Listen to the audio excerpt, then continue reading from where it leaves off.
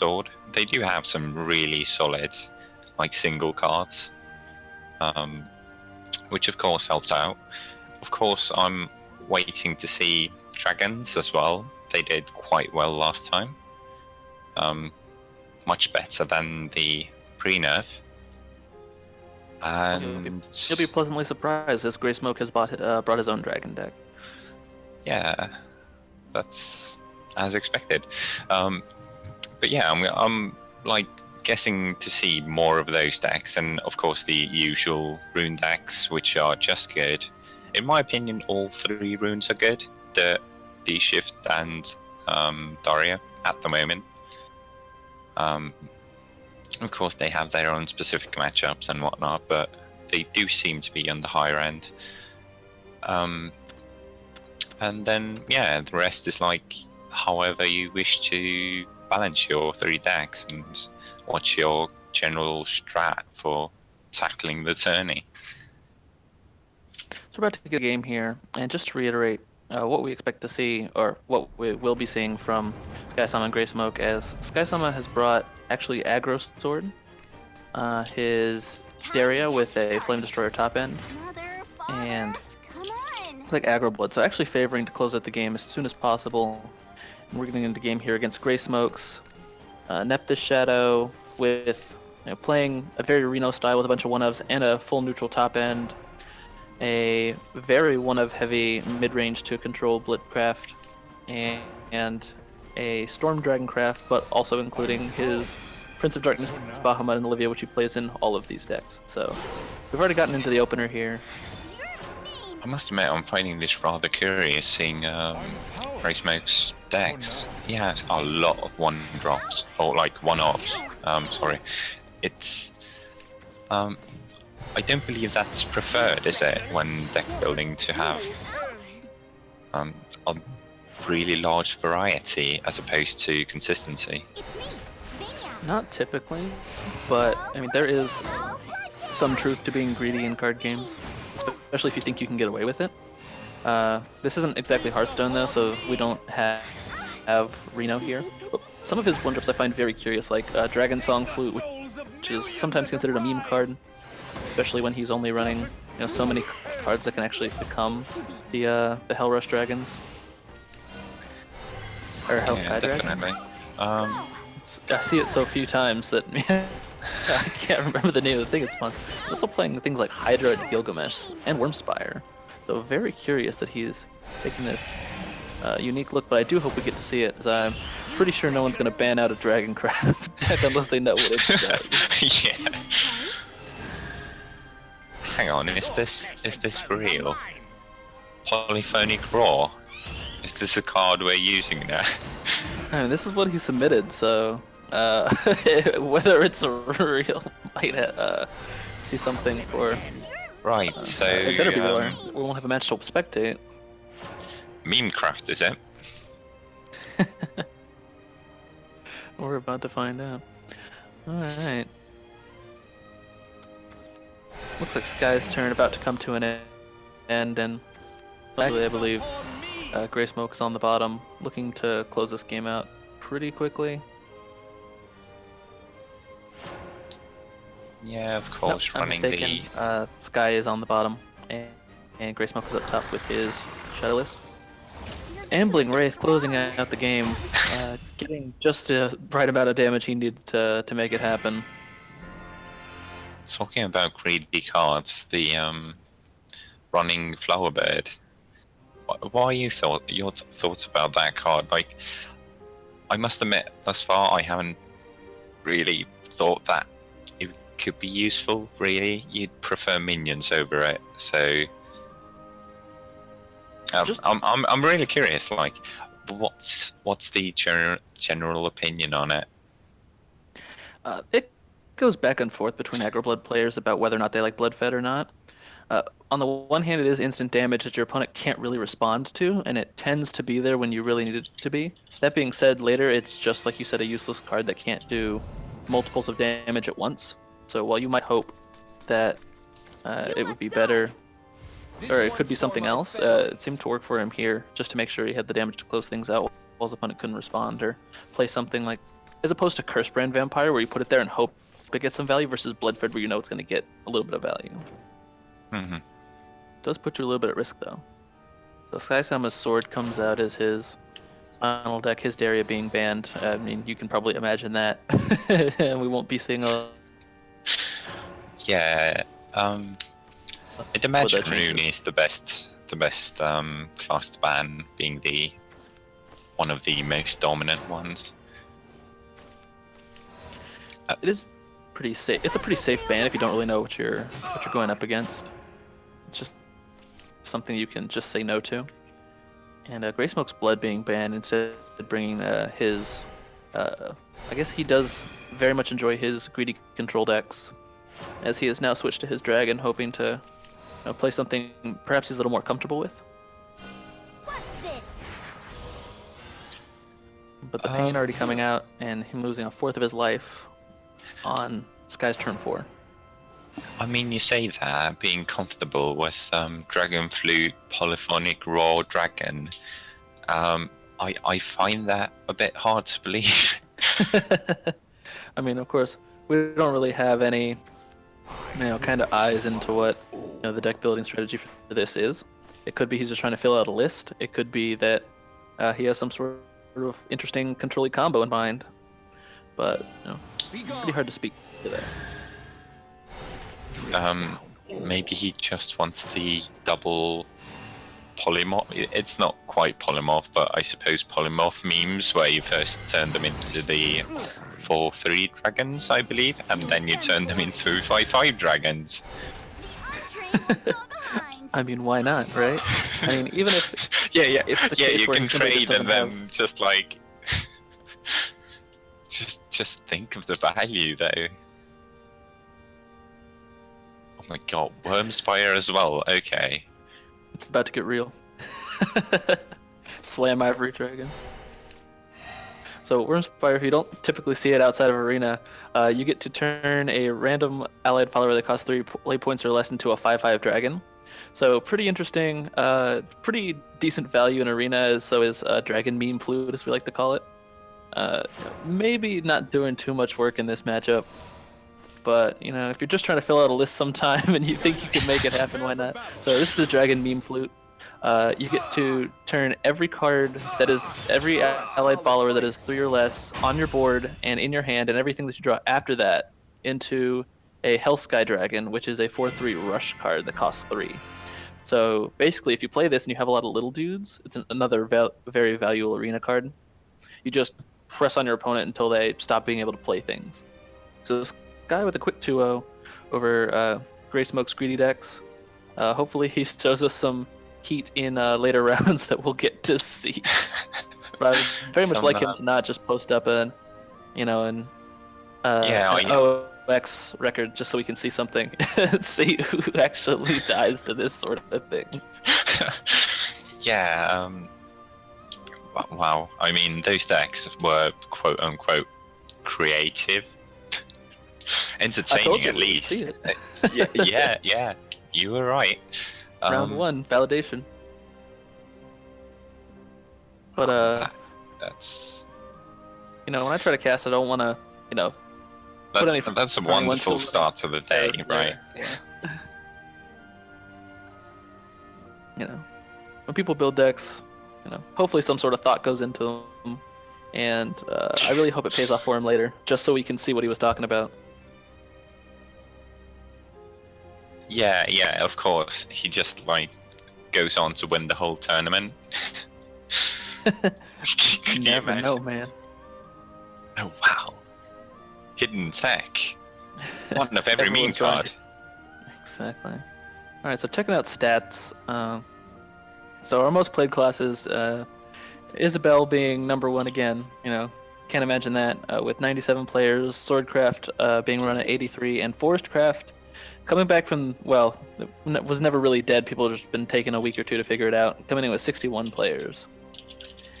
And Forestcraft already performing with a 66% win rate out of 35 games. Of course, we'll want a bigger sample size for that, and it'll probably head towards the low 50s a little later. But Bloodcraft already, seeing the other end of the stick with 33 games and 33%. So we'll see what people come up with, and the run rates will definitely all approach 50 by the time we get into round 6 or 7 today. But the pick rates aren't going to change, and Runecraft clearly still being favored with the number of variants and the amount of power that its cards have. Swordcraft being the Swiss Army knife of the tournament, you can run it in all 3 different styles and even merge them in some ways. And Forestcraft being run in a few different variants, I'm sure we'll see aggro tempo and maybe even Path to Purgatory as we saw last week from Ginger. Oh, I can't wait. Those decks are quite a bit better than pre-nerf, of course, and they are quite good if you run the proper setup for them. But of course, they do take a while to ramp up. So there is a window for faster decks like the Blood aggro we just saw, and of course the sword decks. I mean, what do you think? What's the layout like? What are people gonna pick out of the possible sword decks? Because yeah, as you said, there is a wide variety to choose from. I feel like sword is what you kind of use to fill out your roster. So let's say you bring Control Blood, Daria, and then you need something faster, so you go with either mid-range or aggro. If you're bringing Haven and P2P Forest, you still want something faster, but if you're bringing Aggro Shadow and Bloodcraft or Storm Haven or Storm Dragon, then you probably want something a little more control-y, just to make sure that you don't get dunked on by other aggro decks who might just be faster than you. So I think with Daria still running around so much and people playing still some pretty aggressive forest decks, we'll probably see a lot more control and mid-range sword. But if last week's top 16 is anything to go by in terms of what people are going to be playing this time, in the top 16 there were half control swords, 2 aggro swords, and 2 mid-range swords out of the 8 swords that were played in top 16.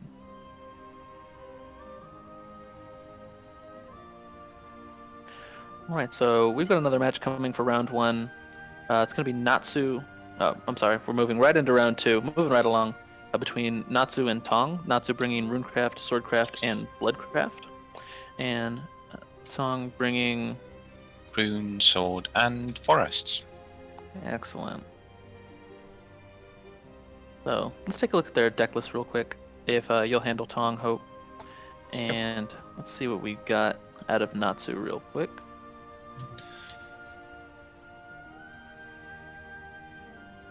Alright, and as we get into that, it looks like he's bringing your D-Shift deck, Hope. We're going to be seeing that today. Yes!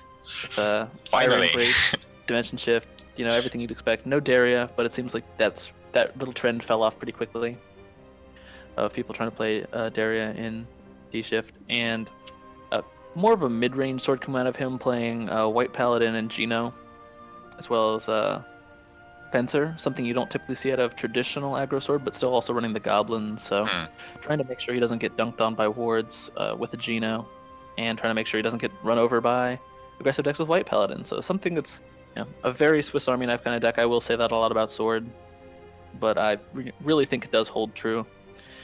And also bringing the kind of popular Aggro Blood list, now playing Dark General and Angel of the Word, since aggressive forest decks have been the norm for quite some time, and also running 2 Demonic Strike to try and close out the game off the top deck if possible. What do you see out of Tong's lists here, Hope? I'm seeing some really interesting things, such as Dirt Rune, which I'd imagine got banned, right? And of course, Roach, the actually not as good but still favored deck. And lastly, this looks like Face Sword, aka Aggro Sword, aka wow, it actually happened. But yeah, okay, so they do seem rather standard outside the triple tier used in Roach. I mean, do you prefer tier in Roach? I mean, is it It okay? really is. It really is preference. This list looks pretty much like it's more of a hoping list, I guess. I mean, they've taken out all but Elfchild May, the Dungeon Crawl Fairy. So this is a very similar list to what came out for a post-nerf forest deck, and so yeah, definitely recognize the one Dungeon Crawl Fairy. Time for me to prove myself. And but no Cynthias on the top end, so not looking to pull up any crazy combos with that. Still trying to just pull the Roaches with Goblin Mage and Fina Zeros. Suppose he's not really worried about the deck being a bit slower then, because I mean this is a bit odd running Angelic Snipes and also like trying to use slower cards. I mean, okay, it's again, it's personal preference. Everyone can, of course, go with whatever deck they feel like. But in a deck such as Roach, speed does seem to be the general consensus. There's only so fast you can go now with no guarantee of Goblin Mage, assuming you can't run 1-drops except for maybe Elfchild, and you're more or less stuck with either trying to hope with Goblin Mage or banning the Goblin Mage Dream in general, just to try and pick up as much speed as you can. So we're in game here, and one Vite already dead to a Sylvan Justice, and double fairies on the board. I suppose one's an elf. All creatures of the forest to us here at Excelsior Gaming. But, Aggro Blood versus Roach coming out as the first match, and playing the Goblin Mage strategy to the best of his ability here. You're done for. Already coming out with an Evo. I'm probably trying to get over this Vite. Unfortunately, no recurring damage from Urias quite yet, or anything to that sort. Holding Dark General and Implancer in his hand. Do you see this going well for the aggro player, looking at the current state of the game? I wouldn't say so, no.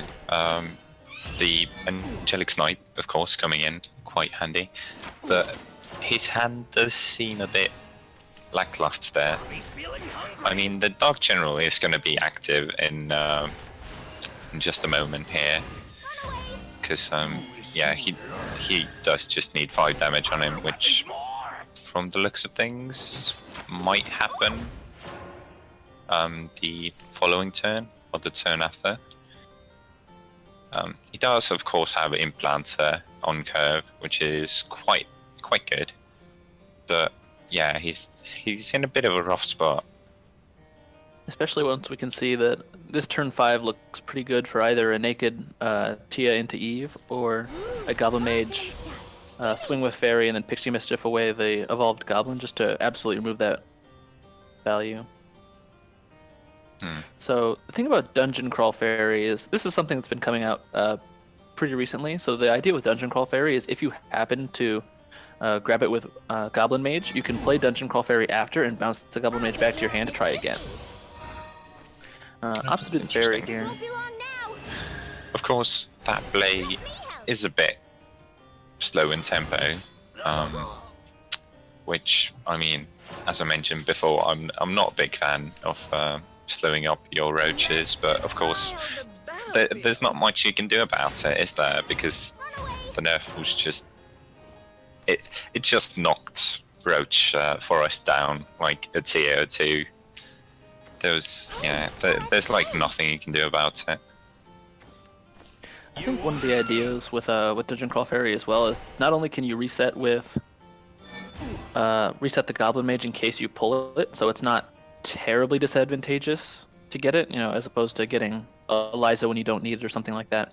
But you can also return Roach to your hand, or something like the Sky Stride Raptor or something. Oh yeah, for sure. It does have synergies with the deck. It's just whether you'd like to use that over other cards that might fit the spot. I mean, yeah, of course. Tech again. I should really stop that.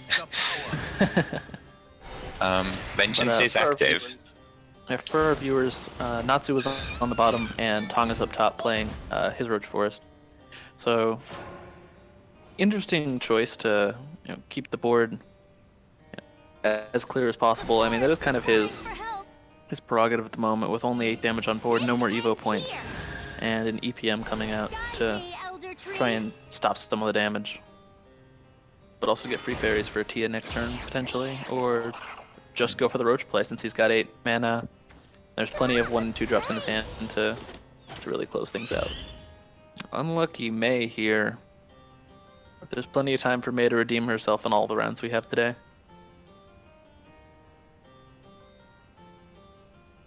And 6 damage is definitely not 18 when it comes to Natsu winning this game, even with 4 in his hand all charged up. Yeah, currently max damage for him is looks to be about 12 with the Vampiric Fortress.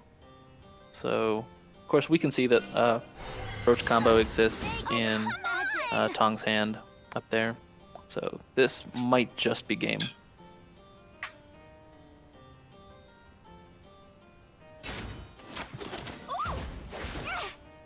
So ops the trade, keep hope alive.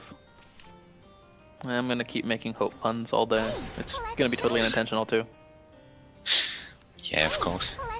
It's time to play the Roach game. There's almost no way he doesn't have lethal. It's really just a matter of playing it correctly here.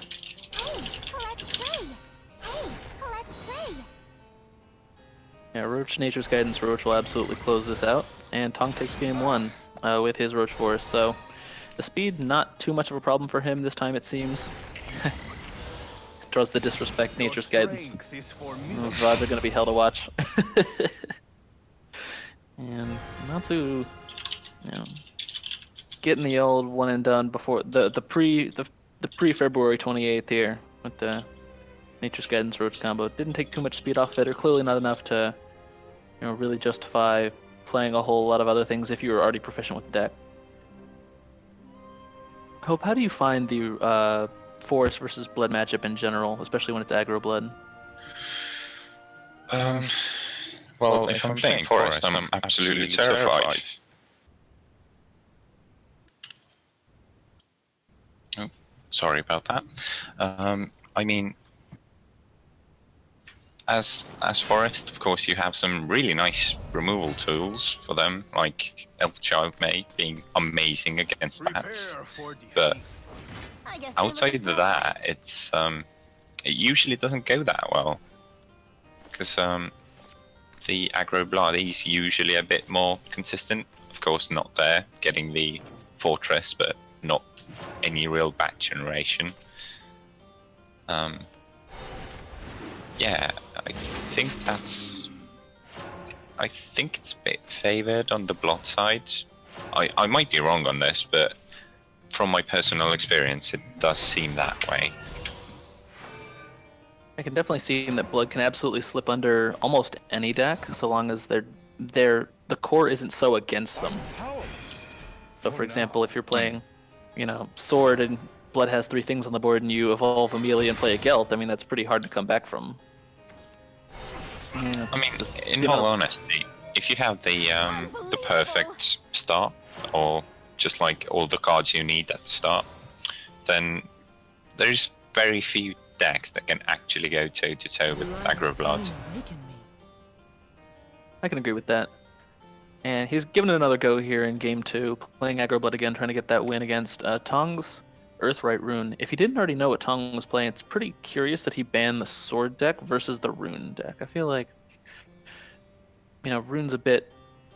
Yeah, it seems a bit more dangerous, but there must have been a reason, right? Perhaps he's afraid of the counter wards in Control Sword. Like, it might be a consideration if he wishes to use Aggro Blood in the first 2 rounds. I can agree with that, and that's probably his reasoning exactly. Just making sure that he doesn't outright die to just a front guard general or something he really just can't get over. That soaks up all of his damage. Hmm. So, whatever. I'm actually kind of curious, what's his Don's death count at? Does he run triple of those? If I'm not mistaken, it was 2. Yeah. In which case, it's, you know, it's just safer, isn't it? Because against Dirt Rune, you can still do fine. The amount of wards they put up is irrelevant, and I mean, Professor doesn't really do anything. Professor being the use Earthright to destroy a random minion. I believe it's random. So yeah, bats are usually the target there. You're done for. I think it's gonna really come into focus how bad this is going to be as soon as Juno's comes down, or even drawing into Veteran Alchemist this time to with the Dwarf Alchemist's ability on Evolve. Yeah, I believe Juno is the only real counter, sort of, against any sort of aggro in Dirt Rune. Outside Bahamut, of course, coming down and destroying everything on the board. There's also Ancient Alchemist as well, to get 3 Conjure Guardians to your hand. So that's absolutely backbreaking for most aggro lists, and even some other lists like Tempo Rune. So getting all the way up to turns, I believe that's a 6-drop, and being able to play Ancient Alchemist is totally nuts to deal with. And looks like Tong might have a bit of an issue here with board clogging. It's going to be kind of hard for him to bring anything else down with all of these amulets on board. I mean, value plays, you can just clear your board with Bahamut. No worries. So, unless Veteran Alchemist comes down, which it probably really needs to, there is absolutely game in Natsu's hand, but Veteran Alchemist does come down and clears out 2 of the Forest Bats along with a Kaleidoscopic Glow. Yeah. So, really only sitting... Makes our blood player require some more reach. There's some. Yeah, Implancer never hurt. He's probably just going to Evo that and try and get through before he needs to cheese over a double Conjure Guardian. Is a bit risky due to he did lose all of his board, so Professor can get very decent value now. Unless he clogs his board. Or, that works. There's not that many targets in Aggro Blood that actually care about big removable cards, such as DoD or yeah, Natsu slips under as Tong opts not to play Junos or any other kind of heavy removal. Does manage to get rid of the Implancer, but it's not enough as Natsu was already holding game, and he actually only needed to find 1 additional damage, even if a ward went down. So it would have taken a little bit more for Dirt Rune to really close that out. Absolutely had a chance with Juno's Petrification, Calamitous Curse, and even Bahamut in hand at one point. But a little bit too little too late for it to go up against an Aggro Blood list, holding double Razor Claw, which is exactly what you never want to see. And so, now that the surprise factor of Earthright Rune is gone, we move into another aggro deck for Dirt Rune to deal with. So, Aggro Sword coming out from Natsu, trying to clearly close out this tournament in record time. He draws a pretty decent hand with a Quick Blader on turn 1 and a Mentor's Teaching turn 2 if it manages to survive. But no Angelic Snipes coming out of Tong's deck here, but does have a Scrap Iron. That'll do the trick, especially with a double. That's just disrespectful. For the nation.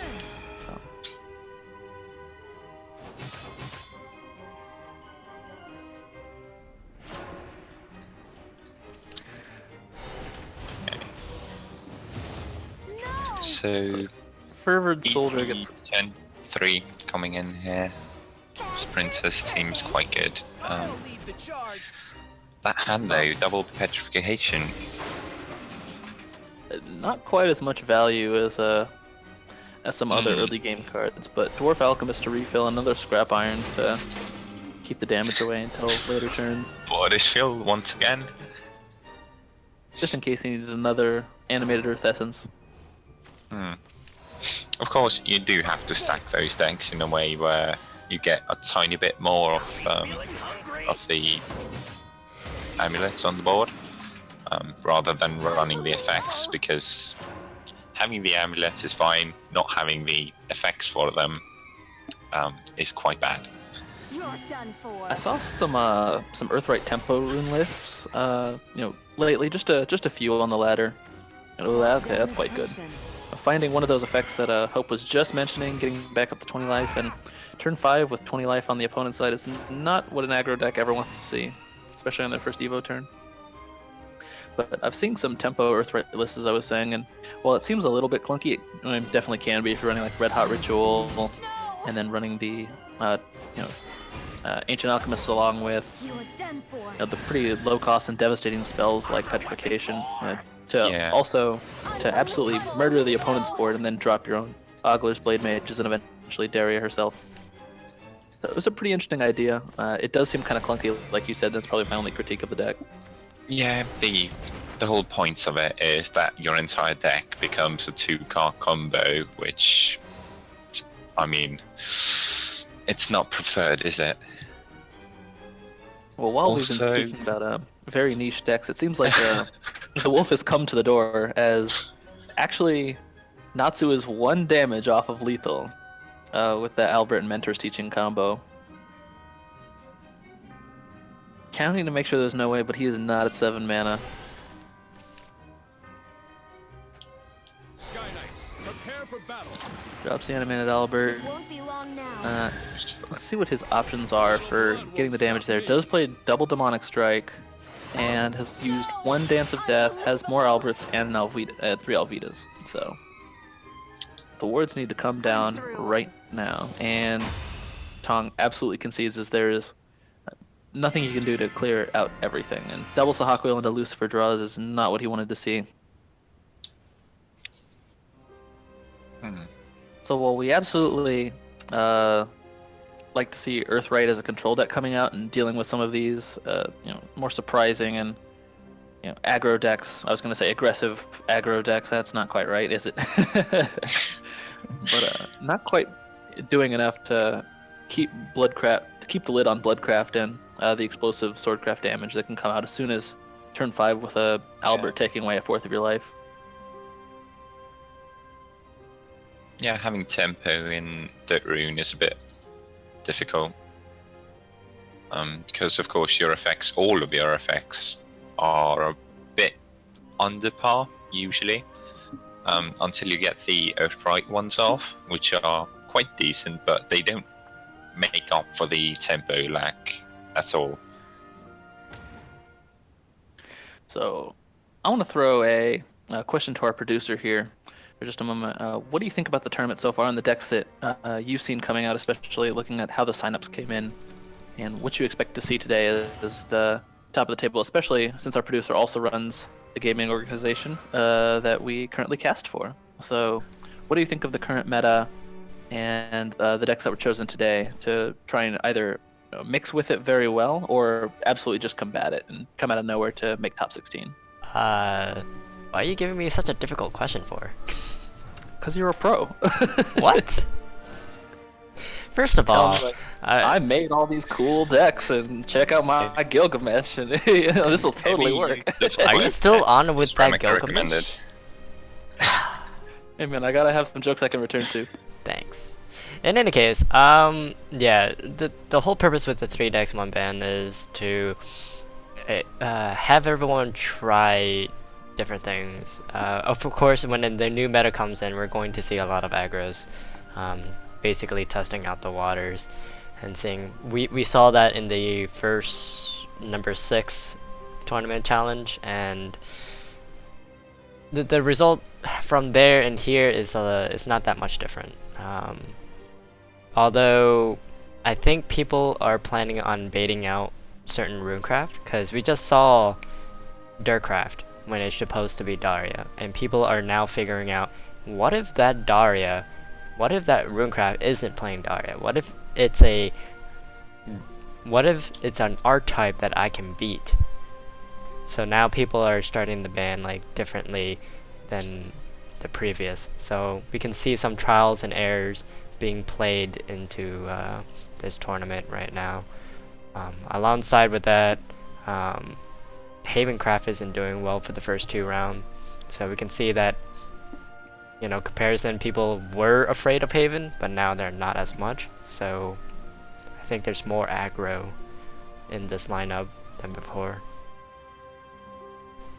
Yeah, I think you're absolutely right on when a new format comes in. People tend to gravitate towards things that can steal wins, like aggro decks, but also decks that are pretty decent against everything in a tournament setting. So I think that's what contributed to Havencraft's massive pick rate. But now that everyone realizes that Roach is not dead, we've seen it absolutely jump back up in the pick rates, Haven absolutely being pushed out of its second spot of last week, and now Sword and Forest have come to take their rightful places on the throne, I believe. Pretty much, and we're going to be seeing this for a while until probably the next expansion. So speaking of the next expansion, what's your favorite spoiled card of Tempest of the Gods so far? This is a question for everyone. I haven't even looked at it. You haven't even looked at it? What have you been saving up this 6,300 gold for? Hello? Don't look at my gold. Looking at that gold, I want it. Spend all my gold on standard packs. Gross. I mean, that's 63 packs, man. You gotta start grinding it. What about you, Hope? I am actually hyped for Dragoncraft. Goblin. You've almost got enough cards now. Yeah. I mean, you have the Goblin Count, and then more Goblins and Goblin King. Oh, I wonder, is that why you're holding all of your gold for Goblin King? No, I'm holding it for Soul Dominator.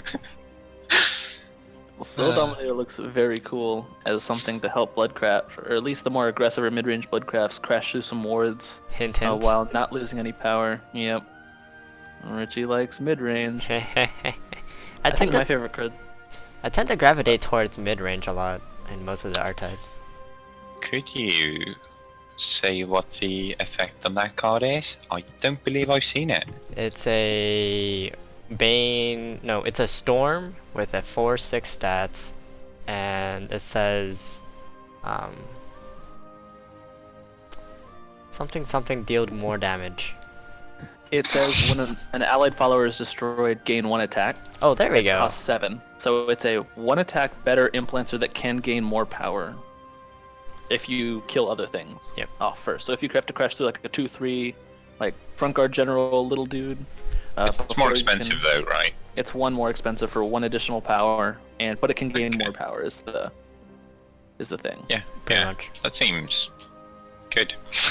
I think my favorite card so far is the 4th cost. I think it's Mythal the Necromancer or something, or Mythal the Shadow Legendary that costs 4 and says, all of your necromancy effects now cost 0. Oh yeah. Deadly Tyrant, 13 Storm, goodbye. But that's turn 10 though. It's turn 10. Oh, okay. I just have to make it till turn 10, and I get to murder you outright. I mean, that's what Seraph wants to do. That's what. There's faster way to do that though. I mean, sure, but think of the memes. I must say, I adore that card because there's the 1 mana card that lets you destroy something, and those 2 cards together are 5 mana destroy something, which is, I mean, it just lines up with every single other removal, and of course you can use it to clear the board with the deal 3 to everything, which also lines up with the Dragoncraft card, I believe, or was it Runecraft? Well, one of those. It's the cost is the sort of equal thing, like across all cards, no matter what combo you use. And like even with Tyrant, you get a turn 10 lethal, let's say, and turn 10 is fair. It's just fair. Like it seems like quite the good card. Well, I don't know. I'm just looking for that neutral, you know, to remove the 2 queen or the 2 waifus, Ding Dong and the other chick. We need a new one. We need a new mascot. I Ding dong forever. get the feeling we're gonna have some feminists at our doors tomorrow. Ding dong and the other chick. They're gonna be at our door, looking whoops. for ding dong. Whoops. Anyway, That is not we- okay. That. But yeah, sure. I meant the doorbell. I don't know what moving you were on. thinking about. Hello? Yeah, of course. Yeah, got some dirty minds over there, if I'm not mistaken. But what do you guys think about World Wielder Ginger? So another very interesting, kind of dimension-themed runecraft card, saying, yeah, you can have your Daria, but none of the stuff works with it. So what kind of crazy decks do you think will come out with the kind of turning off any kind of ETB effect, but also allowing you to play whatever you want for free? So kind of like an Aviana. From Hearthstone, just allows you to discount every creature in your hand. What do you guys think about that? And do you think, there's no reason it'll probably be better than Daria, but since you can't play Daria with it, it looks like if it were to be played, it would be played in a deck all its own. Or just as some sort of...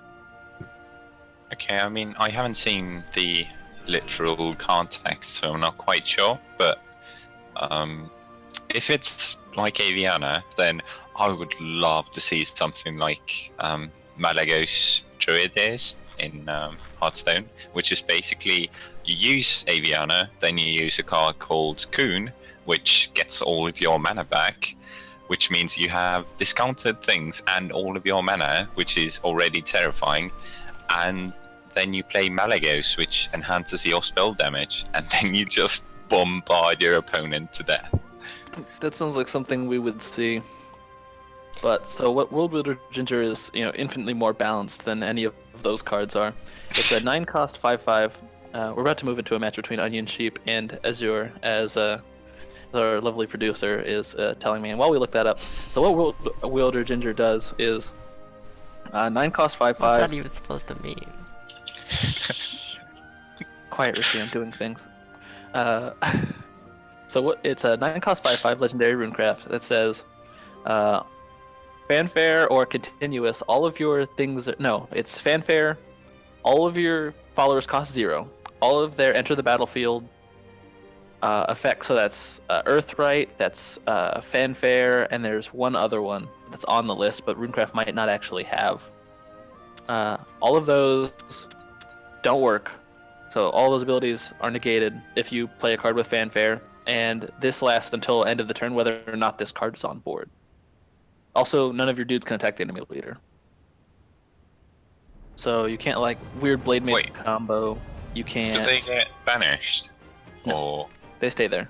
They just So can't you attack just- the you enemy just leader. They literally can't. barf a bunch of stats on the board? That's exactly what you do.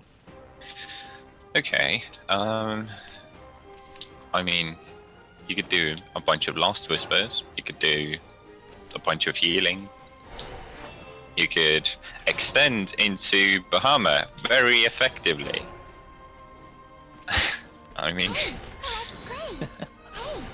So actually, we've got a couple of dragons here in this matchup, as Onion Sheep is on the bottom, and Azure is up top. So Onion Sheep bringing OTK or Storm Dragon. Looks like he's definitely on the OTK with triple Altered Fate, triple Wild Fang, and running a couple of Fortes just to try and fix some of the problems the deck had, which is maybe I can get you down, but if I don't have the exact combo, I can't win. And so clearly trying to solve some of those problems with the Forte tech. He's also playing Wolfbolt Forest with a pretty, only running the high cost Wolf and Silverbolt to get there. And I have left out his also a D-Shift deck. So maybe we'll get to see that this time. One can only hope. Whereas on the other side we have a ramp control dragon from Azure, another Wolfbolt Forest, and actually it's just the same 3 decks. It's D-Shift again. We got Wow, Wolfbolt okay. and D-Shift, and then one dragon is ramp control and one is combo, which we're actually seeing the... Oh no, my mistake. Azure is on the bottom, and Onion Sheep is on top, as I believe OTK Dragon does not play Lucifer and Odin. Yeah, like as you said that, I was wondering about Unica. Like, hang on, would you use Unica in Face Trigger? Oh, just correct me if I'm being an idiot. Okay. But, all of the power in the world currently sitting in Azure's hand, with I guess a clear path to victory. Although It's over 9,000. You could do Prince of Darkness next turn, which is scary as balls. I think that's exactly what I would do here. Is well, I can draw Diz's Damnation and absolutely put you out of this game right now, and has Bahamut for the turn after, just in case things get bad. Still has almost all of his life after burning both Evo points from Onion Sheep. Did get some healing from the 5-mana card, Yeah, absolutely. which is it's a really good all-rounder Draconic Feather, which just gets you a play point orb and then 2 cards and 3 health. Like all the things you could ever need outside of Ball Presence, of course, being the main thing that you use to win the game, but that's irrelevant because Bahamut. Very strange spot here. Opts to play the Lucifer just to mitigate what board there currently is. Unfortunately, can't Evo it as it doesn't help him gain life as he needs. Looks like White Wolf is the play.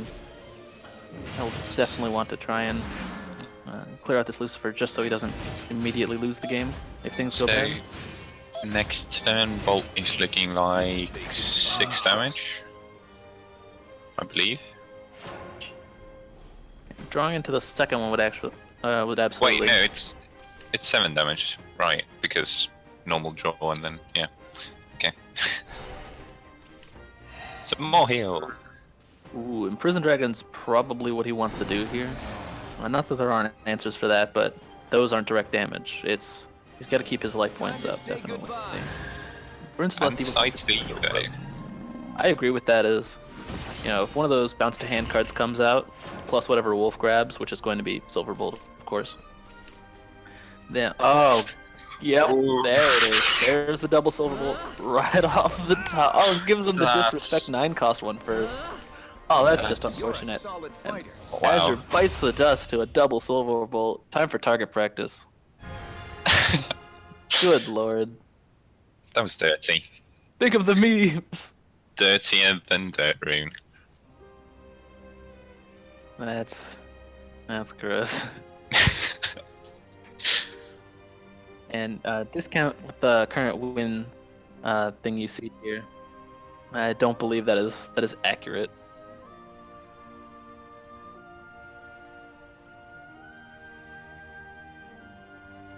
Suppose there's some Wolf Bolt memes we've been missing out on. And the fact that you can, wolf away something that's, could be holding the rest of your deck back anyway, and then getting a 0-cost nuclear opponent for usually between 6 and 7 life is nuts, especially when another Silverbolt follows it. And that's just game. I mean, that's one of like those turn 10 lethals that you expect to see. That's a combo that makes sense. So don't tell me that Deathly Tyrant's not good. No, I mean, it's okay. It's not as good though, because you could have Ding Dong on the field and Deathly Tyrant would do absolutely nothing. I can totally evo my Mythal though and take care of that. But no, I absolutely understand. I mean, direct damage is always, or burn, is obviously if you can have some sort of combo that can do that really well, it's very, very strong. As your opponent can't respond quite yet, we don't have any sort of counter spells or anything quite like that just yet. Except for, I think, Timeless, which is like your best defense against something like that. Right, so what you're saying is Rose Queen is the best deck ever? I was hoping that deck would be good after the changes. I was like, is it time? Can I pull out my White Wolf Rose Queen combo? No! I mean, it could be alright, but it does take a while, and I mean, having reoccurring damage in the form of minions is a bit better than having just a bunch of 3 damage, 2 cost 3 damage spells. Yeah, I absolutely agree. The ability to bomb your opponent for, whatever, can't ever be discounted. Well, we'll be moving into round 3 here in just a minute. This is a perfect time to check out the stats and how decks have shaped up. So, with a couple completed rounds under our belt, Forest dropping only 2 percentage points with almost double the sample size at 64%. Swordcraft's running 62%. Shadowcraft coming in third from 62% to 47% is Shadowcraft. And Dragoncraft is absolutely being bullied at the bottom. There's no help for Rowan, but Runecraft actually with the second lowest win rate at 44. So not exactly what we expect to see, but all these surprise Forest Craft decks coming out and showing why this deck is still just really good. I mean, both got actually really, like, okay, I'm not going to use the word really, but it did get decent after the nerfs in a way, because everything else that actually mattered is slower. So, you can run things like that. All right, we got a sight to see here with Ravens coming out in round 3 versus Maple. So this is a match we've almost definitely seen before, but it's nice to see what these guys bring to the table when they've had a little more time to flesh out this meta, especially since both are very strong players and one is on the EXG team. Ravens has brought Runecraft, Bloodcraft, and one of the few Havencrafts we have. I say few, but let's see what he's doing here. So, playing Daria, of course. Has changed his list a little bit since the last time I neck decked it, and and now running Angelic Snipes and no Demonic Strikes at all. Still running Piercing Rune at 3. There's some debate about whether 2 or 3 is better, but we'll see how this shapes up for him. Running Aggro Blood, the traditional variant from a while back with double Demonic Storm, but also playing triple Demonic Strike and 2 Angel of the Word and triple Dance of Death, so clearly expects to see some resistance here. Nice and 5200 dust to play this whole thing. And also running 3 Blood-Fed Flower Beds, so we'll have another example for to maybe convince Hope of its worth in some situations.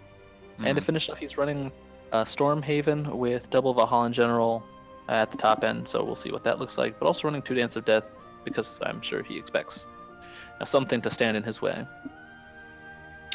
Okay, so Maple seems to be favoring Nepthys. Triple Nepthys 2 mod for anyone interested. Of course, running double Erd. Okay. Rest of it seems okay. Aggro Sword seems to be favored. Running Banner. Yeah, so I've seen some banners recently on ladder. Is this Stormhaven? Yeah. It is. It is Stormhaven. I'm running Demis on top just to make sure he doesn't get cleaned out by something really ridiculous, I suppose. Triple Garudas. Is that something you use in... Yes. Yeah, okay. 100% necessary when you play something like Beast Call or Divine Bird Song, and you wait a turn, then you Garuda, and you can either immediately clean it off if you're at high enough mana, or you can play it the next turn to not only deal 3 damage to your opponent for free, but also then unlock whatever storm thing was inside the amulet. Of course. And so it gets really nasty. So jumping right into game here, we'll have what got banned here in just a second. Double Haven banned out. So as much as we talked about it, there will be no Aura decks here. We've got a Rune Sword versus a Sword Shadow. I'm sorry, Rune Blood from Ravens versus a Shadowed Sword from Maple. We're starting off with Ravens on top, Maple on bottom, and both moving into Mulligan. So Daria finally coming out. Is this the first one we've seen? Yeah. It's not. It certainly won't be the last. That's for sure. I mean, we're gonna see a ton of rune regardless. Insight card. There's the What a Piercing lovely rune. hand coming out of Ravens. Alright, already has the Craig and Clay, and to make sure the turn 3 Ogler play happens if he so chooses. Could draw into something else. Finds a Witch at. And Craig Ogler is definitely the play here. Has nothing else to do. Daria is a deck that gets very interesting around turn 4 or 5, but when I say interesting, I mean repetitive. So everyone knows what happens then. yeah. We've seen a couple of these impious resurrections today. I think it is kind of the new hot tech in Nepthys. Ooh, decisions. Do you Craig the Daria and try and get to the bottom line as quickly as possible, or do you feel like you're going to draw better cards so you play Ogler here? Of course, no way to Evo quite yet, so the Lich is going to be doing work on your board anyway. Of course. It's a bit hard to take the tempo when your opponent has the bigger board. I think in this situation I might agree with going Craig Ogler. Opts to Magic Missile instead. Completely not what I thought we would see, but the only problem with playing Ogler is it can be cleared, and he would need the Magic Missile next turn to deal with that rather than playing something like Piercing Rune. Fully expecting the Levi, double Ding Dong shows up. It's the mascot. I don't know what you wanted.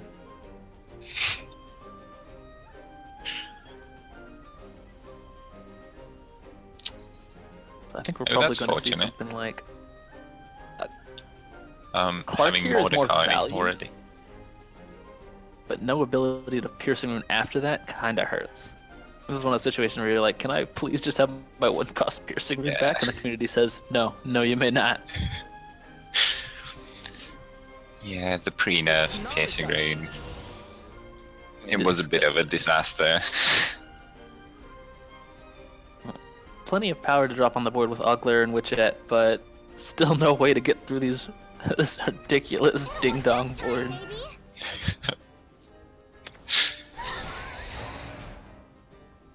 Okay.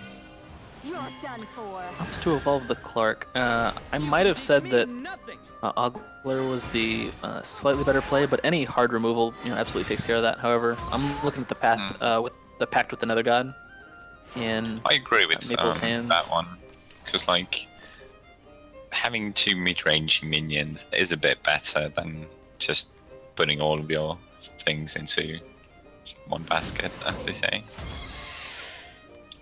I can agree with that absolutely. One little failure's There's nothing. plenty of things to clear the board off and Nothing but a trial. ensure that things stay the way he wants them. Could have a nice Oak Piercing Rune turn next, and then Daria the turn after. Or would you prefer to? Well, you can never mind. Yeah, Daria next turn is a possibility. Yeah, I think I Craig the Daria and then play Piercing Rune to. Oh no, wait, that doesn't work either. I don't have enough mana. So You need alright, additional pylons. He can conjure Golem into Ogler, and that works. It doesn't make quite as cheap a Daria, but at least he gets the free Craig next turn. It won't be long now. I'll just use an Evo point to clear out the Skull Cradle Widow. Removing any kind of value from anything like Necro Assassin. If he played it, probably does not, considering it's Nepthys.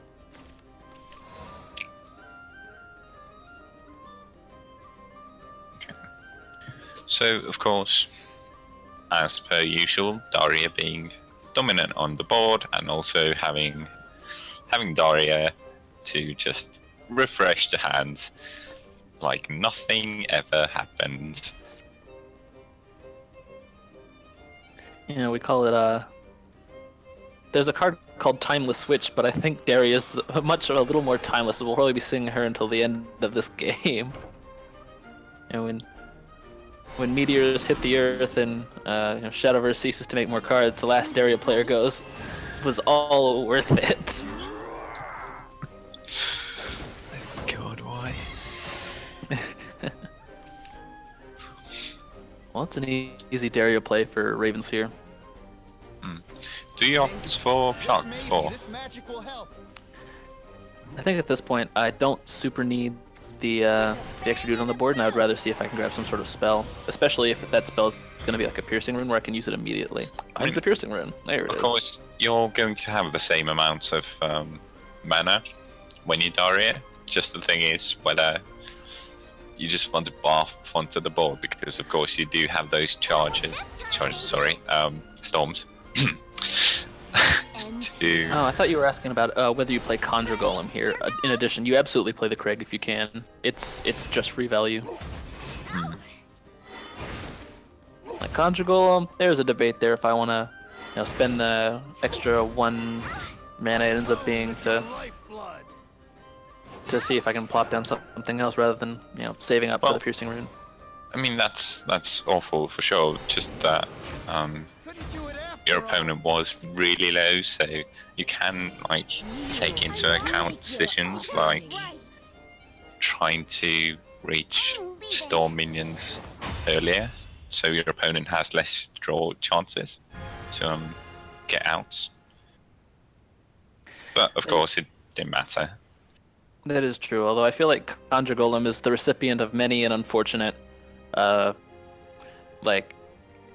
anytime Conjure Golem comes down, it's like, well, I'm going to Evo over that, I'm going to play Piercing Rune, I'm going to shoot it with something, I'm going to play a board wipe that hits, for 2 on everything, and Conjure Golem is like the most killedest card in Daria, just because he can be dealt with by almost everything, and he has no value if he leaves the board.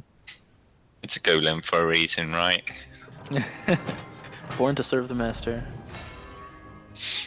Alright, with Daria out of the way, it comes down to Raven's Aggro Blood list to try and steal a win away from Shadow Player with all of the ding-dongs in the whole wide world. So how many awards do we have to contend with? So assuming Death's Breath counts as a ward, there are 9 wards to get through. Not to mention the Lurching Culp's Skull Conversion, the Foul Tempest, the Voices of Resentment, Pact of the Nether God, and anything else that can just take damage off the board. But of course, Blood does have that for clear, which is perfect for the 2/3 Swamp minions. Kind of the opposite of what the draw order of Aggro Blood ought to look like. Granted, he does have Angel of the Word. That's not terrible, I suppose, but clearly going to be cleared out by a turn 4 Soul Hunter, Undying Resentment, while he's trying to just get through the 1 board card. Actually, I'm kind of curious. I did ask this of Gummy already, but what's your opinion on the Ding Dong? Because, in all honesty, personally, I'm not a big fan. Because again, you're sacrificing quite a bit of tempo. Of course, you gain life and you gain cards, so it's just the delayed cycle. Okay, so personally, I think if it was fanfare instead of Lost Words, then it's a really good card. But as it stands, I don't like it. But what do you think? I think it's and something like Nepthys, which can just draw a card off of it at any time, and especially something that wants to keep minions or things away from them. While something like Shield Angel costs 1 more and actually gets to do some damage and wards up for just more. The thing about Bellringer Angel is that not only is it low cost on turns that are crucial for an aggro player's victory, so specifically 1, 2, and 3, all have to deal with Bellringer Angel at some point, and getting over that sacrifices the aggro player's tempo, which is so much more valuable than the control player's tempo. And it also happens to draw cards, which is the number 1 thing you should always be doing in control, which is number 1, draw cards, number 2, keep the board clear until you can play your threats. But to be honest, cards do lose their value against aggro players. where in those matchups for peasants is the more like preferred methods of being ahead.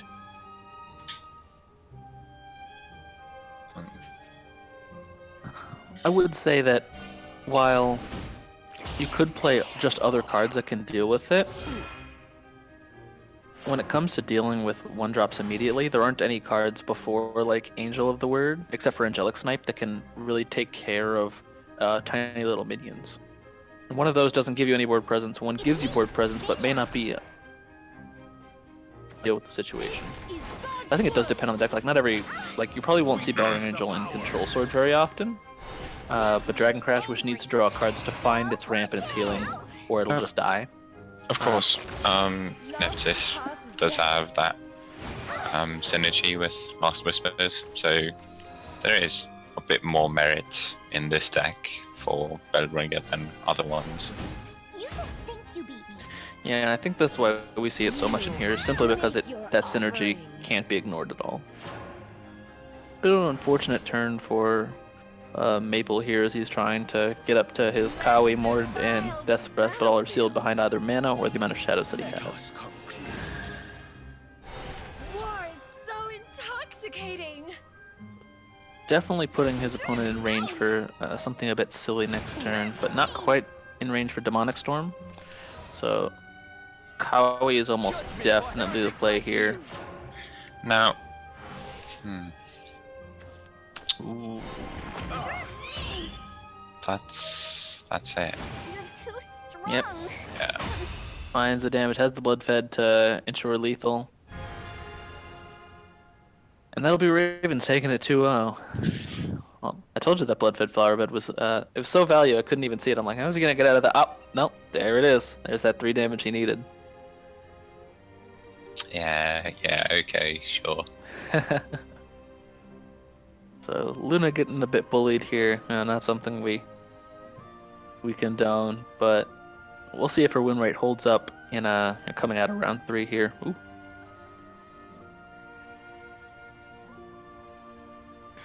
Awesome. So another treat. One of our casters, Roxus, versus Jobo. So we'll see if their picks are anything standard. Roxus has brought Bloodcraft, Havencraft, and Forestcraft.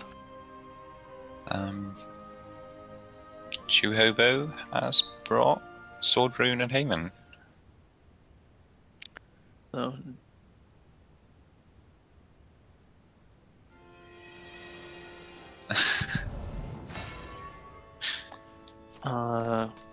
so we're moving into Haven versus Bloodcraft here, Prepare for defeat.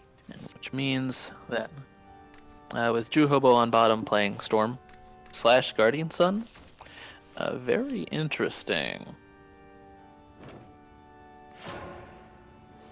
I was almost hoping to see Elena, like, slash this deck, slash that deck, slash one random Seraph. There's no Seraph in this deck, but, you know. Put it all together and what do you get? It's the Haven deck. All of the Haven. I obey the Lord's will. So it is kind of interesting to see. I can see where Moon Almirage fits in here. Typically, you only see it in Storm, but if you are playing just like normal Sun, it absolutely has value in its ability to clear out something and then automatically restore back to its full HP without needing to use an Evo point. My last prayer. Hey, that hurts. Using Dire Bond to drop into Vengeance range and get some very value clears. Let me ease your pain. It's a bit odd to. Well, won't be in Vengeance range for this turn here, but has the Goblin Mount Demon to ensure that he keeps the wolf from the door, even though Bloodcraft plays most of the wolves themselves. So this is what it looks like when priests get into a scrap. They just keep healing each other. And so Control Blood getting to remain in Vengeance range here at 6 mana. Dire Bond living out its full term. And Queen Vampire going into keeping the damage away. But Priest of the Cudgel will take care of that nicely. And Control Blood moves down to 8 life. Not the largest concern, as there's a Revelation in hand already. Meet again. Or an a la carte if he wants to heal out. What is such sorrow? Definitely can't say no to a pretty easy board wipe here. Nothing else for Haven to do but Blacken Scripture and play a value Lion Spirit. Yeah, just both players waiting for those really high turns to just drop their win conditions. Pledge your allegiance to me. Both sitting on Prince of Darkness. Unpunched. The moon drives me A crazy. bit of a contentious play there, debating between the face damage and whether or not to clear the thing. I think clearing the thing, especially going into a tribunal, you've got plenty of win condition or plenty of damage in your hand with Prince of Darkness, and double Odin takes care of almost anything that can drop down. Oh, it's so bright. So keeping the board control here is a lot more valuable. But Prince of Darkness, especially with enough life to sustain through an a la carte Unica turn, might as well get that Apocalypse deck going, and also opts to clear out probably the high damage a la carte. Unpunched.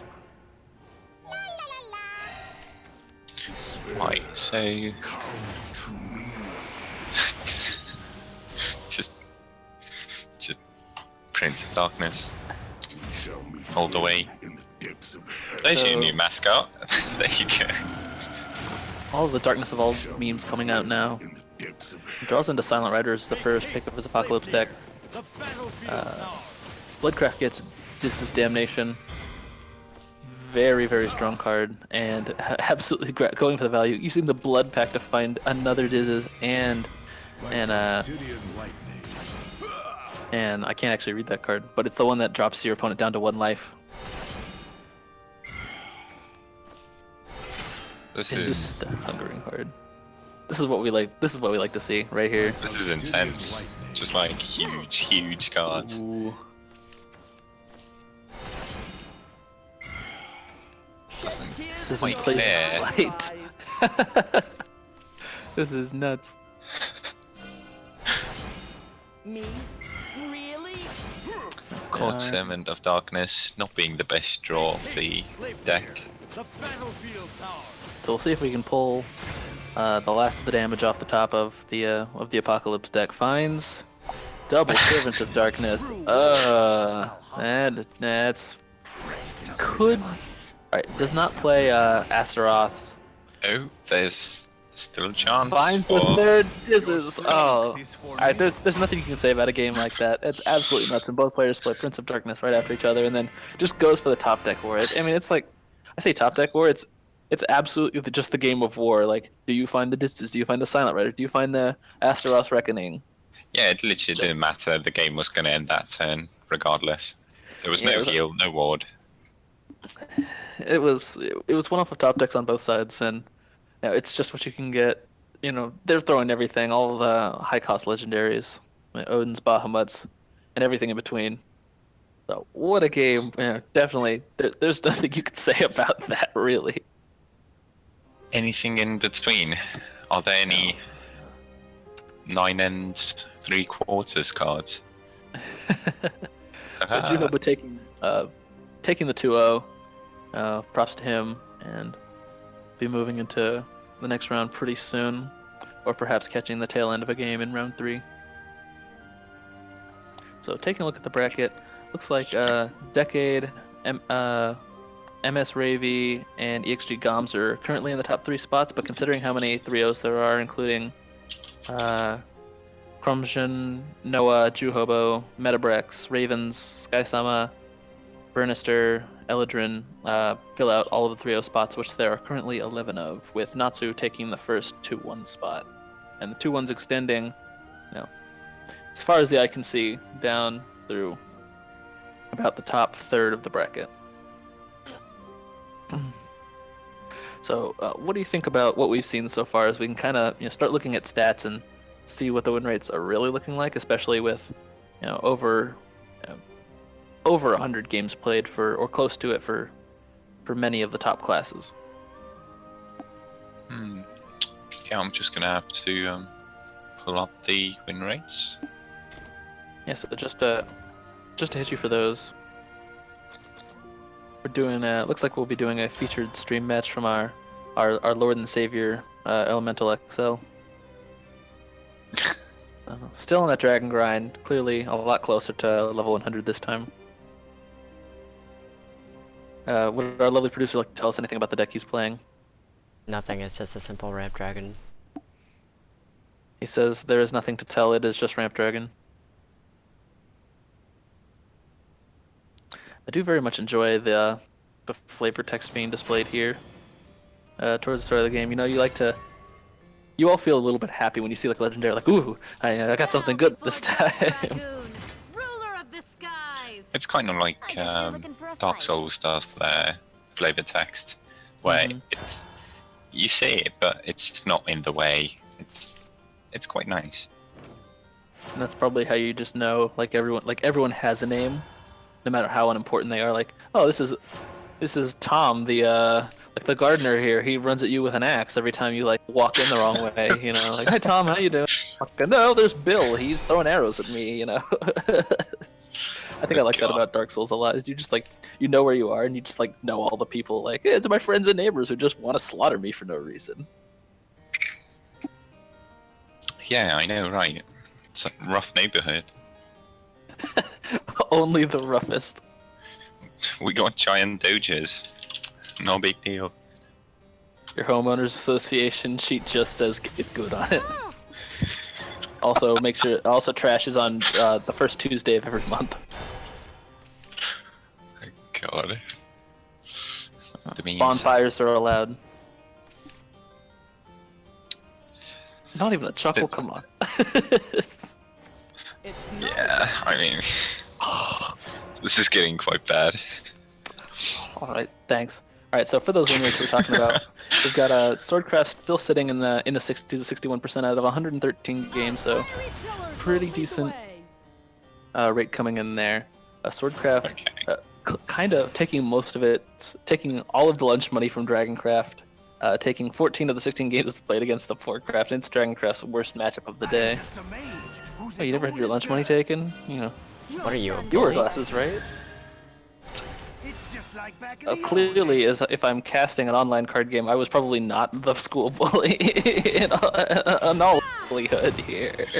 I mean, I don't know about that. People Yeah, I mean, you could never be. know. I mean, let's be honest. There's a lot of people playing children's card games, and let's be honest, the entire Twitch chat is just a bunch of children. So you know, There's a lot more where there's not everyone could have been the underdog there. How interesting. Of course, we're asking the important questions. Right, so Forestcraft and Swordcraft. Wow, okay.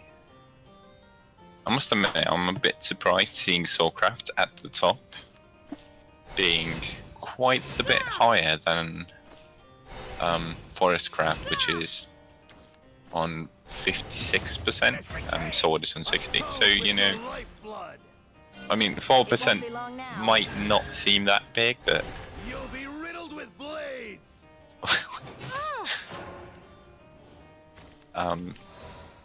wow, okay. What is Yeah. happening? Game's not looking too good, but right, yeah.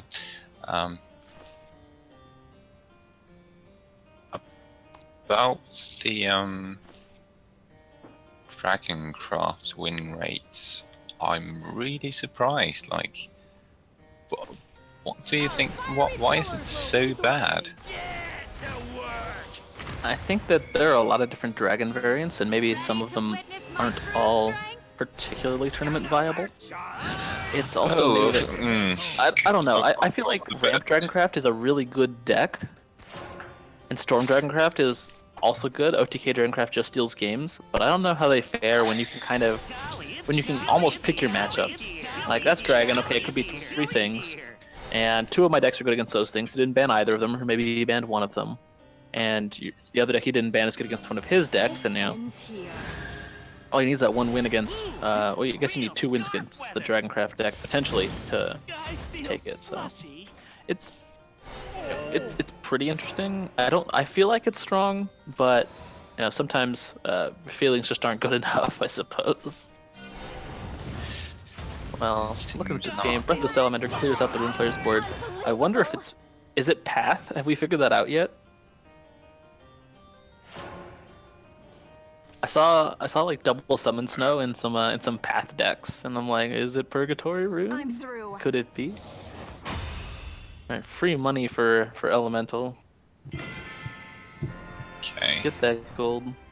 Actually, speaking of meme decks, I had the most weird encounter where turn 1 I saw the amulet that generates shadows, and then turn 2 I saw some tokens, and I was like, oh shit, Tyrant, it's coming out, please no. And the way that game went forward was turn 3 Automy came down, and then like turn 4 the Automy got Atomied. So the meme is strong. The worst is when they play like turn 4 Phantom Howl and then trade with like one of your things and then just play Atomy because you didn't have anything else. And you're like, oh my god. You're like, I played this 8/8 for 4 mana, come at me in 2 cards. And then you're somehow like happen to be playing Dirtcraft and you have the 3 mana removal. And then they just like summon it again. Worse is when they have when they Saruman. also play Ceridwen, yeah. To get a free Atomy for a It is literally like if you drop Atomy down in turn 4, then if you remove it, next turn it's probably coming back. Not to mention that there are so many cards in there that can just make that card happen. Like, I didn't ask for this. Please, no. God. I can't wait to see the Tyrant decks. It's gonna be so good. I can't even be mad at those. Like, if you win by turn 10, then good on you. I mean, of course, Ding Dong might come in and save the day, but The counter. The counter. the only hope that superior mascot. Yeah, one can only hope that you that you have a little bit of board control before you just try and drop Tyrant on their face. Producer here. What the heck is the mascot for Rise of Bahamut? Did we even have a mascot? Wasn't just Bahamut. Oh, how can a No. Bahamut 1010 be a mascot? What? It's not cute. Oh, no, I mean they were just giving away Bahamuts for everything. Like here's a Bahamut. Here's all your packs. Here's a Grand Blue Bahamut. I guess maybe Daria or something. I don't know. What do you guys think? Do you not know? Like, everyone that plays Shadowverse has a Bahamut plushie at home. Of course, everyone. So, you know, of course. I'd buy him as a leader if I could. All he does is roar at the opponent. It'd be like the one game in Dragoncraft story where you get to be the dragon, or you fight the dragon, either or. Oh, yeah.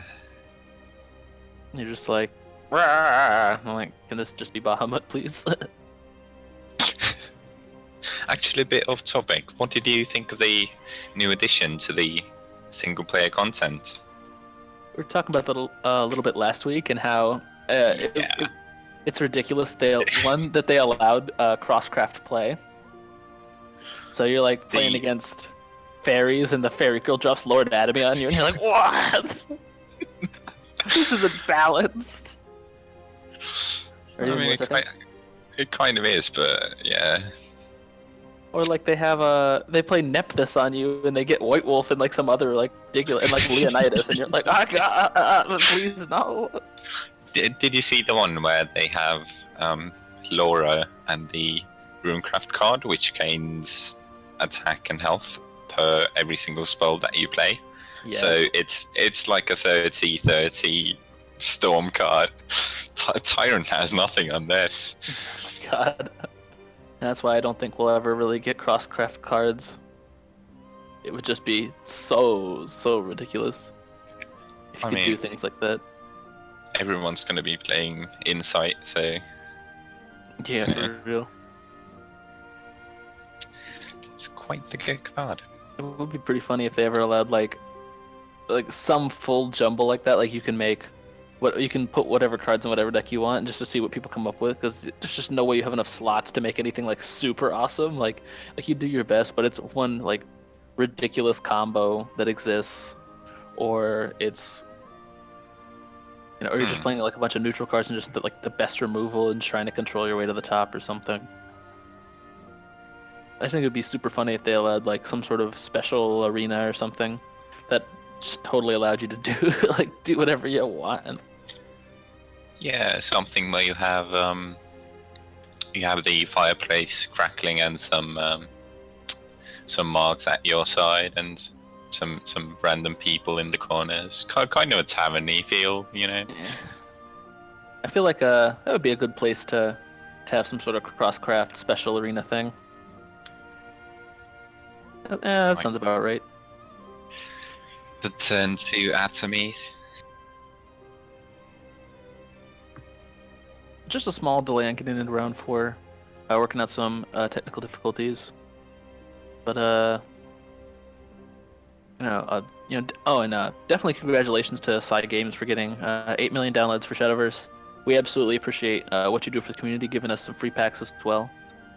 Something that we can't really say for some other card game companies who are increasing their prices in the EU. Not something we like to see. Well, to be honest, I don't know of any other card game that actually is this has like this kind of a business practice towards their players, which is, I mean, I've played pretty much every single like bigger card game that there is on Steam and like collectible card games and whatnot, and literally no one does this. You just can't get 50 free packs randomly from anyone. Or But all it's of nice, the free arena like- passes in the world. Yeah, like it's so friendly towards the newer players.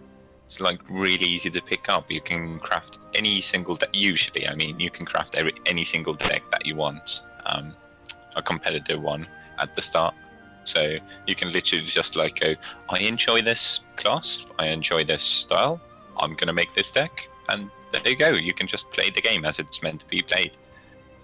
Yeah, and if you want to invest like just a little bit of money to make sure you get there along with the packs that you get, because there's no guarantee, and you don't want to dust everything in case you want to play something later. Like I can't tell you the number of like Tribunal of Good and Evils I dusted at the very beginning, only to eventually want to play Havencraft, and being very sad about that. But you can buy some crystals and buy the starter decks, which are all like, just looking down the starter decks, I think there's only maybe like 2 that you really just don't need to buy ever. And even then, like, those cards are still used in some sort of deck. So those starter decks were really well designed in terms of what they have. Like, let me just buy 3 blood decks and can play almost control or almost aggro, or just buy 3 rune decks, play D shift, things like that. Yeah, they just made sure that the key cards are in there, so if you need them, you can just get them that way. It's kind of what starter decks are for. It's a start of your deck. That's what you start to build on. I think the most fun I have is the fact that we get 3 missions a day, and sometimes there are even special missions. Like, the fact that you can keep it interesting for yourself. Like, I want to play 10 games a day, so I can finish all these missions instead of like needing just, I need 3 games to finish my 1 mission I get. That's all I want to play today because I don't feel like laddering or something.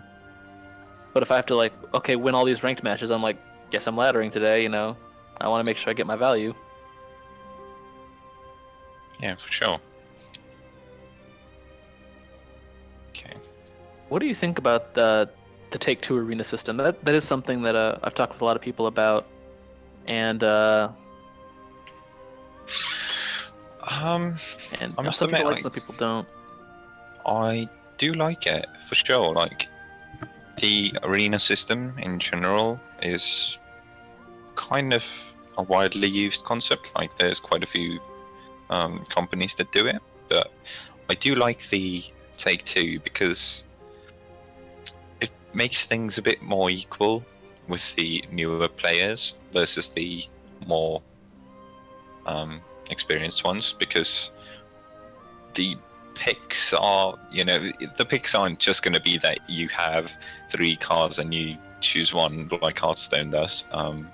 Like, you can just like pick the best card and there you go. But here the picks are a bit more interesting. You may want to take more synergy over, let's say, a ball clear, or you may want to like, let's say there's a really good card, but there's also a really bad card in that selection, and on the other side you have 2 decent but not as impressive cards. So you can opt to go for either one. Like, you have the choice, and like the thought process is a bit bigger there. It's, yeah, I mean, Yeah, I've definitely been the beneficiaries of like a must pick and then a card that's terrible right next to it. Like, I think I was drafting Dragoncraft and I took like a Forte, but it was attached to an Angel Crusher. I'm like, I don't know if it's going to be like a dead 6-drop in my hand at all times. But I was actually in the middle of an arena game and I had to leave suddenly. Like, I was informed, like, okay, we're leaving right now. I'm like, all right, like 2 minutes. And it's turn 6 and I have 8 cards in hand and I'm like, Angel Crusher, just do this thing. And my opponent goes, I have no answers to this. And I'm like, you're kidding me. wow. How did I win with this terrible card? Yeah, I mean, that's also another thing. Like, the card diversity is a bit bigger. It's not just going to be like, if you have 3 bad choices, then obviously you can rank those bad choices, and one of those cards you're never going to see. But here, you may be forced to take one of those cards. So you may see some peculiar things. I mean, obviously there's also no limit to how many of a single card you can have. So some time ago, I don't quite remember when, I did have an arena run with 3 of the Dragoncraft discard 2 cards, draw 3 when it dies, and also like, was it 6 or 7 of those 2/1 minions that get summoned when it's discarded? So you had the dream. I had the dream, and turn 4 was devastating every single time.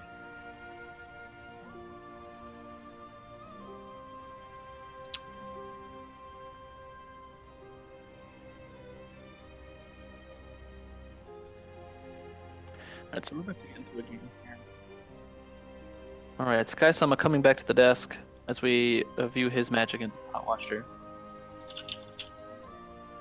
Alright, well, for the sake of variety, we'll skip Sky-sama versus Potwatcher and move on to something, round 4 another time. Alright, so we have a Vernaster's match coming up next. Right, who was the first player? Producer was just kidding. Producer is seemingly can't make up his mind. Right, okay. We also have no way to know if he's actually talking or not. Which is a bit unfortunate, of course.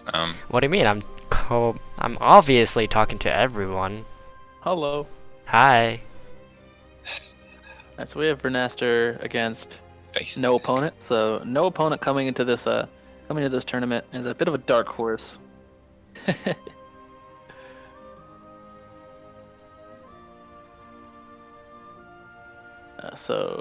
We'll be having AJ here. He is playing Sword, Rune, and Bloodcraft.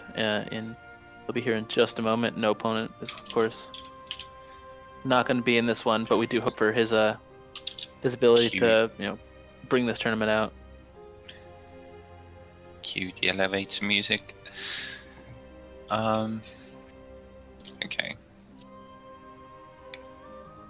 So for Vernaster, he's got a Nepthys Shadow List. He is playing the.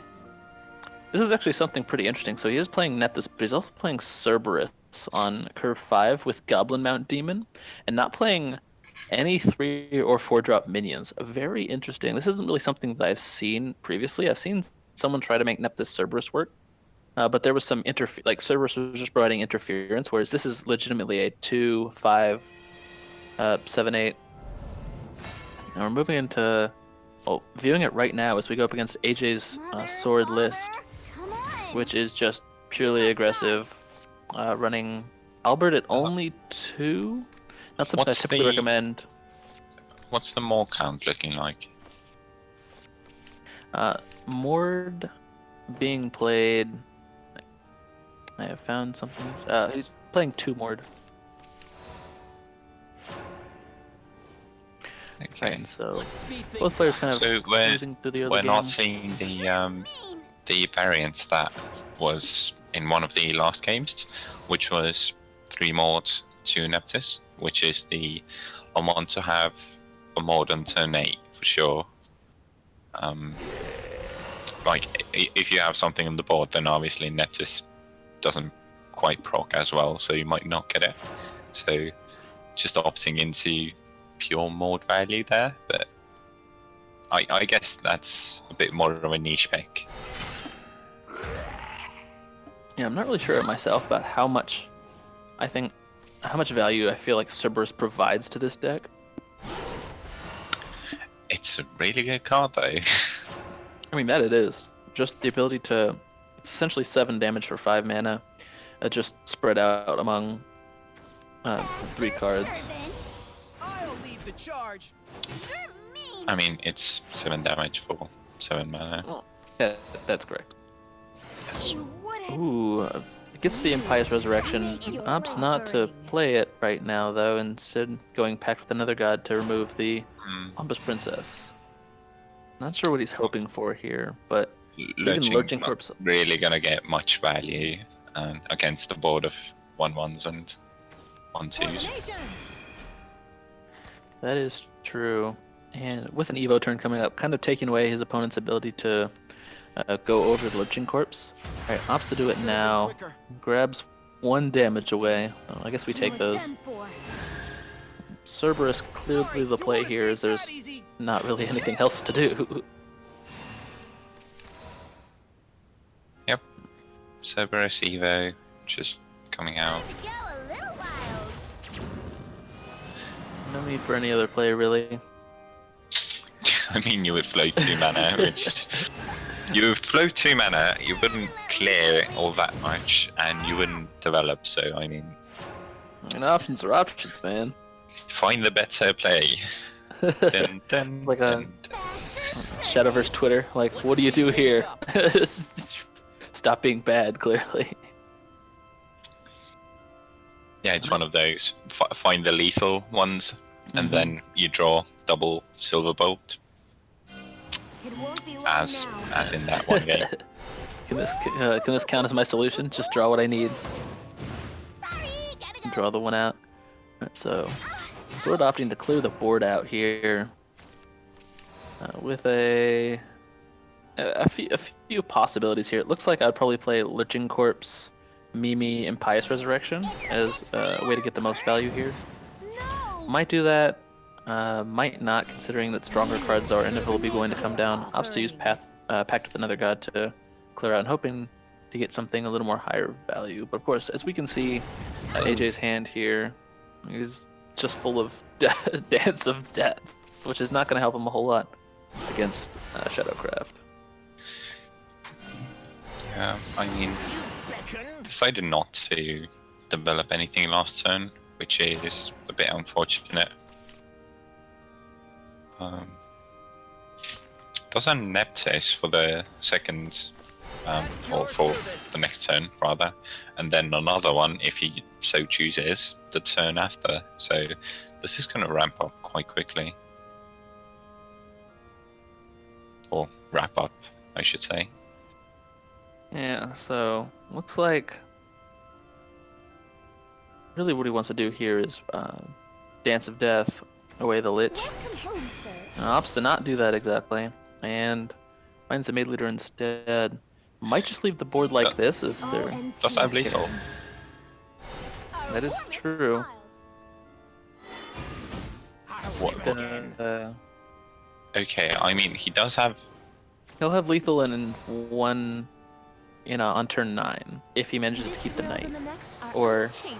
if he can just dance of death away the Kali or something. I'm pretty sure that was a misplay, right? Let's do this right.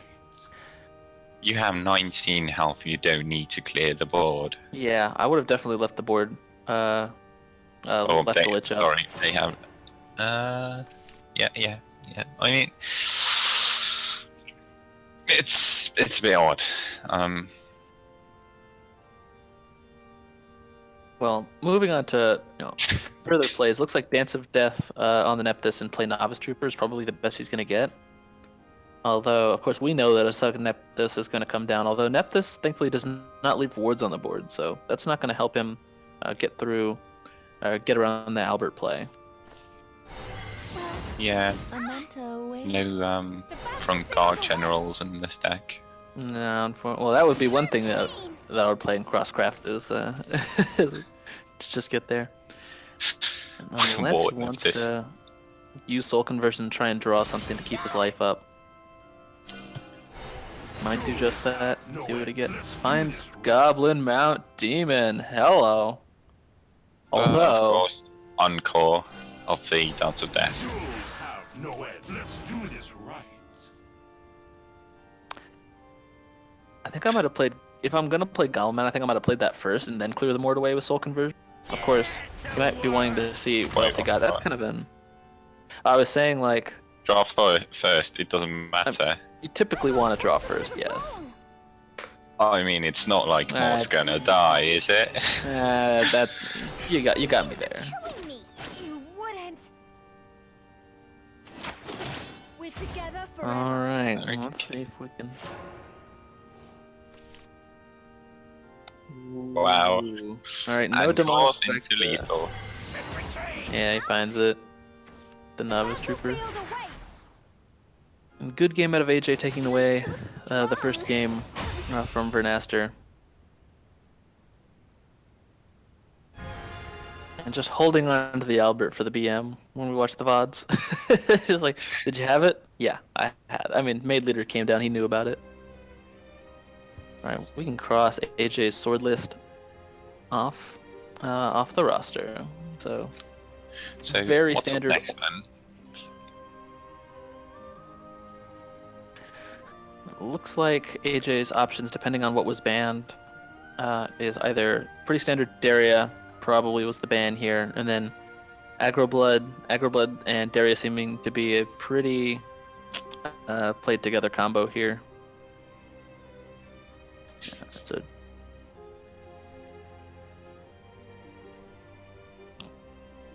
so the bans are Haven and Daria, so it's going to be Aggro Blood coming out from AJ. Nothing super special about it. He is playing double Angel of the Word and double Dark General, so two choices we've seen a lot recently, just trying to clear things up, but also playing Lyrial. So having a little bit of extra damage on a stick is nothing to sneeze at. Opting to remove things like Summon Bloodkin, which might not be as valuable and might only be valuable with something like a Vania.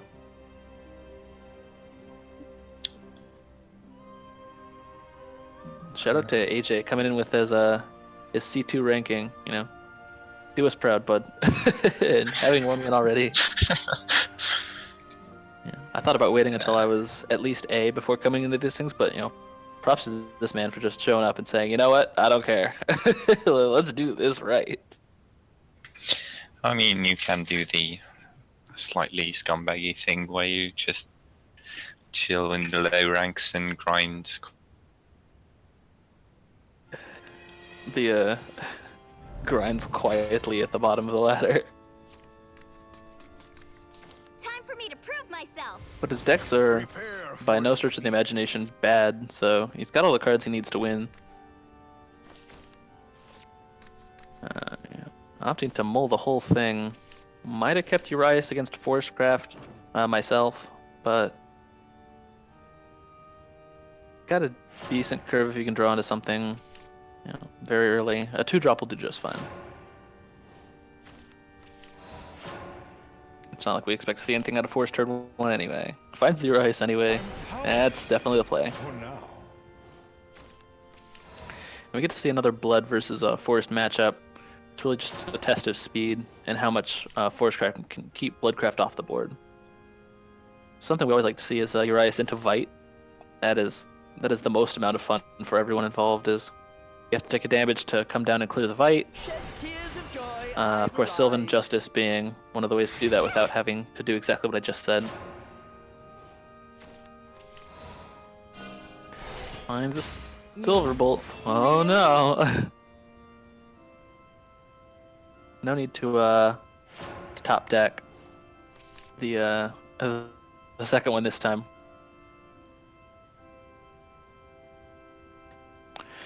And turn 4 comes down, opts to play Angel Word just to keep the damage flowing. Wanting to save Dark General in case of anything bad, and as that's a nice 8 mana, potentially 10 damage by itself. I doubt we'll need to get up to that high of mana to really make this happen.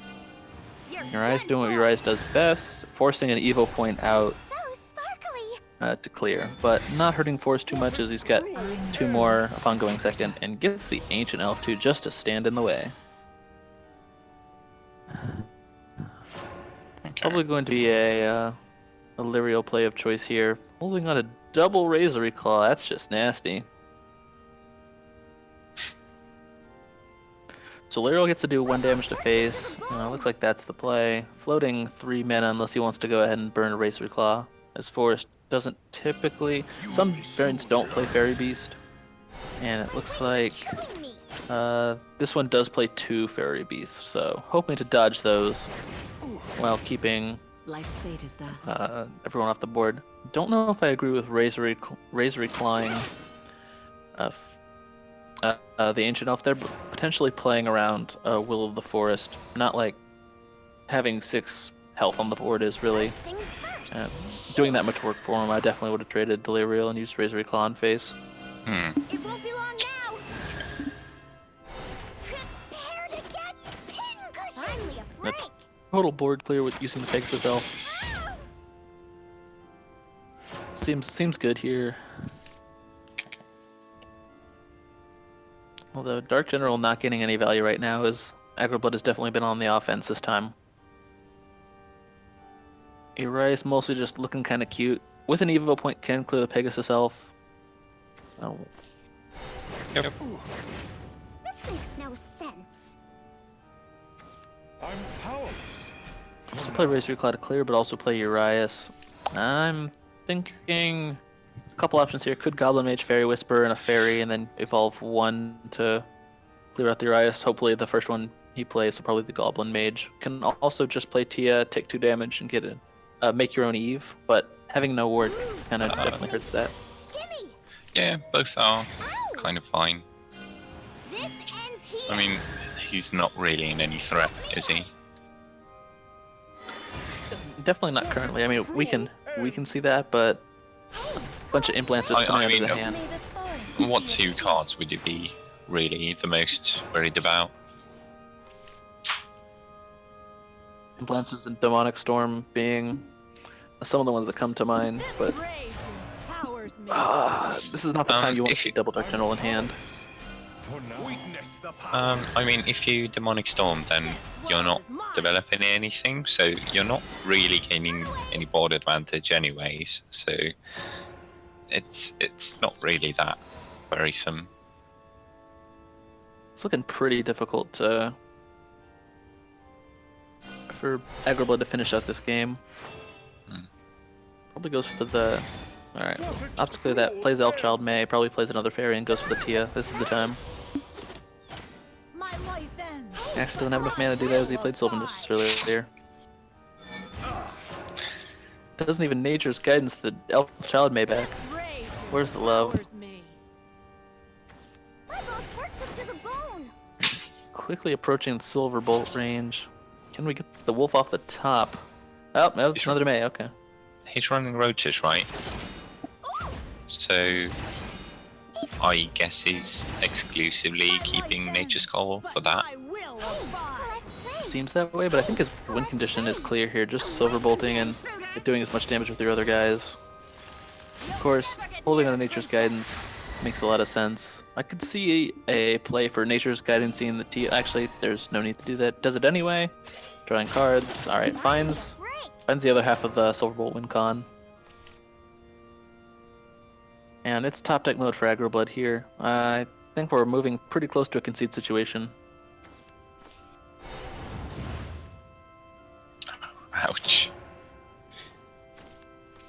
Really nothing doing here. Clearly looking for a Demonic Storm off the top as he hasn't seen any. Also just doesn't play Demonic Storm. So no hope at all for anything like that. Yeah. And just has lethal.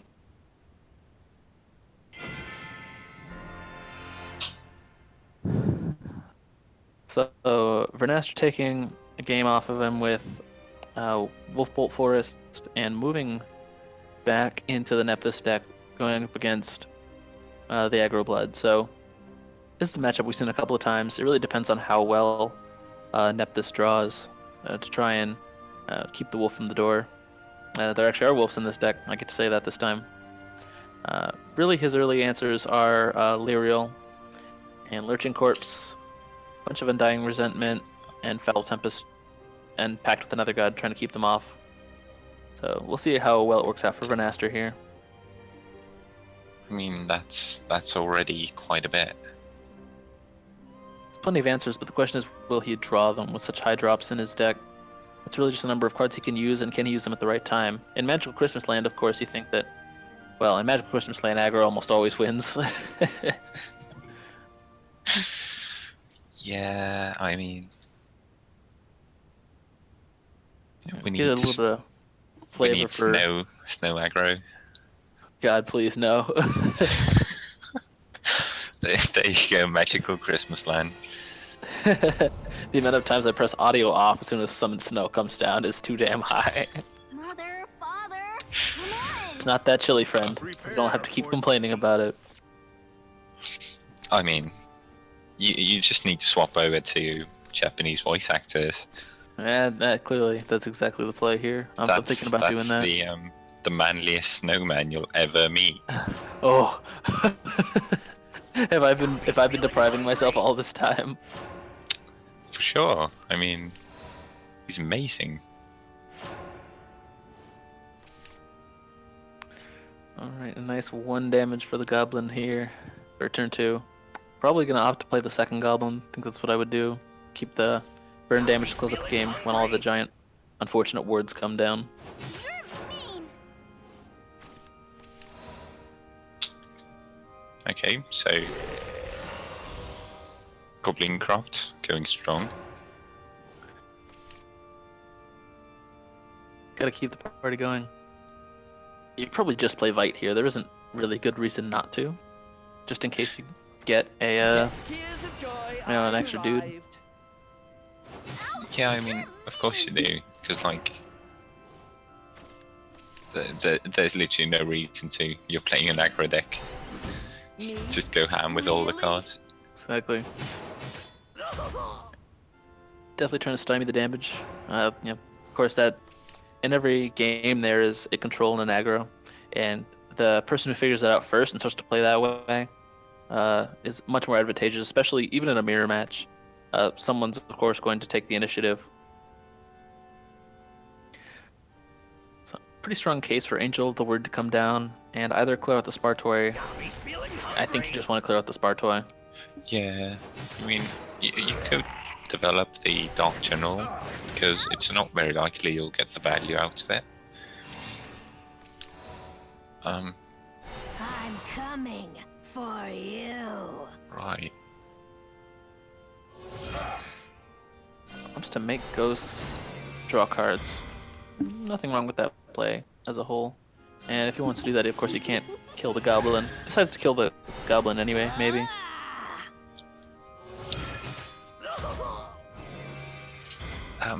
Bit of a quirky turn there, I would call it.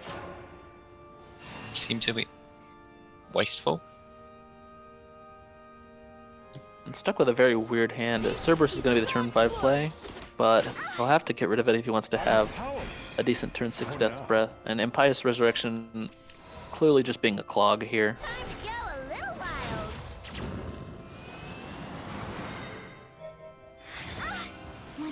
definitely evos and wants to clear out the Urias as soon as possible. There is a case for maybe clearing out the Angel, just to save an additional 2 damage. Alright, and survey says it's Dark General and Blood Wolf. So, of course, Dark General not having Storm quite yet. He's quite close to You will soon normalizing again. Hearken to the word.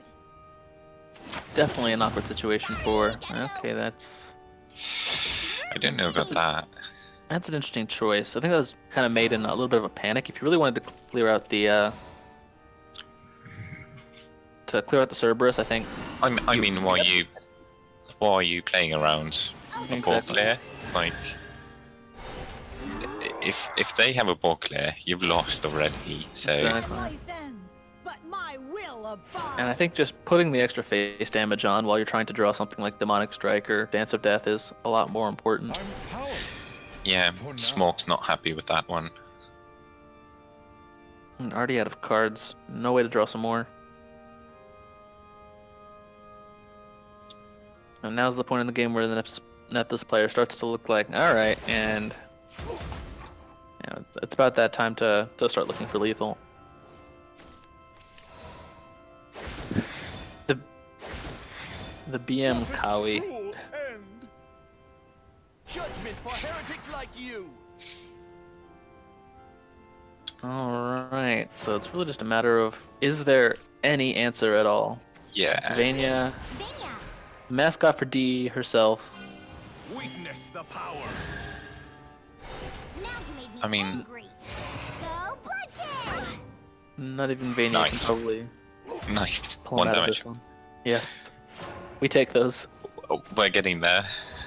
Just a bit more. Truly unfortunate that it's just another Kawi coming out and almost ensuring that without some 0-cost draw 5 into triple Razor Claw is about the only thing that can be done. Empire's What, you Resurrection mean like heal? all Oh, turns? oh god. Oh, that hurts. That hurts so much. My boss works us to the bone. Could have actually opted to... I mean, there's no reason to do that, but you can actually Impious Resurrection the zombie if you wanted another 4/4. Probably best to dodge the Deathly Tyrant play, I suppose.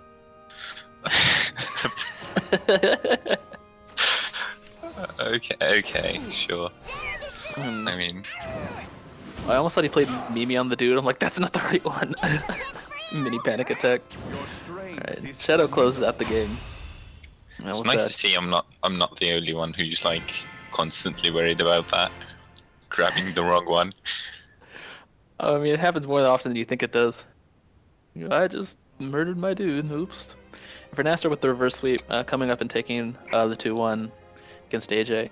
I mean, Aggro Blood sometimes just loses the game if you don't have what you need. And while it sometimes can just win, it does have that annoying little thing where it says you just run out of gas really quickly if you're not putting the damage where it needs to be. I mean, yeah, that just means you don't have enough reach in that matchup. Like, you can't quite kill them. And I mean, there's not much you can do about that. You can try and make yourself faster to get more damage in early, but other than that, it's like there's not much you can do. Yeah, that is kind of one of the things I don't like about straight aggro itself. But I mean, a lot of decks that call themselves aggro or tempo can only do so much in certain situations and against such adversity. And Nepthys is kind of a mid-range deck masquerading as a control deck with just the ability to spam a bunch of dudes on the board and gain life, and also they all come back and draw cards, and it has the ability to do a lot of different things. It's just a matter of getting all those cards out, as most of the really good ones are fairly high cost. Yeah, that's usually how cards work. There is one exception, or there used to be, Piercing Rune. Oh yes, the one drop. I do everything. Screw you. But we're talking about Bernaster's choice of using Cerberus and Nepthys. And while he didn't seem to need to use, he didn't seem to get a Cerberus off the Nepthys when he played it the first game, and lost to. God, goodness, what did he lose to? What was his other deck? I mean, Swordcraft. Yes. He didn't draw or get Cerberus off Nepthys, but he did get the 2/2, which kind of is the same thing. Mm-hmm. So you get like a card less of Nepthys value, which is fine. But in his case, he could get like 2 cards less, which is a bit dodgy. Yeah, I'm not super a fan of cards that don't do anything if you get them off Nepthys. I can see their value, and clearly Cerberus performing and making sure he has enough damage that when the window appears, he can, seize it without having to kind of. Yeah. All right, well now he didn't. I clear out his board. Now I play Nepthys, and I hope I win 2 turns from now. It's I had Cerberus, I have Coco and Mimi, I Nepthys, or I have a Mord or something. I can win right now. I think just having that little window is something that Nepthys really appreciates. I just don't know if it's worth it if you're really banking on playing Nepthys. And I've seen Shadow like mid-range decks with Mord and Kawi, but no Nepthys, but also playing Cerberus in her place, and something like Lord of the Flies. I mean, it is literally just like taking less value for a bit more tempo, which is fine trade. I mean, if aggro's getting a bit more popular, then I mean, of course you'd kind of want to make that trade. Yeah, absolutely.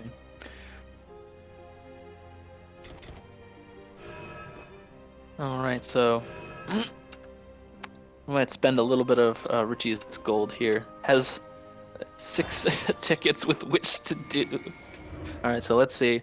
I'm banking on animated Imperial Dragoon, something that'll make Richie kind of happy, but not like it could have been something else. Like, oh, an animated legend, but it's Imperial Dragoon. Yeah, he can play disco. Yay!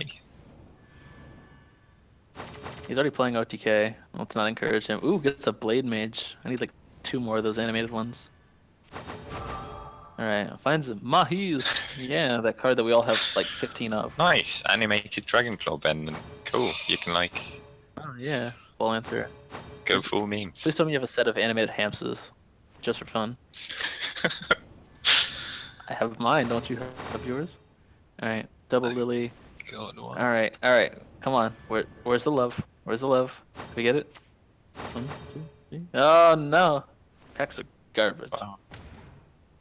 Rich is terrible at Give me that dust. Alright.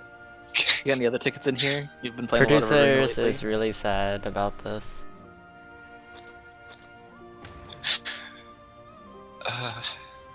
I mean, it feels bad. Oh my god. You just not liquefy your extras.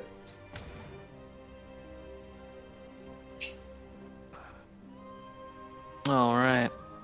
So, all fun and games aside, checking out the stats. Swordcraft still commanding not only the most games, but also the highest win rate at 57% here. And Forestcraft following up at 54. And then it's Shadowcraft at 48, with Runecraft, Bloodcraft, and Havencraft all having 47%. And Dragoncraft being the redheaded stepchild of this tournament at 43%, where Luna was last week. So clearly people favoring Shadowcraft now. Just a little bit more. It seems that people just aren't playing Havencraft and Dragoncraft in large numbers, as they have the least amount of games played so far. Yeah, I mean, there's usually better options to go for, right? Because Runecraft is always going to have a bunch of people playing it. Forestcraft has quite a number of appealing decks. And then after that, you have you just have options for control decks where Shadow is quite good, Sword is quite good. And I mean, I would personally play one of those over Haven or Dragon. So I mean, it makes sense just to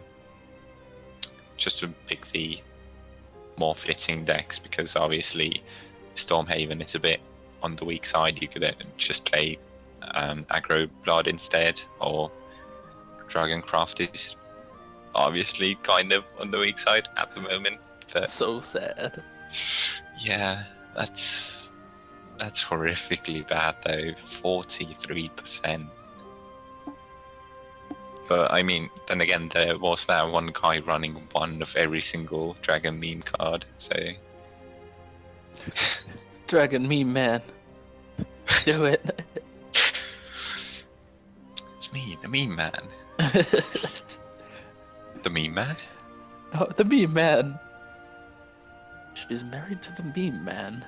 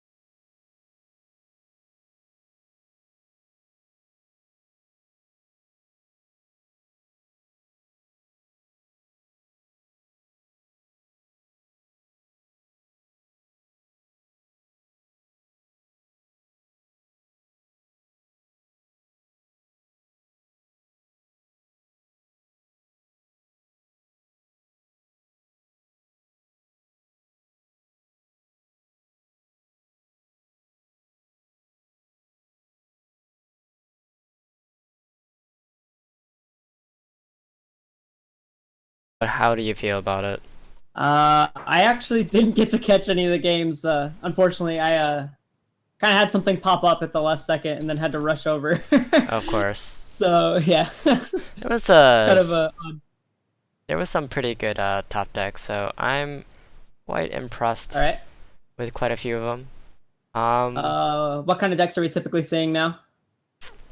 Aggros, a lot of them, A lot of aggro. Okay. and a couple more Nepthys decks too. That's been roaming around. Mm-hmm.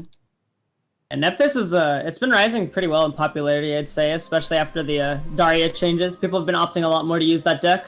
Yep. Just give me a moment while we get the deck list. Did you manage to pull that from on high? Yeah, I have it. All right. So if you can just lead me through the round 5 part, we'll be watching Irony G versus Schnick.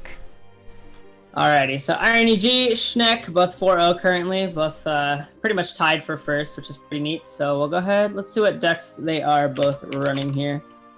Irony G running with, and open up each of these. So Irony G running in with what looks to look like Daria Rune, so pretty typical, nothing out of the ordinary there for the most part, so doing pretty well for himself. Then he also has Sword, looks to be more aggressive. He actually has a 1 of Wind God in it, interestingly enough. So that's kind of a nice little tech there in case he has a very large board, you know. Get a pretty big, significant damage boost to go along with said minions. Then for the final deck, it would be Silverbolt. So Wolf being pretty standard. It doesn't look like there's anything all too out of the ordinary here for the most part. And then, let's see, now we gotta look over at Schnick. Let's see what he has here running for us as well.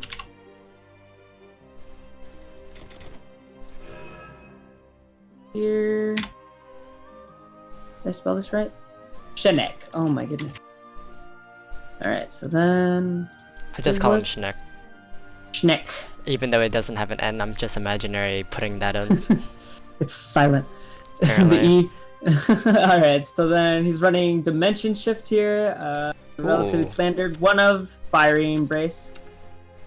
So yeah, definitely, I feel like the rise of D-Shift is becoming pretty popular simply because of things like control decks being a little more relevant since Daria isn't really like winning out too fast, you know, Roach isn't killing them too early. Right. So control decks have been opted a little more for here, so I think this is why Dimension Shift is probably having a slight rise in popularity, which is pretty nice to see. But the other really surprising thing is actually Seraph Haven over here.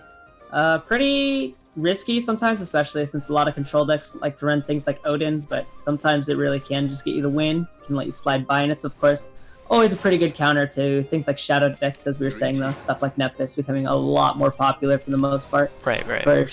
Yeah, and then for Schnick's final deck here, we also have Blood, which looks like it's what he's running with. So Yep. This is a Aggro Blood list, 1 of Demonic Storm, though, and has 3 Demonic Storm.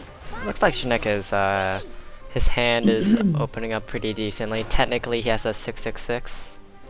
Now, well, not anymore, but, you know, his entire hand is full of 6s. If you want to combine both the 2s. But anyways, he has a pretty decent start. Especially, Yeah, the start here with the Vania, and then just right into the Bloodkin. You know, Vania wasn't punishable, nothing like Sylvan Justice in his opponent's hand, which is a pretty big deal. Yep.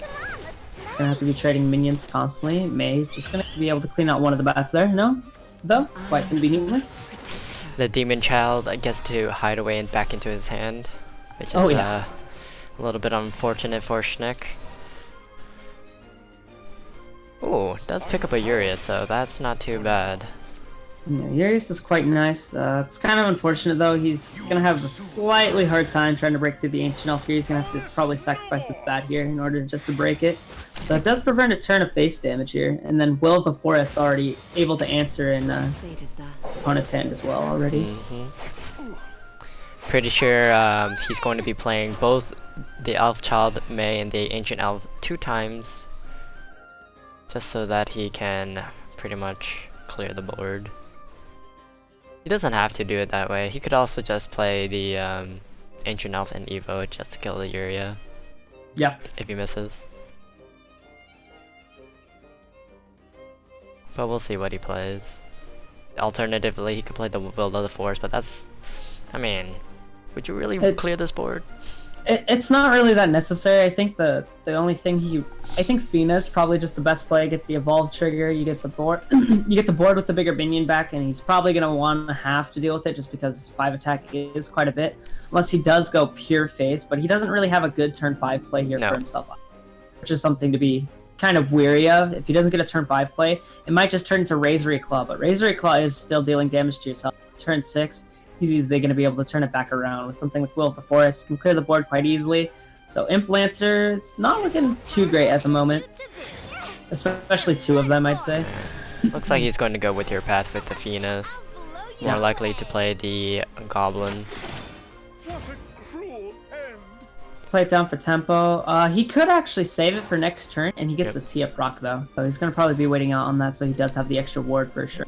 Yep. Vite, though, could go pretty well with Razory Claw. If he wants, he could clear out the Fina, play down the Vite, a little more defensive, but then evolve the Wolf. So he still get 4 face damage, which is pretty significant. Yep. And he still has 1 Claw in hand to try to assure the kill, I guess, here with the Imp Lancer, because Imp Lancer plus Razory Claw would be 8. Drop him to 9. Oh, so he'd actually need 1 more. If he dropped him to 9 this turn. So he may just be considering even just not clearing this and opting out for the face damage, because it does set up for a lethal next turn. Okay.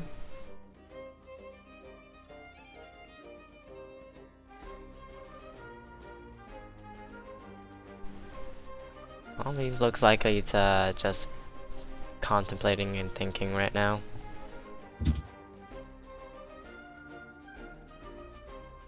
I think more likely he'll just Razory Claw to kill the Fina and just play the Vite and Evo the Wolf just to kill it. Oh no, he's planning on going all face, all in.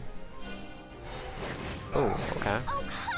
So he's just setting up for lethal for next turn then.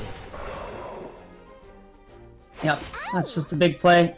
Thing is though, Tia could just end up stomping this out. And the Fina most likely going to trade. I really doubt it's going to be able to go face here. And see here, does he even have... There's no real decent combo. Something like a Nature's Guidance is probably the most wanted thing. Right. For the most part.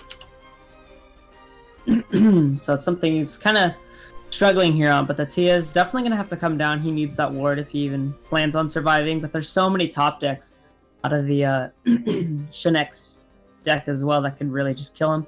Things like Demonic Storm, Demonic Strike, another Razory Claw even.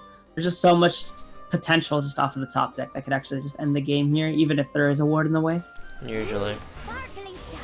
And I think that's what Schnick or Shen CK is looking for. Yeah, so he's going to have to be a little more safe about that, so we'll see how that's going to be going down here for him. And sadly, the Goblin Mage doesn't pick up another Roach for him. Does play down the May, and then Tia should soon be to follow, unless he goes for Ancient Elf, but yeah, okay. What other 2-drops does he play in this deck, aside from Elf, May, and the Roach? 2-drops? Or do you mean 2 or 1-drops? 2 or 1-drops, but I think most of the 1-drops are just Elf, Child, May, so there should be other 2-drops. So he doesn't have anything like Goblin. He's running Elf Child May. For the other 2-drop though, he actually has 1 Fairy Whisperer. Okay. In mind. Okay. So that's pretty much the Goblin May just search for either Roach, Fairy Whisperer, or May. He's already got 2 Mays played out, so he should hopefully be able to find another Roach real soon. He needs to find a way to delay this turn though, unfortunately. RNG now kind of stuck on the back foot here. Probably drops down the Arius, could get an extra chip damage or 2 that he might need later. But he'd have to waste an Evo point in order to clear out this ward here, which is somewhat unfortunate because that means that the Fina kind of just gets steamroll at this point. I think this is looking lethal damage next turn anyways. That's the game? Yep, that's the game for RNG. Just, that really shows just the real strength of Tia there for the most part. Tia coming in, it drops down the ward if you are dropping down things like the 0 cost, and it really does kind of just stop aggro in their tracks. They don't have very great ways to remove it. They obviously don't want to have to waste turns dealing with minions on your board because, you know, face is the place when it comes to aggro, right? Pretty That's much. where they really want to be going. So it's something that they have to be a little wary of. If they do have the Tia, it kind of just does shut down the game. Things like Ancient Elf can even just kind of stop it for the most part as well. And of course, May being a really helpful kind of removal tool there in the long run for him. Right. That means Iron EG does take the first game. What were the ban decks, by the way? Well, the next one we're going to be seeing is into a Runecraft deck for RNG because his sword was banned. Schnick, he's unable to play his rune. So sword and rune are banned. Yep. So then this will be Rune versus Blood. So right here, as we're seeing, this is Daria against Aggro Blood. So the really big thing here is just to see whether or not Daria is actually going to be able to have that early removal. Whether they're going first or second is kind of a big deal as well, especially since we already see the Levi here in hand. Something like Crimson Sorcery, Piercing Rune are going to be really big playing cards here. That Witchette is actually probably a little helpful just because it's a minion on the field. It can clear a lot of things. Right. But Urias, of course, is going to be the most hard tool to really remove. Only something like Levi can really remove it. I'm kind efficiently. of surprised he threw out his wolf though. Yeah, I was a bit shocked there. Usually I feel like Blood players might want to keep 1/2 drop, either the Urias or the Wolf there. Ooh, Yeah. this fight though, so that's actually pretty nice. Well, the greetings. thing I think he was trying to do is to get his 1-drop, and he didn't pull any, so now he's just stuck with a bunch of 2s and 3s. He does pick up a couple of burn damages, so that's gonna help. In terms of the matchups between the two, the Arias usually win pretty well, especially turns 4 and 5, where they can just get so much more value on those turns than Aggro Blood. Just maybe this magic will help. Yeah, it's really it takes a lot of control, especially now. Oh man, there's already a Daria in hand, right? He's got Yep. double Ogler, he's got the Piercing Rune. He's Yep. pretty much got the play-by-play for all these next couple of turns. Turn 3, Ogler's most likely going to be the card to drop down just because he can't evolve quite yet. Probably going to be trading into that Vike there. Never really want to leave that alive. He could go for the Conjure Golem as well if he wants the extra spell boost. But I feel like the big minion is maybe a little critical here for him. Me? Really? See what he does decide to play. But turn 4, it's definitely going to be the Levi play. Nope. No! Oh well, turn 4 for him. Yep. Turn But this 4, turn is Ogler. Ogler going to be coming down instead of the Conjure Golem.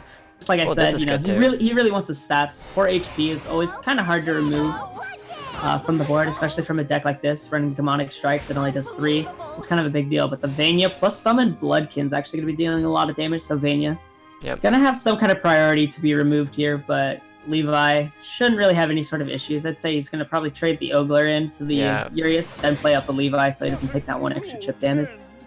He's nice. You're saying everything I wanted to say. Yeah, there we go. There Woo! we go. Go. In any case, though, so the reason why Daria is going to has an advantage, and especially with this hand, is again you have that Piercing Rune to clear off, and you have the Crimson Sword for the next turn to even push further the face. He can't really expend his Demonic Strike or his Razor Claw to go face. I mean, he could, but then that's kind of like, hey, I'm just gonna keep clearing, but I'm still gonna go face with like maybe a Dance of Death or like a Kaleidoscope to push it back. Like, he's gonna Trade here just because he's behind on the board, but his hand really isn't going to be able to push that last bit of damage, which is... Oh, he's actually just going to go for face. Okay. Yep, he's So, trying mistake. to push as much damage as he can, which is the correct way to do, Yep. because Daria will just outvalues them. Oh yeah, most definitely. It's kind of difficult. Razor Claw, of course. For some reason, I thought he evoed one of the bats that wasn't already on the field. No, It's kind of awkward, so that's why I This- said that. But this is Razor the Claw right gonna play. be- But yeah, for sure, this is how he wants to be going. This whole board does need to be removed, which it actually can. The 2 minions on the board plus... Oh, okay, he could go ahead and do the glow as well. Conjure Golem, Crimson Sorcery, another Levi even would be an amazing answer here.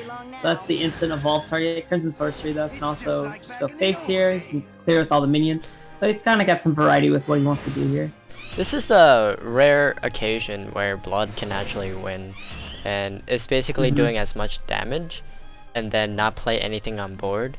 because you know, in case he plays Dance of Death or in case he plays like other things. Yeah.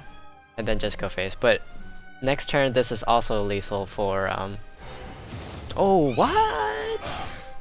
He had lethal next turn. I guess he decided to just hold out on that. No, opted for Irony, the, Irony G four-face. had lethal. He definitely could have just. Or just. He could have just had the 4-3 to kill it and push 3 to face, right? Did he do that, or was I wrong? Or did he push 4? He pushed 4 and okay, then he pushed used 4. He pushed 4 and used the Crimson Sorcery. Okay. To kill the bat off, so he still has lethal. Okay. He just kind of valued the HP a bit more, I guess. On Yep. the Levi here. Bat gonna be coming in. Has to trade, unfortunately. Yep. Demonic Strike is what sets up lethal for this next turn. If we can't get 10 plus the evolve to 12. Yep. That And that's will game for be the Daria. game. Because that's lethal with Crimson Sword. This ends here.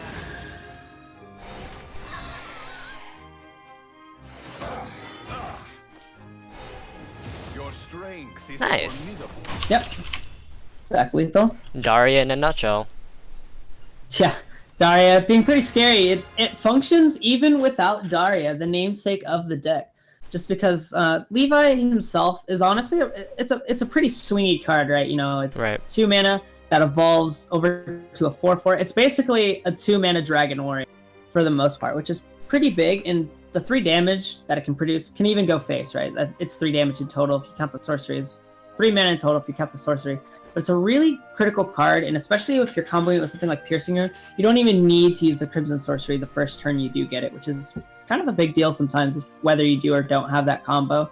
And it really stops out aggro in its tracks just because it removes so many minions off the board so early, so quickly. They can also do damage at the same time defend themselves, which is a little bit annoying to deal with. Yeah. Anyways, we'll be moving on to the next one. I believe Zelrons and Jimon, or Jimon's, are going on right now, probably going through just one match. So we'll go ahead and check out Alright. room match number 7. See what these guys are running here for their decks. Kind of curious to know myself. Yep. Zelrons. Go ahead.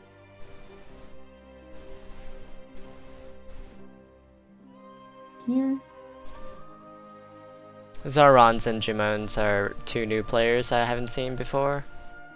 They made it up pretty well, so.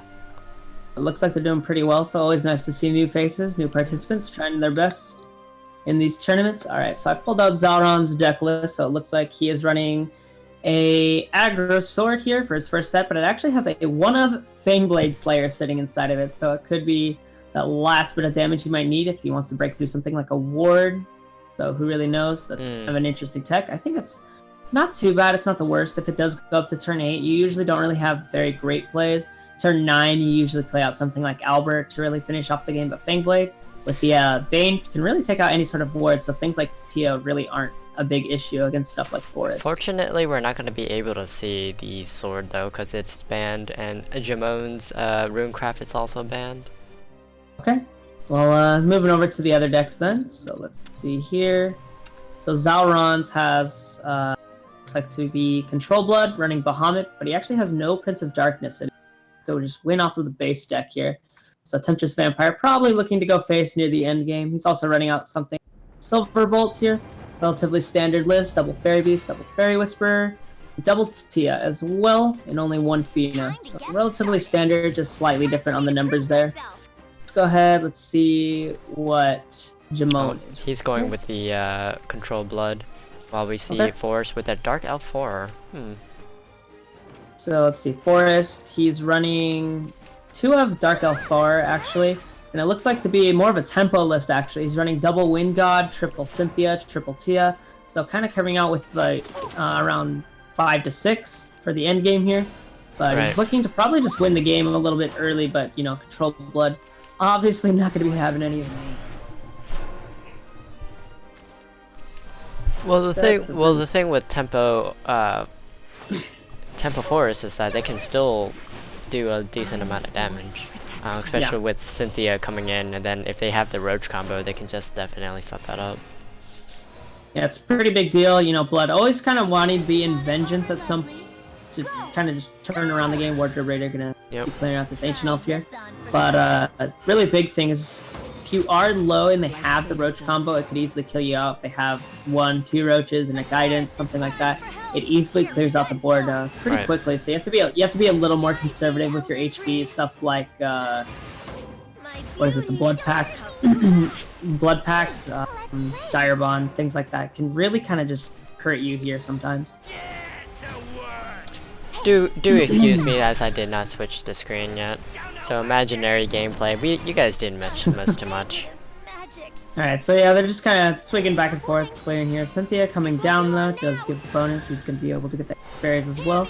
Should clear out the Goblin Mountain. He's going to be able to deal nice 4 damage already to face here. Yep. He also picked up Roach, so he can definitely do some damage if Cynthia doesn't get killed on the spot, in which it is dead. Still a lot of damage on the board though. Oh yeah, and then it's pretty scary, you know, he's dropping really low here. Revelation, not even able to proc now. Board's full. Kind of in a tricky situations. Force the Blood Pact here so he can proc out that Revelation or the Diabolic Drink. Whichever he so chooses. Hungering Horde will clear out all those fairies though for nice him. value. Really big. Hungering Horde, honestly, when it was first coming out, I didn't really see too many people talking about it being a really good blood card, but I honestly thought the card was pretty amazing. It's already great value. 2 mana to just deal 3 damage, right? It's pretty nice. It's not going 1 for 1. Nope, and not just that, it does deal damage to the same card that you see across the board. So things like Shadows, Death Breath, and then the fairies, all those things. There's just so much that it's able to clear out, which is a pretty big deal. Hungering Horde just gets a lot of value a lot of the time against decks that are kind of just trying to swarm the board. Now, for those of you who are watching, who don't know what Lisa does, she gives you a shield that nullify all damage by spells and effect, which means Revolution would have been the correct play, but it wasn't because of Lisa protecting the whole entire board. Lisa, it's pretty critical, you know, Revelation, it's huge board wipe, just does 8 damage all across the board, but Lisa, of course, always going to be stopping that, unfortunately, for Blood here. So even though he's down to 6, Revelation only costs 4, he still can't even cast it, just because it actually doesn't do anything here for him. And this is going to be a win for... Oh yeah. You can already see the Roach there, just hiding. Nope, not yet. It's not. It can't quite be the win, just because. Let's see if he's gonna have to wait out till next turn because that would have only been 4 damage off of the Roach. Yep. Right. The Bahamut gonna be coming down, clearing out the board. He doesn't deal damage. He just blows it up. So Lisa's effect and there it doesn't is. work. But there's the win. That's the win. Roach comes down, Ancient Elf to bounce it, and you just play it once again. I'm the Force Protector. And that's the thing with Ancient Elf, being able to use cards over and over and over again. You're tough. Get to see that good old Roach.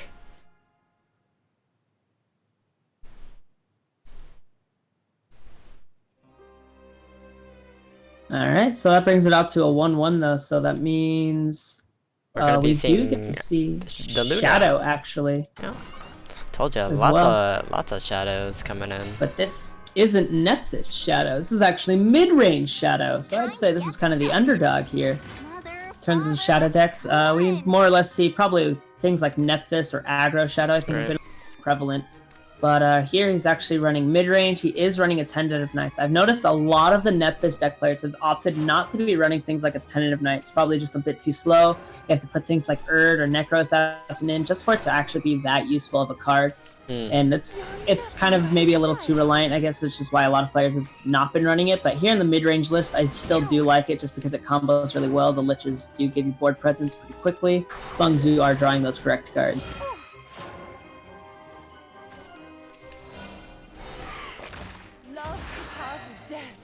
It's looking pretty good.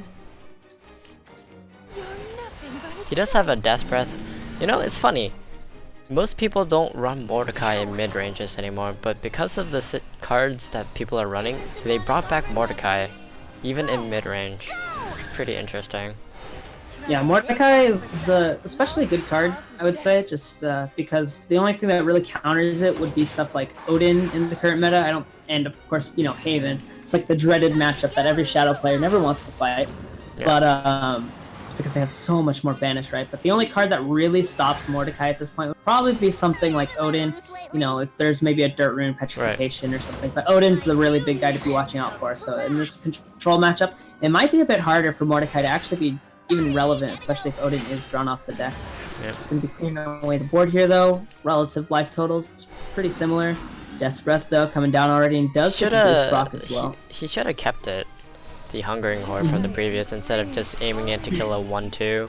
So I think that might have been a slight of a misplay. He should have seen it that turn 6 would have been the power play to do Death Breath. Yeah, he, just of course the Skull Beast, it doesn't really get a lot of value. It's 1 chip damage. Do you really mind it? You are playing Blood, taking the extra damage is somewhat beneficial in some cases, especially he's got double Diabolic Drain here. But he might be too scared that it does get scary, but I really doubt the Skull Beast would gather that much value. Because now these 2 zombies are already getting value, right? He has to answer them now. He doesn't really have anything to deal with them, which is somewhat unfortunate. He could play the other Queen Vampire, or he could just opt for the Goblin Mount here, which has more HP as well. Right.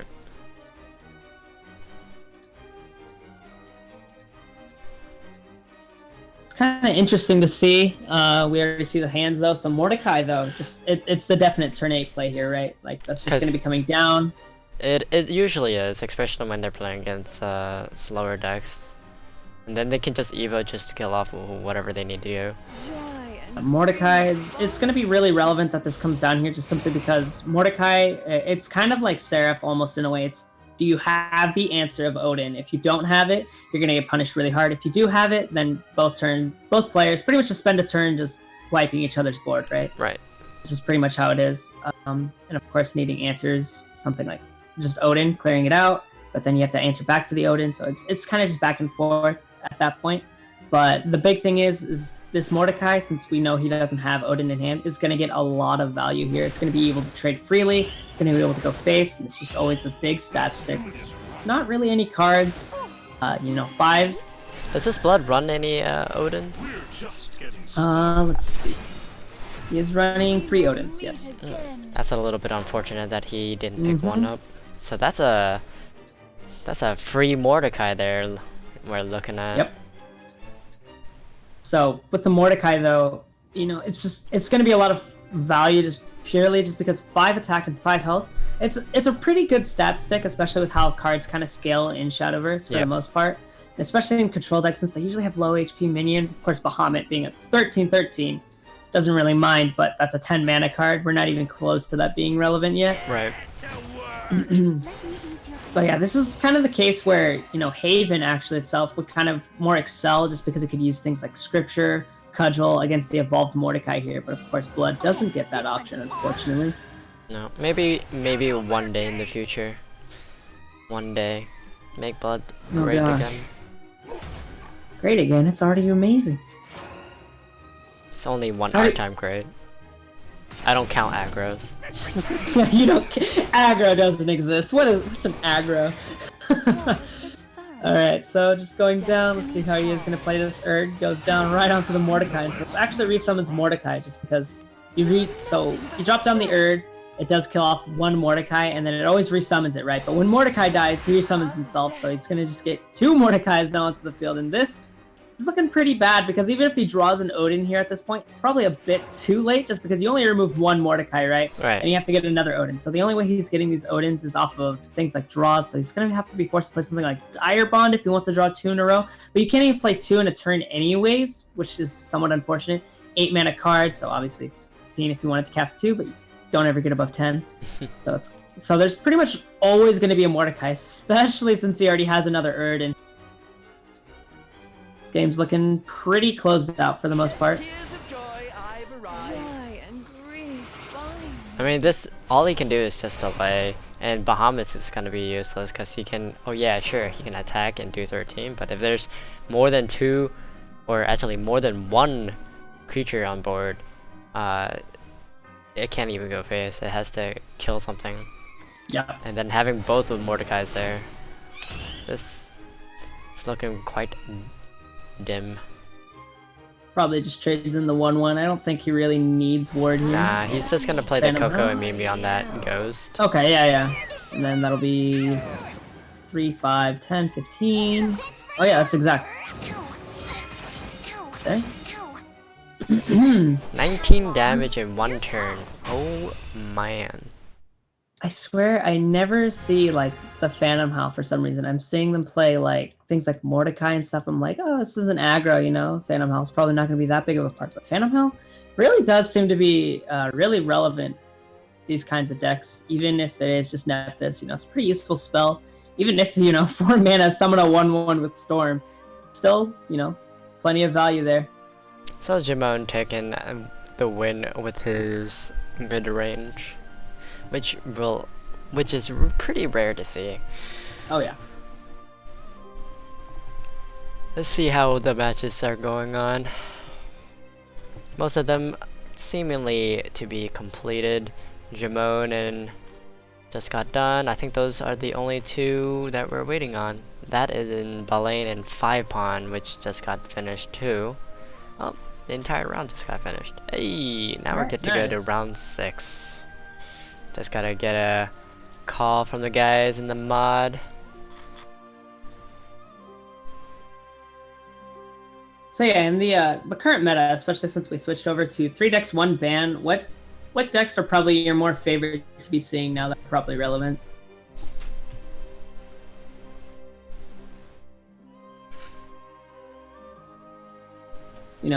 Personally though, myself, I kind of like seeing Shadow being a lot more relevant, just because Shadow I feel like it was kind of underplayed, with the last format where we had 2 decks, no bans. It was kind of hard for decks like Shadow and Dragon to really become stronger for the most part, but now in the current meta, since they are able to ban out weaknesses, I think it makes them more useful, I guess, sort of in the tournament scene, and they actually can have easier matchups. If you get against a Haven, you're just going to ban that if you're probably playing Shadow. It really kind of depends on how you want to go with it, right? But Dragon as well, Ramp Dragon more efficient, and even things like Discard Dragon became a lot more powerful as well. Yeah.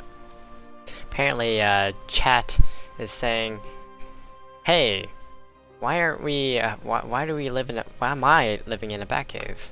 Uh-oh. Green screen. That's all I wanted to say. Looks like Green screens are quite amazing. they can be a nuisance too. Maybe I should fill something in the background, maybe. Anyways, first of all, we're seeing RNG as 5-0 right now with the Vernaster, followed by EXG Goms and MS Sky-sama and Ju Hobo in the top 5 on the list, 4 of which are currently clean. And we're going into round 6 right now. Go ahead, let's see here. So I assume it's going to be kind of random with how they're getting matched up here. So we'll go ahead, let's see. We already saw RNG's decks. Let's go ahead and look at Vern's, I guess, while we're waiting here. Dear. For Vern's decks, the things he's running today would be Haven, looks like Seraph Haven as well. Oh, with 1 Prince of Darkness actually in it, so there is the alternate win con outside of Seraph. I actually do like that tech quite a bit, just because if Odin is counteracting out your Seraphs, you always have something else to kind of fall back on. And also, geez, Silver Bolt. Everyone is playing Silver Bolt now for Forest. He's also running things like Pegasus Elf in it. I actually really like this card. I saw it pretty well used the other day, actually. It lowers the HP of a minion down to 1, and actually, if you evolve it as well, it does an extra ping damage, which is pretty big, I would say. So it's kind of just, it's kind of like a Dance of Death, doesn't do 2 damage to the face, but you get the extra minion on the board too, which is kind of course, it does cost 1 evolution point. And then for his final deck, it would be Nepthys Shadow as well. Only 2 of Mordecai's actually, but is running at the triple Nepthys and has Cerberus's inside of it as well. Right. Yeah, I found a lot of players actually with their Nepthys Shadow as well are running that Cerberus, which is kind of interesting because obviously, Nepthys pulls it out. It doesn't really do anything, but it kind of helps that transition from the mid to late game for Nepthys, which I find it's always kind of lacked on.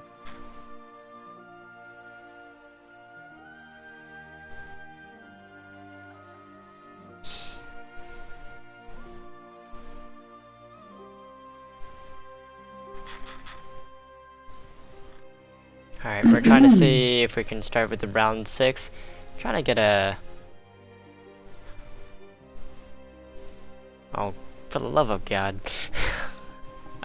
What? What happened? Nope, just a couple of people in the Discord trying to get some rulings cleared out. We just want to clarify that with the disconnection, we're going to go by in-game disconnection. So if you're playing in the game, and let's say you disconnect but before the mulligan, we're saying that it is okay to reconnect because you did not mulligan. Both players didn't mulligan. You weren't able to see your own card, okay? And then you just flat out lose. Like, not lose, but flat out disconnect from the game. It's okay to reconnect and start over. But in the case where if a game is disconnected after the mulligan, then whoever just disconnected from there loses. Because then you're actually in the game. Yeah, because the game hasn't actually started yet. Yep. Alright, so we'll go ahead. Let's look over at Gom's decks, I guess, while we're still waiting here as well. We'll go ahead and just look at the top 4 since they all are tied for first place right now. So these are the more relevant decks that they've brought and have been serving them pretty well so far. So Gom's here is also running Haven, but it's actually just going to be Guardian Sun Haven here, so not Seraph as the others that we've seen today so far, or that I've seen today so far. So Prince of Darkness being the win con, it's only a 1-of though, so it's actually going to be a fairly slow deck for the most part. He is running a Dark Angel Olivia though to refresh out those on those evolution points, which could be pretty big in the end. And of course, Guardian Sun does give it a reward as well. Alright, we got the round 6 going, and we're gonna go ahead and go. Alright, let's see what matches we got here. We have Irony G versus CXG Goms, we have Vernaster versus Skysama, Scythe versus Metabrax, and Evil Dark versus Potwasher. Just how you pronounce that? Evil Dark. Apparently he's a streamer for the Taiwanese community, and he's actually in here playing in the game. Okay. So we'll go ahead and watch that while we're between Dark Evil versus Potwasher. Okay.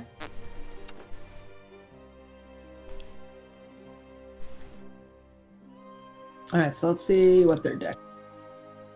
So I'll go ahead and bring up Evil Dark's decks. Yep.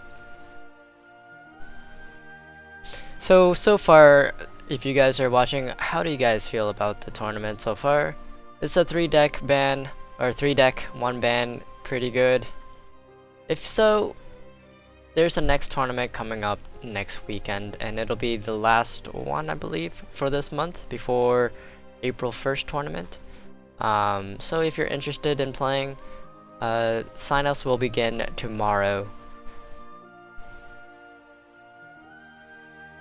Yeah, just another personal note too with the whole new thing. I really like the new overlay that we have set up here as well. It looks really clean, especially with the icons of the characters on the sides. Definitely.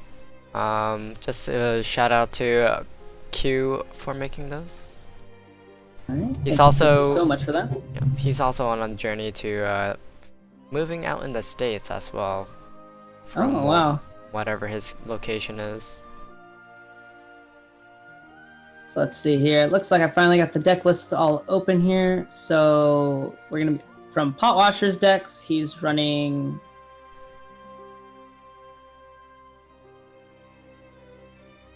One, two, three. So yeah, Potwasher's decks. He is running a Guardian Sun Haven. We were talking about this earlier, and he actually has double Prince of Darkness, 1 Bahamut, 1 Olivia, triple Odin, double Guardian Sun, and actually a 1-of Pair of Illusions.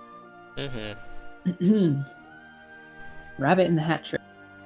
Also running what looks to be. Oh, he's actually doing Daria Shift.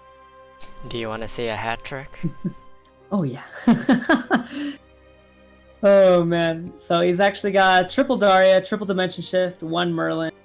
Pretty interesting list. Usually I don't really see both go off, but it's kind of a cool deck to be running out with. So I'm kind of curious to see if we do get to see that or not. And then Silverbolt being for the Forest deck, triple Cynthia inside of that. 1 of Fairy Beast has double Pegasus itself as well. And going over though to Evil Dark, I believe is what you said. Yep. Says his name. So then that would be he's running Nepthys Shadow. Definitely like that. Shadow fan myself. He's running triple Cerberus as well on the list. So it looks relatively standard. Nothing too out of the ordinary, except for maybe the Bell Ringers or the Soul Hunt. There's a lot of interesting choices you can kind of go here with, which is what I've always kind of liked. There's a lot of variety in how you can play the deck. And then, of course, Dragon coming in looks to be Storm Dragon, actually. Seabrand Dragon, Forte being the highest curve in it.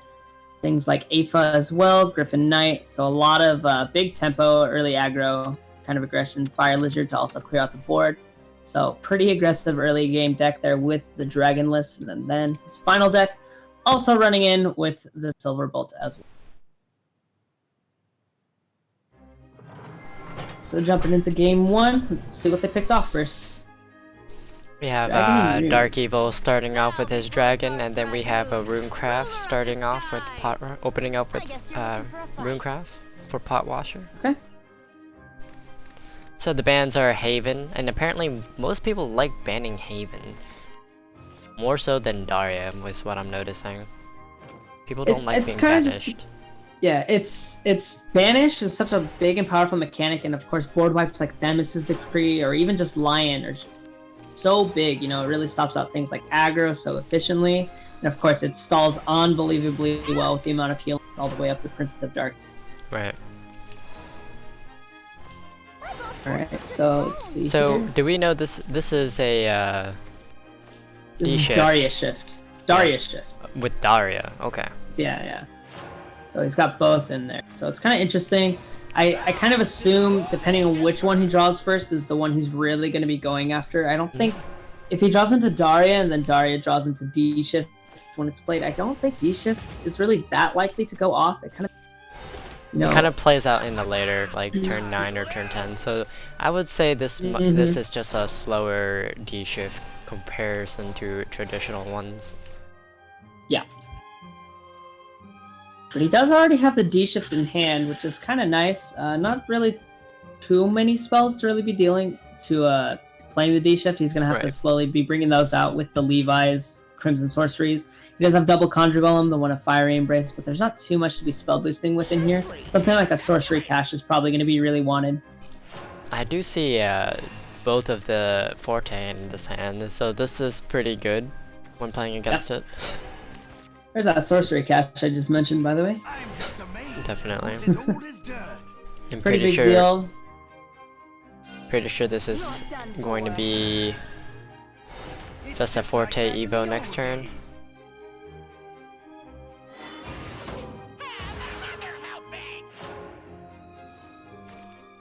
Ooh. All Storm. Yep. That'll be pretty helpful later on, but this evolves, goes face pretty much immediately. So that's the really big thing here, is that these Crimson Sorceries, they're gonna have to be targeted over at these Fortes, but that's already 14 damage he has in hand, and then Seabrand Dragon can probably even just close it out for him. Yep. Pretty scary.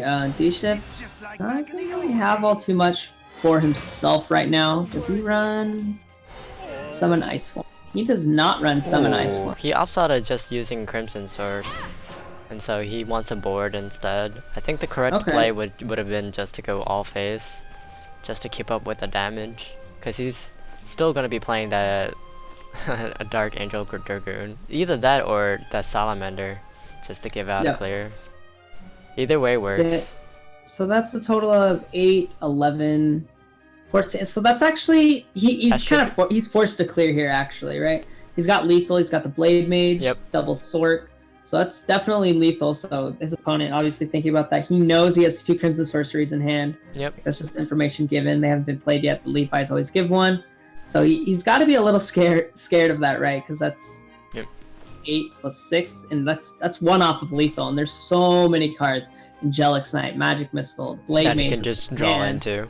Yeah, exactly. And even Piercing Rune if he ends up playing a minion. So 4, 5, 6, 7, 8, 9, 10, 11, 12, 13, 14. Well, the thing with this is that if he decides to go face with the Dark Angel, Dark Dragoon, he can win with just the Seabrand, doing 6 damage. But he's opting out of that. And there's He's the kind of forced to. yeah. Another dimension shift. There's 3 dimension shifts in this hand. Not a lot of spells. Lots of extra turn. So we'll see how he does decide to play this out. He might just end up going face now with the sorceries, play down the Blade Mage, but there really isn't much else to do on this turn. It's kind of just a lot of responsive cards, but these 2 extra D shifts, the 15, 17 mana ones, probably just dead cards. And he actually opts to not play the Blade Mage. That's pretty interesting. He also decided to choose a Sea Brand over the Forte. I feel like he picks this just because Forte is probably more likely to stick on the board than a Sea Brand, but the Sea Brand is actually order. But the Sea Brand is kind of forced to be removed here, right? And he wants to be able to try to keep Forte alive as much as possible. So I think that's what he's trying to do here, is kind of bait out as many spells on the Sea Brand before Forte does come down. But yeah, it's pretty unfortunate. The Mushu could have had extra 2 attack there. Could have. That's a little bit slight misplay, but it's okay though. He's just playing out another creature on board as a target for him. So It's just extended BM. yes and no. I mean, he could just make your opponent be like, hey, do you want to trade into this Mushu? Like, what if I evolve next turn? You're gonna die. So it's forcing your opponent Posh Rusher to... He's probably thinking, alright, to kill or not to kill? Atone with your lifeblood. He has to. See? Right? See? Uh, All intentional. Oh yeah, and then the Forte here though Just comes cleans in. out the game. Yep. Every minion, has a storm. I really like seeing things like Storm Dragon becoming a lot more relevant. I think Storm Dragon's pretty powerful for the most part, just because if you can draw into those Fortes, you end out games really quickly. And if you do get a turn 2 Mushu that manages to survive when things are getting evolved, even if you're not going first and you turn 3 or your turn 4, you drop Mushu or even like double Mushu, usually your opponent is going to have to spend that turn using their evolve point just to clear out at least one of them. It's really nice for a 2 mana card to be trading to something that costs 4. And it looks like Dark Evil is taking game 1 and going into game 2.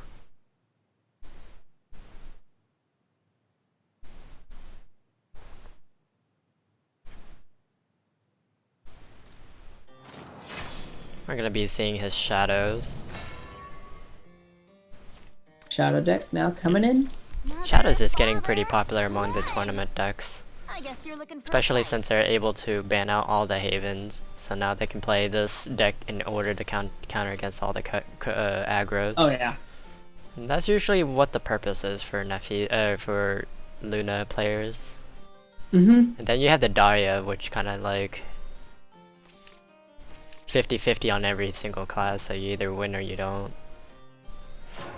It's kind of I'm kind of curious to see how this matchup's going to be playing out too, because Nepthys, of course, being probably the slowest shadow deck that's going to be getting played here, Right.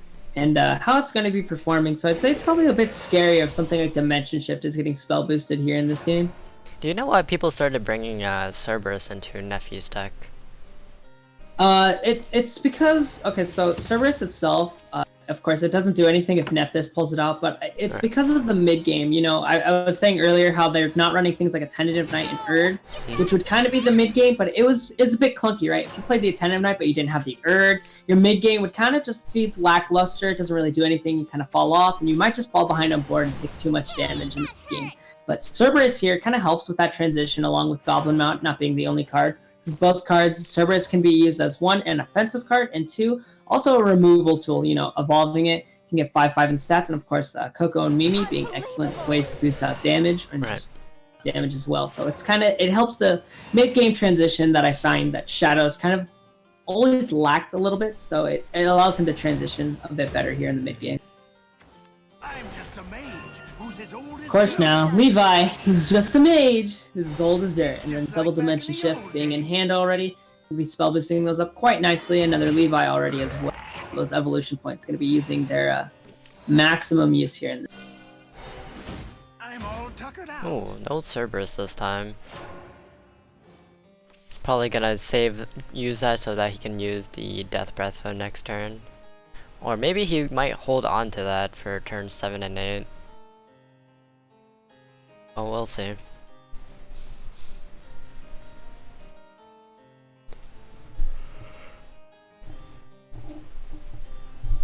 think he's more likely just to play the Time Worn. Ooh, Blade Mage by itself though. I'm not. Alright, so that just comes down. We'll see how he decides to answer with it. So he will go with the Death's Breath here, just saying, you know, there's no reason really not to. Crimson Sorcery is going to probably have to be forced to clear at least one of these zombies. And Piercing Rune, though, actually not able to clear any of them here for him. Picks up a third Levi, so that's pretty good. So he has all the Evo points to use on it. So, yeah, pretty big deal here. You know, Levi able to clear it out. Both Crimson Sorceries forced to go on to minions, so that's not going to be going to face, which is a pretty big deal here for him. But there's the other Levi as well, which is kind of nice, I guess. But the other thing to keep in mind is, so now he does have the dimension shifts, right? But where's the creature base to win with dimension? The board, it's going to be getting removed. You know, Pact could easily just clear out the Levi here. That's probably going to be the play, I'd say. Unless he does want to evolve the Cerberus, or he could just play the Cerberus with the Coco as well. There's a lot of options he really has here. You can kind of just pick and choose. So it looks like it will be the Cerberus as well. Coco Mimi. Mimi would be the one to clear, but he'll go with the Ding Dong instead and just go ahead and evolve that Cerberus.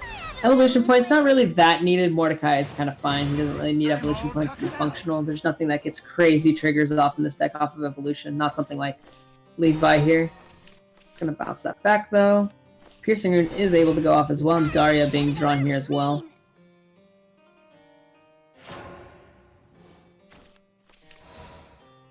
That's her mummy. Nepthys. Alright. I mean, I guess. Might as So well. playing the Nepthys here, it doesn't get any trigger off of the Kawi, right? But you do get the Mordecai, and you get a pretty big board, 8 mana, 10 in stats, and 5 of it being permanent. That's a dimension shift down to 8 now to 7. That's a Wind Blast waiting to kill. Oh yeah. 10 damage. Whopping 10. Can he actually win next turn? I I don't think so. don't believe there is. The best draws would probably be something like Blade Mages, but he's going to be doing a dimension shift. That's a Cowie. So that's gonna be that's gonna pretty much just stop him in his tracks, I'd say. Yep. Kaleidoscopic Glow just bounces that right back. Dimension shift still not able to trigger, so he's kind of thinking like, or he has one. There's the other one though, right? It's kind of weird to be thinking because if he does play Daria, one dimension shift is going to get discarded, right? Right. At least. So that's What he could do problem. is he could just play the Levi and Evo it and bash both of it into the 4/5 so that it doesn't heal, and then just do a lethal turn for next. Just take the 5. Yeah, that's probably going to be the play here. So it's kind of weird, but that other dimension shift he does want to play. He'll probably just end up playing it anyways to take the extra turn, because why not, you know, unless he really just doesn't want to get the draw either. It's kind of just up in the air what he wants to do here. Definitely play the Conjure Golem or the Ogler together just to set up for next turn. He actually didn't even want the Conjure Golem. Nope, he didn't want that, and now we're gonna see the Death Breath punish. Yep. But Mummy actually can just clean it out here. That too. Stormfront. He had enough play point to do all of it. Oh yeah. So that turn, he needed the dimension shift. Definitely. Unfortunately. Should have dimension shift right there. Yeah, he's a bit greedy, trying to buy out some more time, but not going to be able to pop off as he was probably hoping for there. Just kidding, guys. I'm not control. I'm actually mid-range Luna. I'm gonna just claw your face down. No worries. Oh yeah, lots of damage. So yeah, that's what we were talking about earlier. You know, Cerberus helps out with that mid-game transition. It was able to clear, but then it can also be used as sort of more of an aggressive tool for that extra damage that your opponent might not be expecting. You know, that's also another thing that makes the Phantom Howl even more relevant also, just because it can do the Phantom Howl Cerberus combo to just deal out 11 damage, which is some of the biggest bursts just right out of hand in the game, aside from, like, Roach. So definitely really well played out there. So that's a 2-0 victory over there for Evil Dark.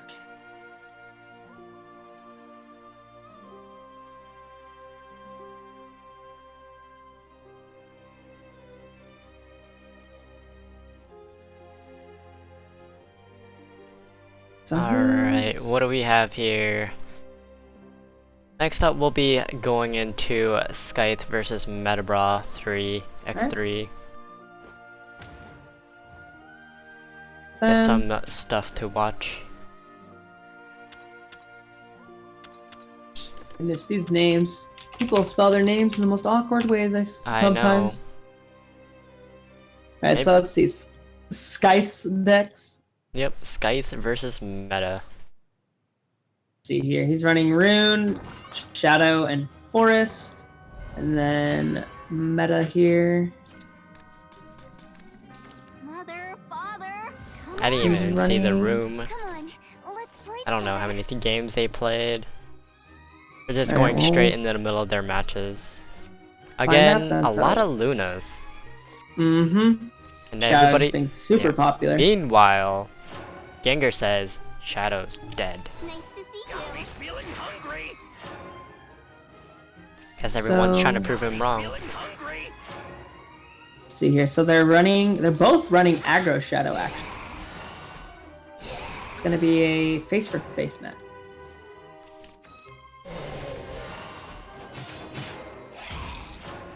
What I like in this tournament deck right now is that I'm noticing a lot of different combination.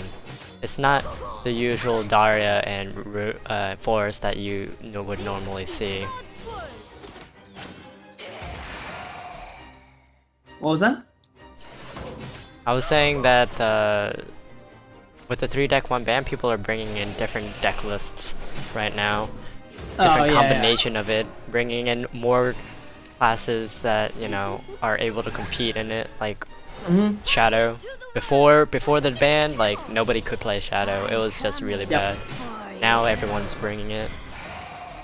Let's get into trouble. This is the other thing I kind of like about Shadow as well is you see he's actually trading here on the board, right? But with Aggro Shadow, I've actually found that it's a lot better if you're trading the board, just because Shadow plays board pretty well for the most part, which is kind of neat. So you can actually kind of just go for those trades, especially if you're going second and have the extra evolution point. Dance of Death just clears that right off. He's just gonna go ahead and evolve and just go for even more face damage. So that's 10 going right at the face here. Yep. Oh, he's actually just gonna do 8 instead. We'll trade still. I mean, he can still win next turn with the Phantom Howl. Yep.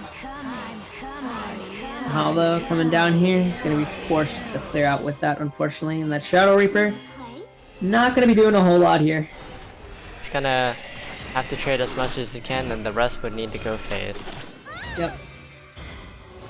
That's a game win. Pretty fast one from Scythe. Demonic Striker, Phantom Howl. How do you want to win the game? Amazing. By You're too strong. Demonic Strike. I would have just played the Rabbit Necromancer, both of them out. See what my opponent does. Alright, so then... Do you know what was banned, by the way? Or, we don't even know what game that was, right? That was like game 2 or 3, but Sword and Force were banned. Okay. Mech Well, was, looks like kinda not a my bit there. internet is like kind of dying a little bit there. The inside. No one's using the internet. Okay. Oh, So the that score was was game 1-2. With Scythe winning from that. That was a game 3 match. Alright. Dang, the aggro versus aggro for the final. Yep.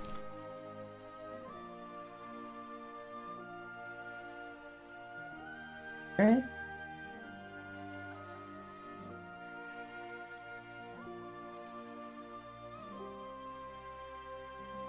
Going through the list right now, we have Vernaster clean with a 6-0.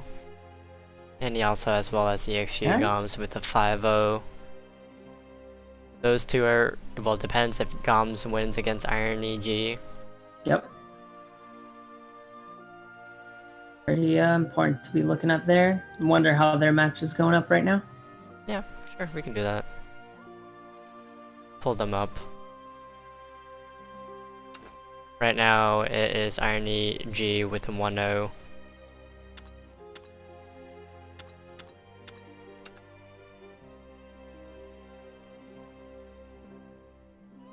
Yep, Irony Alright, still with still a 1-0. has- So it could very well still go over to a third game here. Possibly.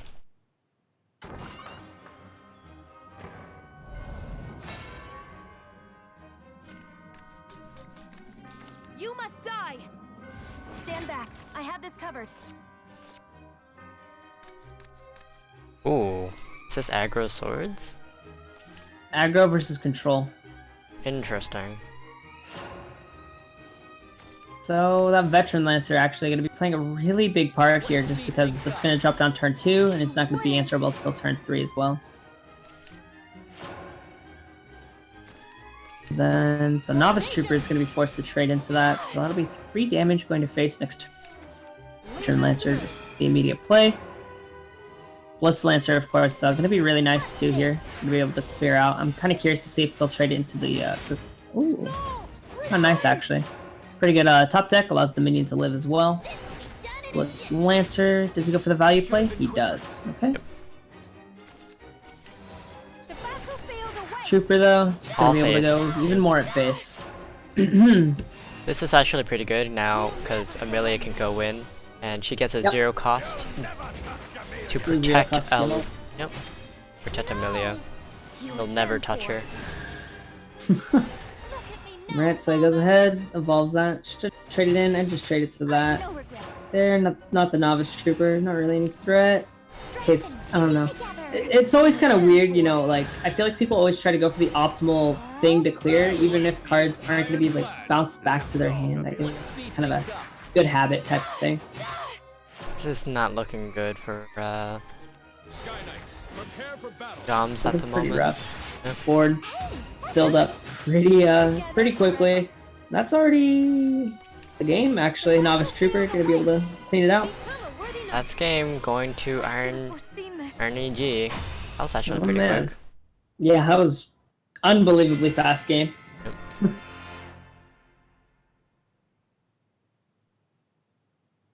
Sad phase.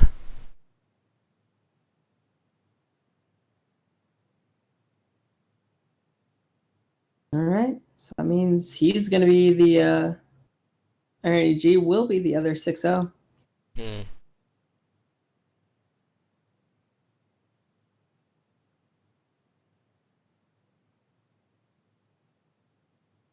Go ahead, I'm going to take a look over at the stats for now, I guess. While Sure. we're waiting in between games. Yes, we are. So Swordcraft, 54% win rate currently, tied out with Sword at a 54% win rate as well, Haven at a 50%, Shadow at 50%, and then everything else below 50 being Rune, Dragon, and Blood actually at the bottom here. Kind of surprising to me personally, but let's see. So played decks, let's see. Swordcraft has 178 games, Sword having 226. So Sword actually, once again, looking to be the most played deck. Really interesting. I was talking a little bit about this last week, actually. I think Sword is getting played a lot. One, because it's never really a ban target. A lot of people aren't really banning out Sword. It's kind of big. So I feel like a lot of people always bring it because it's kind of a guaranteed deck that you're going to be playing. And it's the most consistent deck probably right now, especially with things like Control and Aggro being so relevant for it. Right. Right, so no one ever bans it. You always get to play it. It's a deck you can always rely on, and it has relatively good matchups pretty much across the board for the most part. So I think Sword has definitely been pretty big here for the sort of tournament scene. And then, of course, the next most played deck without bans being Runecraft, but of course it's a mix between D-Shift, Daria Shift, whatever they're playing. You know, as we saw, so that's being pretty big, but it's actually not doing out too well here, you know, below 50% win rate. So Piercing Rune nerf, showing that it actually did kind of stop this deck a little more in its tracks. But It's, still, pretty big. unfortunately with that though, like 97 players are playing Dragoncraft. That's literally 85, close to that percent of out of like 126 checked in playing this deck. Which is it's pretty big, right? So the reason why it's played so much, I would say, is because Runecraft is probably the class right now that has the most variety with the decks that can play it, right? They've Right. got Dirt, Daria, Dimension Shift. Those 3 decks, they're all really good. They're all reliable. One's controlled, one destroys control, and one is very aggressive in the air.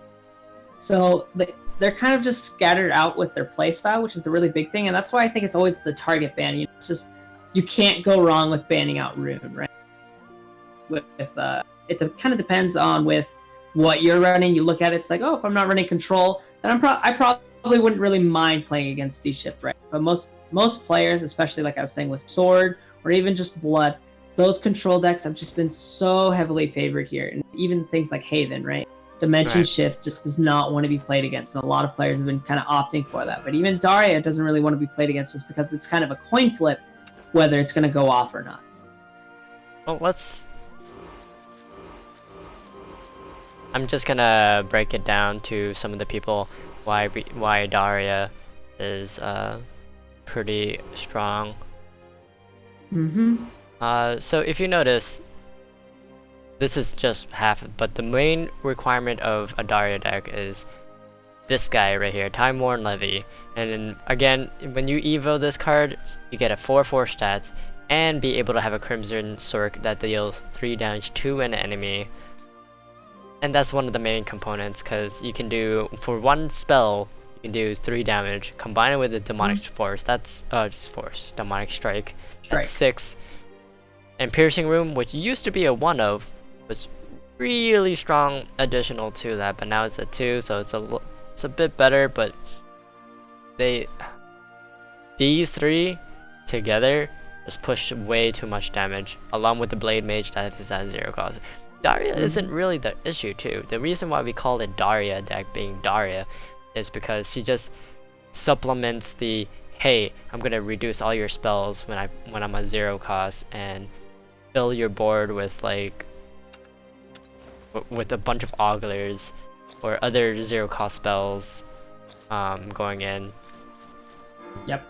That's the really big thing, is that just Daria isn't actually the real win con of the deck, right? Like, yep. Daria isn't the minion or the damage that's going at your face. It's these Blade Mages, it's the Oglers that have odd amounts of HP, they're hard to remove. Piercing Rune gives extra chip damage, and of course Crimson Smorkery can go face for 3. So that's pretty much why Daria is so strong. It's just because the amount of, I guess, damage, 1 through spells, and 2 through minions that really you can't remove off the board. You know, Blade Mage pretty much just comes in, does damage because it's got Storm.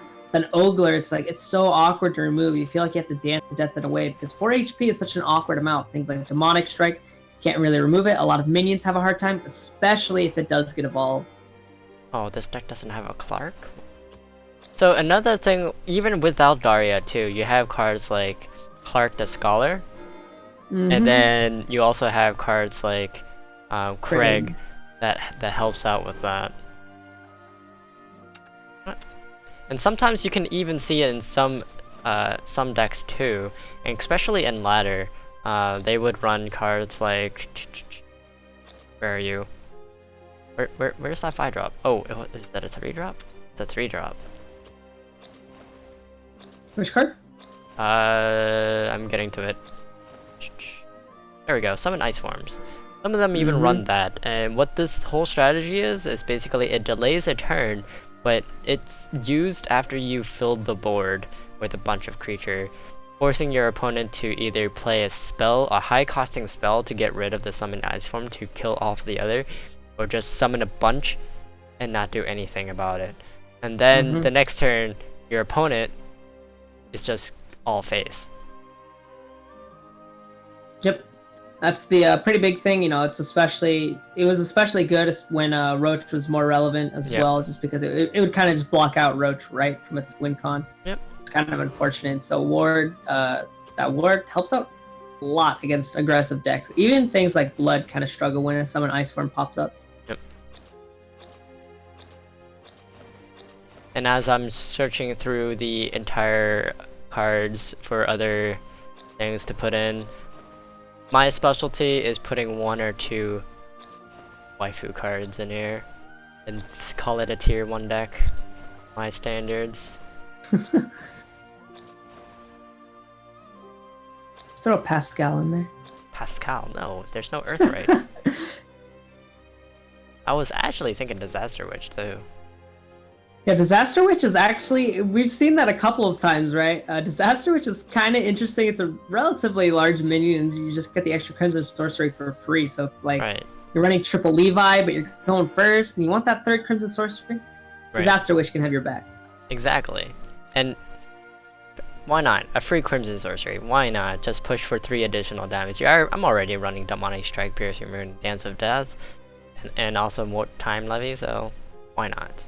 So let's say if you were going first, right, and you did get all the spells, it'd be 6 damage already right there. Disaster Witch goes to 9. All Right. 3 Demonic Strikes would be another 9 as well. So that's already 18 damage out of spells. We're not even counting Piercing Rune or Right. Blade Mage that just comes out of nowhere, right? There's a lot of spell damage kind of coming in that could really do it. And I think you still had things like Angelic Snipe as well, right? And maybe Magic Missile. So there's just a lot of poke damage just out of spells that come right out of hand. That's why Rune has seen a lot of plays still for the moment. So how's the rest of this round doing here? We just got through with all of them now, so we're going to be going into round 7.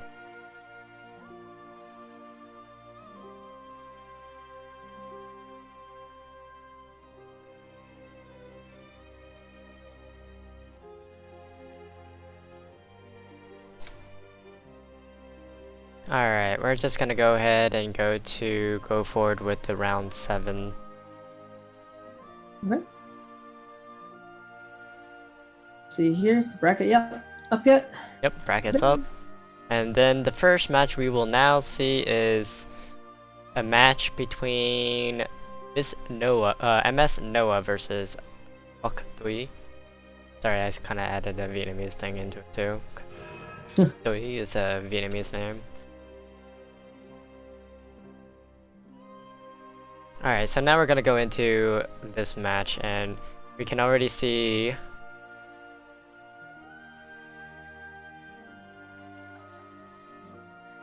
So let's look at this. These deck lists here. Buck running in with Daria, actually, and he's running Flame Destroyers in the deck as well. So we've seen this before. It kind of helps out against longer games.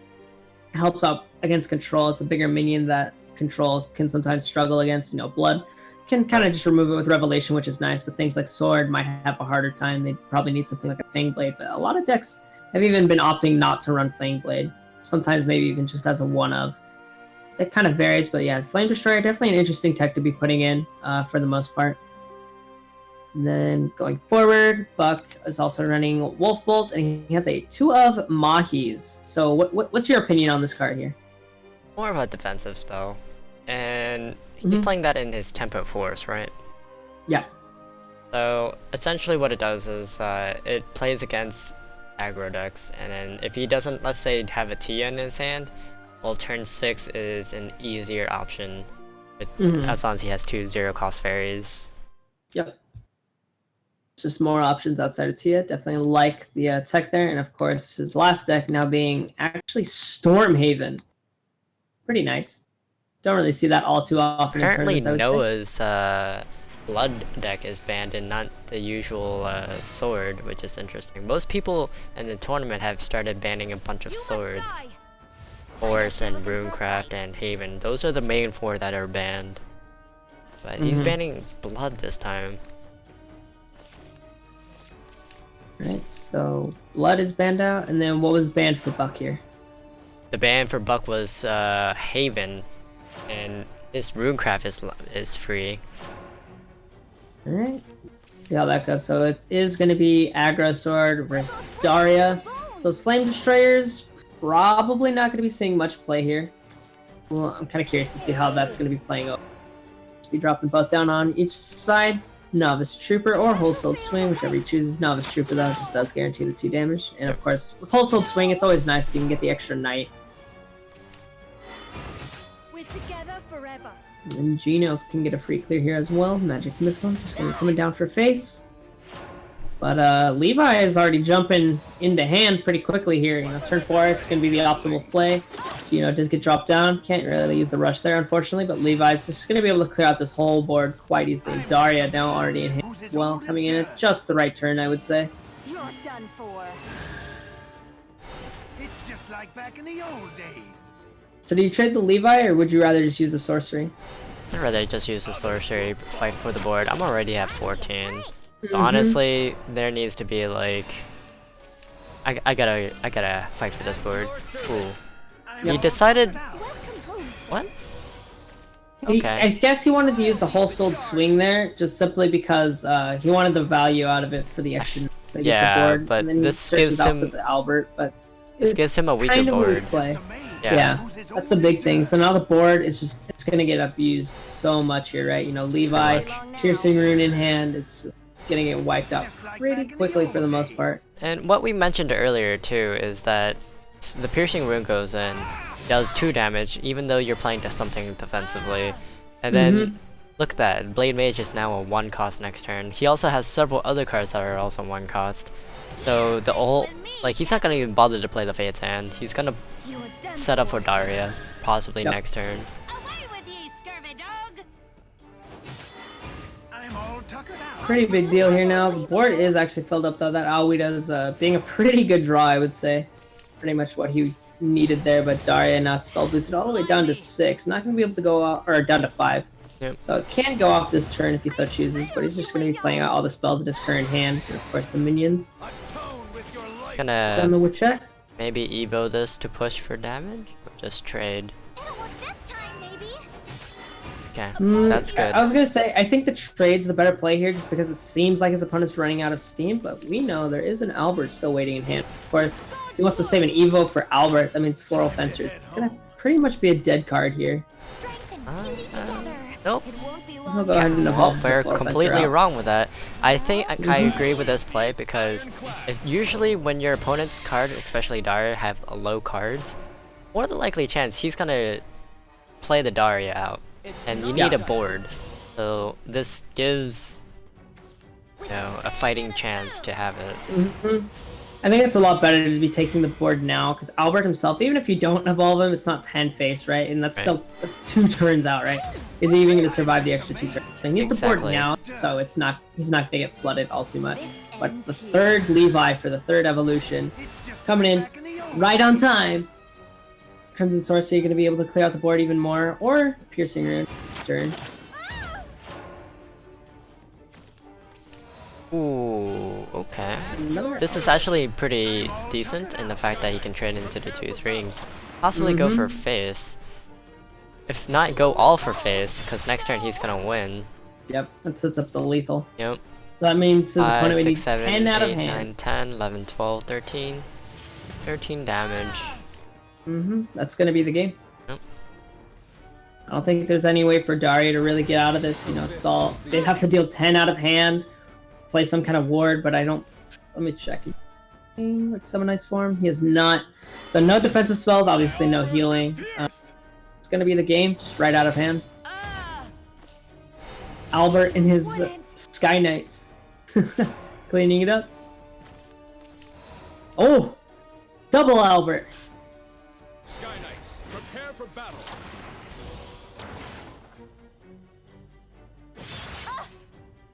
Impressive.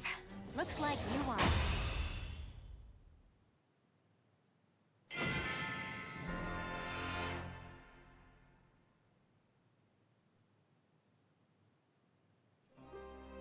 Alright, Noah takes in the first match, Pretty Which- nice. which means we're gonna be seeing his forest. Is this the forest that runs the Mahis? I believe. Yes, it is. Right. Or wait, no, it's not. It's Baktoi. Yeah. Yeah. Buck's the one with the Mahis, my bad.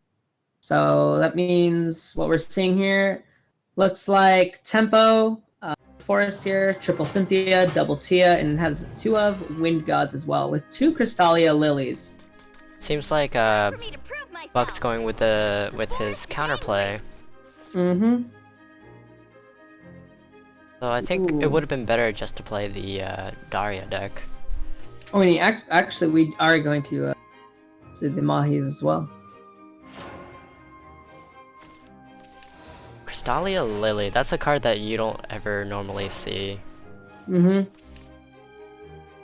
Yeah, it's an interesting tech nonetheless. I definitely think it's a pretty good card though. It helps out against, I think, and Wards. maybe even like this, yeah, big wards, right? Helps out a lot in this mirror match. Things like Ancient Elf, you know, now the Mahis, I guess, and Yep. of course Tia from being relevant. Ancient Nova is going to be played, which is actually pretty good, because Mm-hmm. Buck doesn't really have much of a counterplay after using I'm the Force Protector. Sylvan Justice. Yep. Even on turn 4 here, you know, he doesn't have a great evolution target, unfortunately. He's a May. Sparkly stuff. Gimme! What's up a Dungeon Crawler? Now that's like another card that we haven't seen in a while, and that usually takes us back all the way to DE era. Slowly creeping up this meta. Mm-hmm. Run away!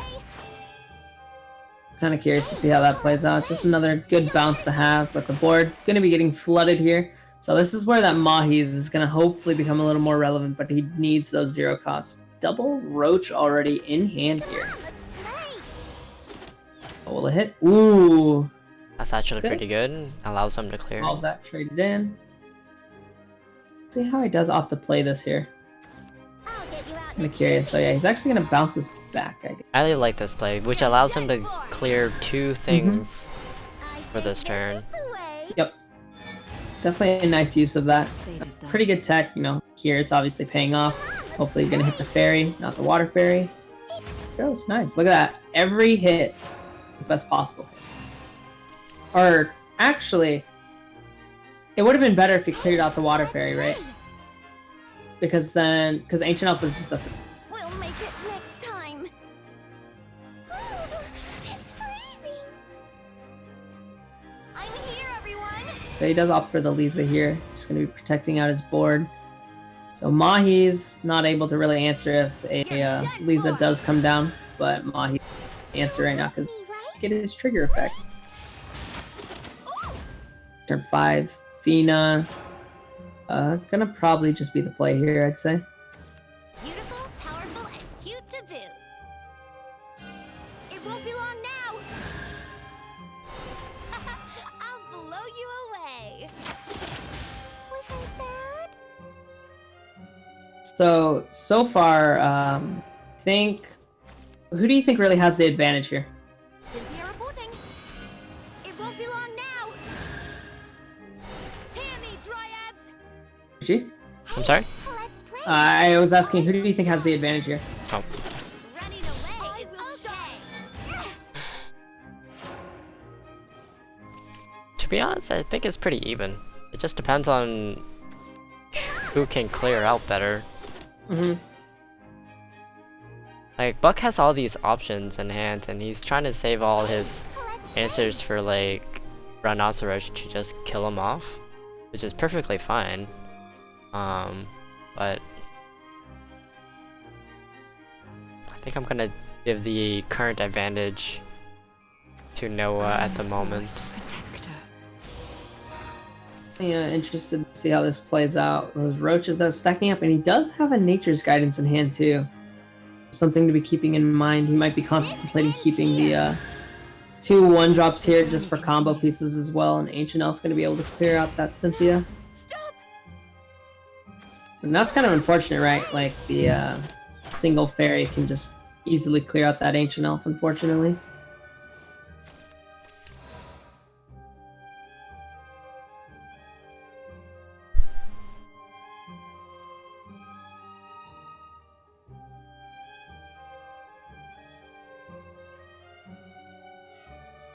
Looks like you can just play out the Sylvan Justice, trade the 1 fairy, and oh, So I think he wants to trade the fairy because he's probably looking to drop Cynthia this. could, which means he can do about 4 damage. Mm-hmm. This is Go ahead and play the actually this fairy is as well. good because he can play the Ancient Elf next turn and then go from there. It's all up to his opponent. So let's see here. Mahis is more likely going to be played this turn now. Down. Yeah. Ooh. Ooh, wait. Okay, so let's Nope, see. nope, See, that's not lethal, but Yeah, it's not. fairy very into Mahis, but picking up the third Roach, being unable to use any cards to... I mean, unless he wants to play Self-Injustice and play 3 Roach and go in. Sorry. So I believe the most he could do this turn would be 12? Oh, he can't. Let's play. But that wouldn't really be that relevant, and he's Nope. kind of forced to clear here. I think it would have been better if he just played one fairy and went with the other one. That would have been cleared with the Mahis. He would have definitely had at least... I think that was a misplay. He's definitely trying to be a more aggressive. Mm-hmm. Or that He's he just wants trying to be... flood the board. Or, no, not flood the board. He's trying to clear the Cynthia. Yeah. He just wants to get that rid of. But then, you know, he does have the extra minions over here on the board as well. Yep. He's still on the field though, so Ancient Elf can get a little bit more value. You can actually Self-Injustice before the Ancient Elf here as well. Play the fairy.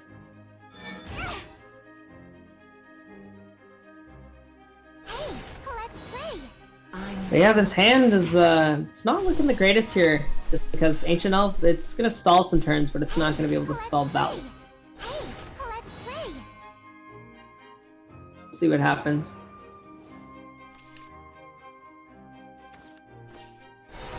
Yep, he's gonna... Ooh. Let's That's actually pretty good. Mm-hmm. Play the Mahis, and then use the White Wolf to kill off anything. Yep. The other thing I kind of like about Mahis is that he does it to all enemies, right? Yeah. That's the other really big thing here is that it does face damage, which is kind of cool. You don't really see that all too often from a sort of board wipe effect. Right. Except for, So- like, PTP, right? What's his highest card for this deck then? Silver Bolt. Silver Bolt, okay. Yep. So we're seeing a more control Silver Bolt Mm-hmm. first. You know, a lot of players having to go toward this more sort of control-oriented play just because the Goblin Mage nerf, you know, you can't always rely on the Roach, right? So you need other win cons. So they're just kind of slowing down the pace that Roach really does win the game.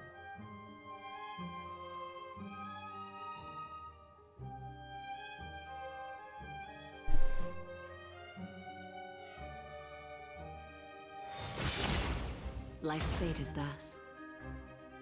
I'm the Force Protector.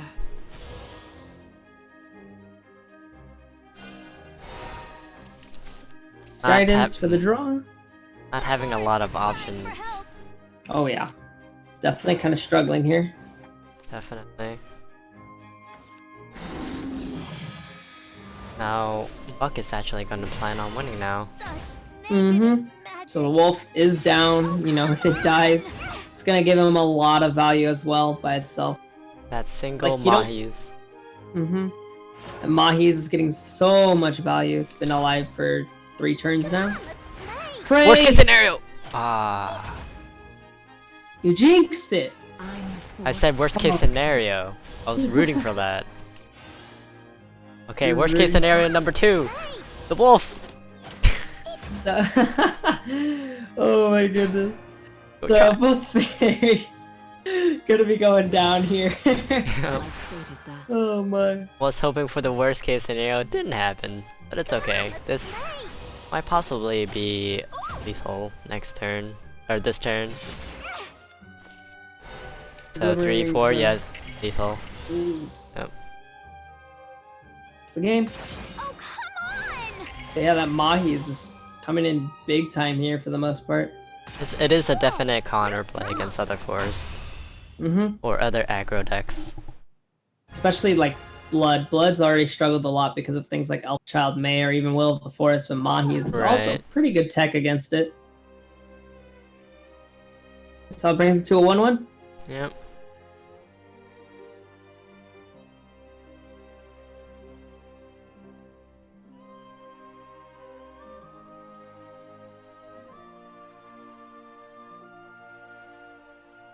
So what do we have left here now? So that was... We're getting a force versus Daria now.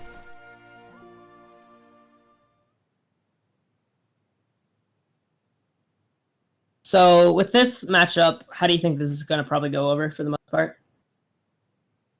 Still thinking Daria, but again, Runecraft. The thing with Force is that they can really come out with a lot of damage really quick. I guess you're looking for a fight. But we'll see how this one plays, or swarms. I still think Yeah, Daria that's- in this one should win. Ooh, especially Yeah. with this hand. Holy crap! Yeah, that's- Both players. Wow. Have pretty much the best hand, but the Daria player is going. Well, he doesn't have a Craig or a Clark just yet, but this is still pretty good with having an insight, and now it looks pretty bad. For Teaser. So the other thing is to keep in mind with Force too. I like the Lisa being right. That's a really big thing I think in this deck is that things like Piercing Rune, Crimson Sorcery can't really remove the minions if this is played at the proper timing, which can be a pretty big deal. And then if they're flooding the board with fairies, just a lot of targets on the board. Daria can kind of struggle against because it has a hard time if you're constantly flooding the board with fairies, right? You know, it's going to drop down the Ancient Elf, and he gets those 2 cards right back. Lisa's going to gain more value, and then on the turn 4 play here for Daria, it's just not going to look that great because Levi can't even do anything. Piercing Rune can't do anything if he draws into it. Missile can't clear, so that's going to be a really big deal here for him. This is actually looking pretty good for Noah already. Yep. Well, having to play the... Probably using that to bait, actually. That's actually pretty smart from Buck there. Yeah, when you see a Levi down on the field, you kind of feel inclined to just clear it, right? Yeah. It's a really big thing. He doesn't want it to live another turn. Of course, we already know there's another one in hand waiting. Goblin's feeling pretty hungry right now. Oh yeah. I'm here, everyone. So Lisa coming down now. See, face or trade the Levi. The other thing is too, if he does go face, he could just be predicting that his opponent probably has another Levi in hand. Most people are probably a bit less lenient to play Levi. Yeah, I think most people, I think you're right, but if that was the case, I might just go face. And then, like, I already played down the Lisa, so then, hey, you're gonna have to trade into my ward anyways. So what then? He does go for the trade here. Yep. Unfortunately for him, he still has to trade. You're done for. That means the Craig probably gonna end up getting traded too, but that means Crimson Sorcery doesn't really get to do anything here either, unfortunately. Right. Life's fate is thus. Will I take the value trade? He will not. Turn 5 now. Probably just going to be flooding the board out here. I don't really see much else unless he really wants to play out this Ancient Elf here. I think I'd play the Elf Girl right here instead of her Elf Knight Cynthia. Just going for 1 damage. No need to Evo. He does Sets it. up the Cynthia for next turn. Apparently I'm Pretty wrong. nicely. We'll go ahead and Evo there, just I think this shoving is for the face damage. I think this is the Richie play that most people have heard of. It's gonna Evo target and just go in for face. Yep. It's pretty relevant here, I'd say, just because he's forced to play a minion, evolve, and trade into that, right? Because if Cynthia comes down next turn, that's looking to boost a lot of damage. And then the other evolution, of course, giving an extra. And that's going to pretty much be the game if it gets to that point, so he has to clear out here. I think more likely he's contemplating on using the Blade Mage right now. That, and then maybe, and then that'll be it. If not, he can use the Craig and Daria and flood the board. In which case he's planning on doing that, but he's actually wanting to set up the board for next turn. Alright. Okay. Opting more to get a bigger board presence here, which is kind of nice. You know, Force player might be more opted to trade, but maybe not. So Cynthia coming down. Does he choose to evolve the Cynthia, or will he evolve a minion? So that's 3 extra damage, right? Plus 2 from Evo. You can so trade that'd be all of this 5. right here, not Evo. Yeah. It's really up in the air with what he wants to do, but he could push if he really wants to. Well, I mean, the thing something is, like Roach would really win, if he, but it's a hard choice, right? yeah, it could. He could run into a lethal damage next turn at 16 with a Daria going in at 2, a Blade Mage. So, Go ahead, trade. Get the board back though, because you get those 2 extra fairies. I feel like he's gonna go in for 4 damage.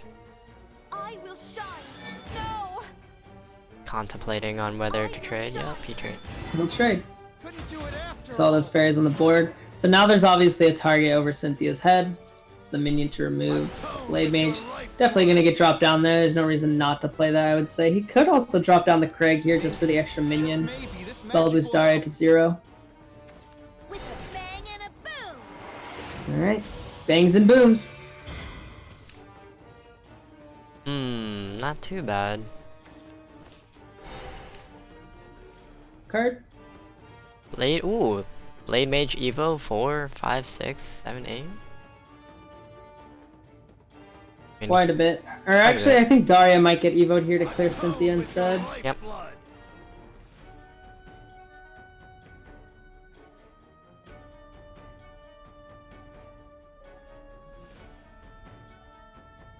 Would you ever trade both the Blade Mage to kill off the Cynthia with the Piercing Root and have the 7/7 kill the Tomb one?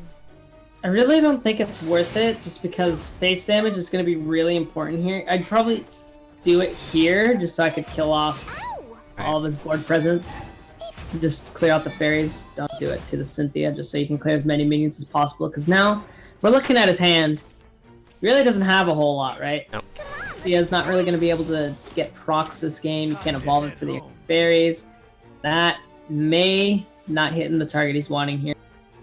He's gonna doesn't have to get ancient off that and pray. Yeah, if he doesn't get that Daria, gonna be a whopping 7 that can kill off anything right now. Yeah. He actually chooses not to play the other fairy for the ancient elf. Oh, this is fine. Gives him a board, so he can set up for Elfmine Cynthia next turn. How fortunate. Pretty fortunate for him, not so much for Buck. Flame Destroyer are gonna get played down for free here, actually. But nothing can be done with this, which means that Ancient Elf can't be cleared. this is going to be 9 damage next turn. Mm-hmm. We managed no Roach to top deck as a top deck lethal. But, well, that's what he needed to win. Pretty unfortunate there for him. So, see on the current board, he probably needs to. What does he do here? Cynthia reporting. Should he just push for the face? Well, let's see. What kind of card would he have? Does Unbelievable. Unbelievable. Pushing for face. he's pushing for face? I agree with us. Yeah. He would just need a think... Dance of Death to win, Mm-hmm. and no Dance of Death, so that's game. Going to Gonna Buck. close it out. Yep. Because he'd have to throw 3 minions into it. Could trade into the board here, but it doesn't matter because Cynthia's still around. Can't remove that. So, fortunately, he will be able to take the win here. They're picking on me. It's knowledge I seek. I'm Fortunate through. for Buck. Mm-hmm. Noah taking in the win with his forced.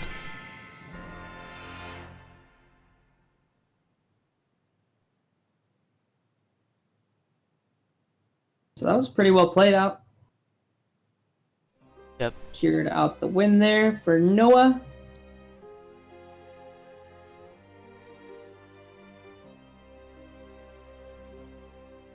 But yeah, those. I think the real winner there was pretty much the Lisa's kind of carrying the game, for the most part, just simply because Lisa, just avoiding the Crimson Sorceries from clearing out early minions allowed him to get so much early aggressive damage. Right. See, people in the chat are talking about the nerfed Gasp as well. It's me, guys. I'm sad about it too. Most of us are. Yep, it's my favorite emote. Now down to what it is today. So who's still left in this round here? Is there mini games or no?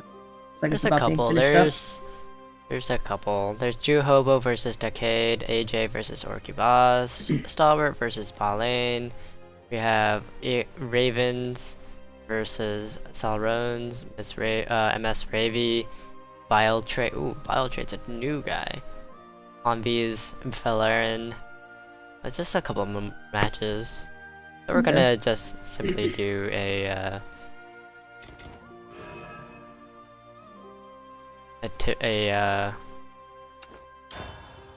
quick match while we're waiting.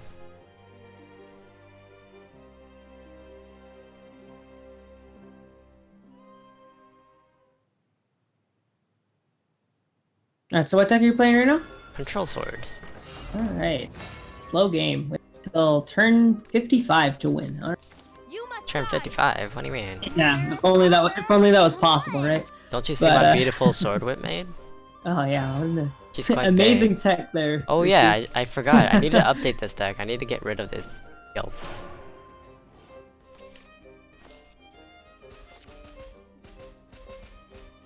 And you've got Unica turn 2. It's a pretty hand.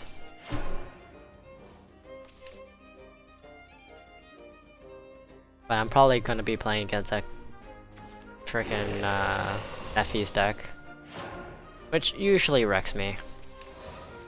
Usually. You have Odin in here though. I don't have an Odin in here. It's a deck that runs without an Odin. Oh, my heart just sank. Pact of another world this early into the game?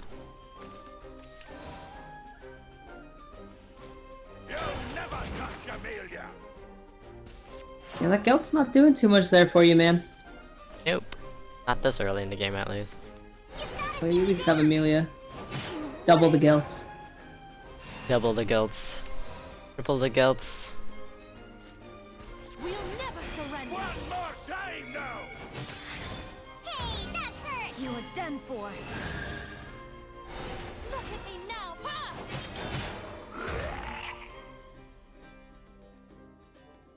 Now that I know I'm playing against a Nepthys deck, hopefully he doesn't have anything too crazy for this one. Whoa! Whoa! Turn 5 pass. See, okay, that's what I was talking about. So we were talking about Nepthys earlier, right? And how it can kind of struggle in the mid game, right? And right there, we saw like the perfect example of it. He didn't even have a turn 5 play. Turn 3 play got wiped out, so his hands turning out pretty bad for the most part. Death's means- Breath wouldn't even give him the ward here. Yep, which means he has a lot of high costing cards. Which I can be a little bit scared of, because Nepthys on turn 8 is going to be a pain in the butt. It's gonna have to Evo. Now the question is, do I even want to Cyclone and just push in for damage? Live long, Amelia. Or do I just want to go ham? What is the most... I'll just If you flip go the... Monica. Oh wait, he can flood my board right now. Ah, Foul Tempest, how I hate you. Yep. Mess with the maid. I'll just play this. Push in for 5. And... yeah, sure, I'll pass. Alrighty, show me that Foul Tempest. There it is. Oh, they always have Played it. into it. You played into it. Yeah, I played into it. Sad face. Bible thump. I know. But I pushed enough damage though. I still have my 2 Evos. Sky Knights, prepare for battle. Saber strike. I even want to Evo this? Yes, I do. It won't be long Because he doesn't now. have a Kawi. Oh wait, he can have a Kawi next Blood turn. won't stop. Saber That's strike. right. That's right. Alright, show me that Nephi's turn 8. Or not. He doesn't... Raided? Oh no, he wanted more So space. you wanted the board space? Yeah. Feast upon me. You beckon. Bye-bye. Let's do this. So this Whoop. is the end. Well, as long as he doesn't play a ward. On my blade, victory and prosperity are yours. Done in a jiffy. As long as he doesn't play a ward or another Kawi, I'd be somewhat safe. And that's the struggle here. Forcing him to play all 3 Kawis.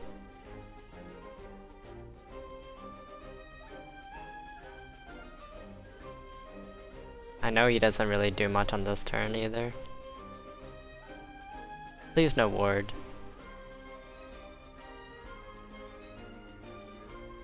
It's kind of nice too because the Aurelia can't be killed, right? Nope. Can't be targeted. Not targeted. Yeah. So nothing out of hand is just gonna be able to kill that. So Unless nothing it's like random. Brand or something. Unless Assassin comes out of nowhere. Lurching Corpse Necro Assassin. Yep. Here. Oh, that'd be huge. Nothing but a child. Oh. Did I jinx myself? Oh no, he can't play a Kawi now. He can't play a Nepthys either. So I'm actually pretty safe. We drew the Lurching Corpse. Oh man. Imagine. Play? Alright boys, we won. See? Easy match. I was The not. Healing Angel though. Right? Don't jinx me. Oh, Oh my god. Where'd he go? I thought you were Almost, going almost. to jinx me there, buddy. I would have had to fire you. It all ends here. be unfortunate. Saber strike! You're too Alright, so since I'm fired, I guess Richie's gonna be casting the rest of today's tournament solo. What? We have one more round to go. The pleasure was all mine. Alright, boys. Stay easy.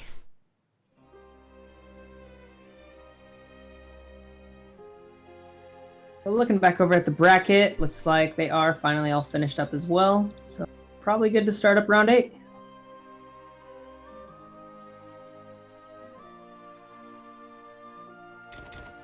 Alright, let's see.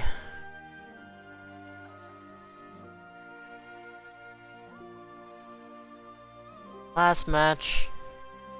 And the first match we are going to watch is Vernaster versus Shadow Shadet.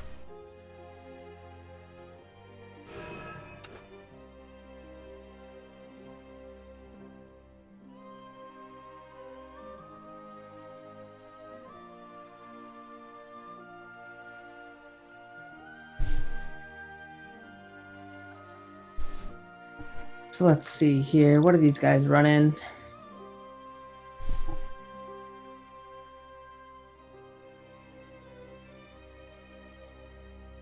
Vernaster running with the Forest, Haven, and Shadow versus Sword, Daria, or Runecraft, and Shadow. Or Shadows. Lots of Shadows.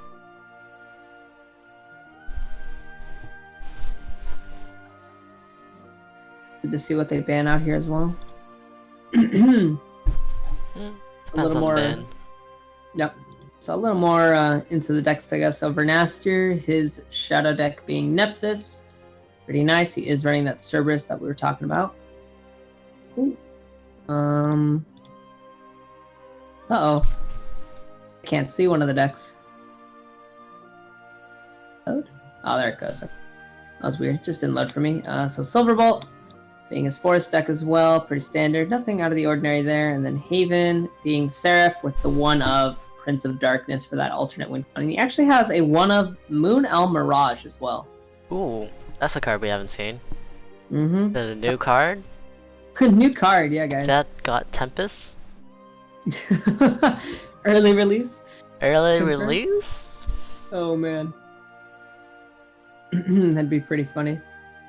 And then over here, though, for Shadow Shadet's decks, they are running for their Shadow list. It will be aggro, actually, highest card being Cerberus here. 5 mana, pretty standard list. Is running Attendant of Knights, but no Urds for it, actually. Interestingly enough, so the only ways he can kill that off is one through soul conversion, or 2 by throwing it into a ward.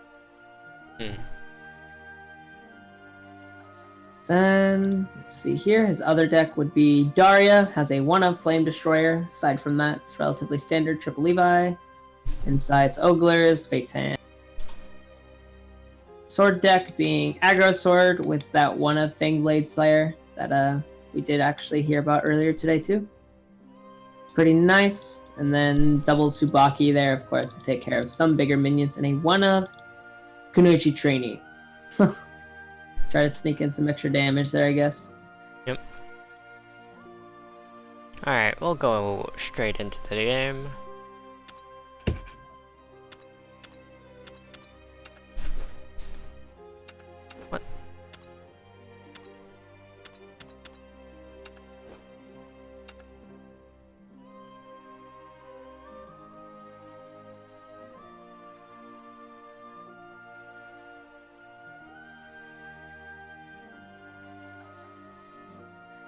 Is the lobby number wrong? Oh man, no, we were going to watch this. They wanted to make a draw. So we're gonna go into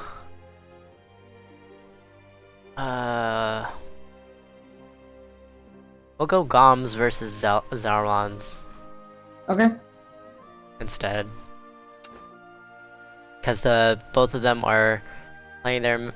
The other ones are like saying, "Hey, can we just make a double draw? It's like 2 o'clock in the morning. I just want to go to sleep." I'm like, okay. I'm like, It's understandable. It's pretty I late. mean, yeah, it is pretty late. Meanwhile, the rest of the guys, they gotta make sure to play.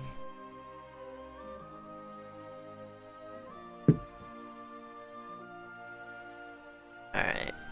Have Goms versus Saurons. So let's see. Zalrons is running Sword, Blood, and Forest. Goms with his Haven, Sword, and Rune.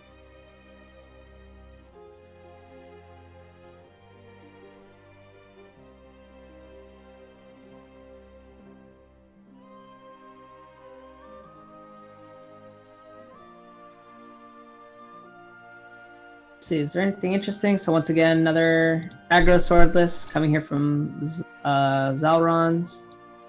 And Control Blood, no Prince of Darkness for a win con here, so it's just going to be probably Temptress Vampire going for face, or some kind of other minion, I'm not really sure. It's always the odd thing. Why do you think some players choose not to run Prince of Darkness? Their blood Control? decks? In blood Yeah. decks? Probably because they don't have any ramps. I mean, I think the most that they can do just in order to win is just Bahamut and Odin's. That's sufficient. Some of them actually do run it, but maybe as a one of. It's definitely interesting to see here. It kind of plays a little bit slower, so hopefully it won't be punishable here. And then Forest, typical Silverbolt, going to be coming in there. Well, Right. and then for Goms, Haven, typical Guardian Sun, has one of Prince of Darkness, one Dark Angel Olivia. Odin's has one Lucifer as well. Pretty standard for the most part here in this list. His sword deck, though, will be Control Sword, running Olivia, Bahamut, and Fangblade. Higher cards, of course, Odin as well, and of course, Front Guard General. Double Subaki. Then his Rune deck. Ooh, finally, we get to see Dirt Rune.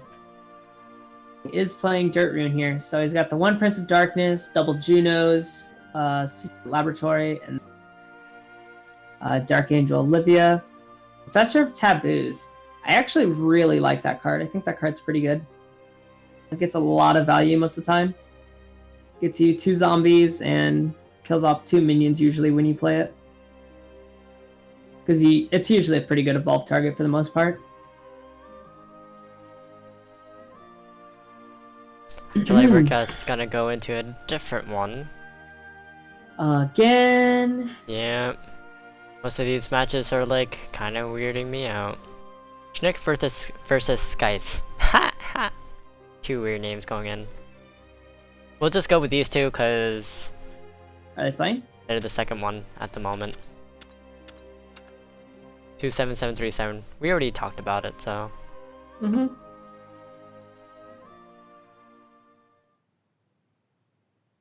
Last match of the day. You hear how these guys are going to be playing out against each other? Prepare for defeat. I guess you're looking for a fight.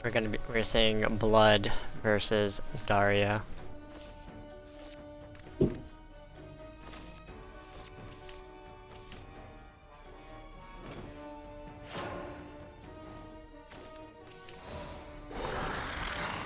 Gambling Wraith. Looks like it's going to be Aggro Blood, though. It'll be pretty aggressive, but this isn't Daria. Looks like it's Dirt. Oh, you're right. It is Dirt. Alright, so me dirting stuff up. It's kind of weird when Zero. you're so used Just to because. like seeing Daria's. I know, and then it suddenly gets switched. And it's like everything's wrong. What is going on? This isn't Runecraft.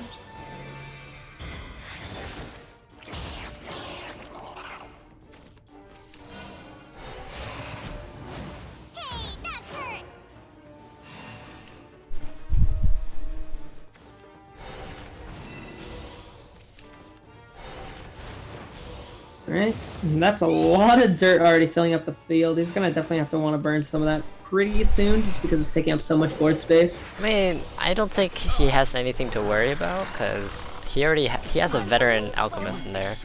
And whatever damage he does on this turn, like... Is irrelevant. Yeah, like, he just healed it back up. Mm-hmm. Hello? Hi? Ooh, that Junos. That's gonna be a working machine later. Oh. Next turn we're going to see an Amp Lancer, and this is the part where we're going to actually see if the Dirt Rune is going to stabilize. He doesn't have his Calamity either. Mm-hmm, that's a really big thing here. If he had Calamitous Curse, it'd pretty much clear out this whole board except for obviously... Or no, he would clear the Imp Lancer because it's 6 or less. It won't be long now. If you have a Earthright out. I can be graceful too. But yeah, now he just has no way to actually deal with the Imp Lancer, so that gets to live for 2 turns. That actually just that ends the game. That actually ends the game. Yep. That's unfortunate. A little too slow here. Traded? Didn't see... Wait, didn't Was see lethal? Oh wait, he doesn't have Evo. Ha! We're both wrong. Wait. He didn't have he Evo. had 4... He didn't have Wait, Evo. did he sacrifice a 1/1? Yeah. Oh, okay. No, he didn't have Evo at all. Like he didn't. But he had a Razor Claw.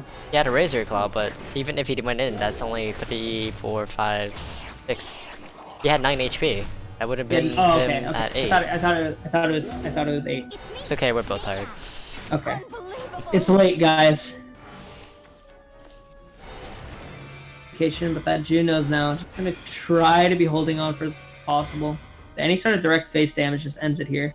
And that's unlikely the case because...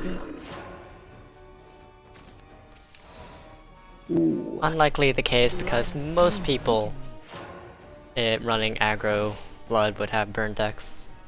Mm-hmm. Unless he managed to just keep going face from this point forward. So definitely smart of him to be keeping the Vania here as well, just so it can't get removed off the board. If he does end up drawing Summon Bloodkin, it's another out for him.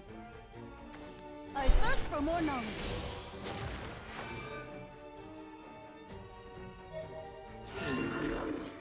Juno gonna make another one, no need to play it.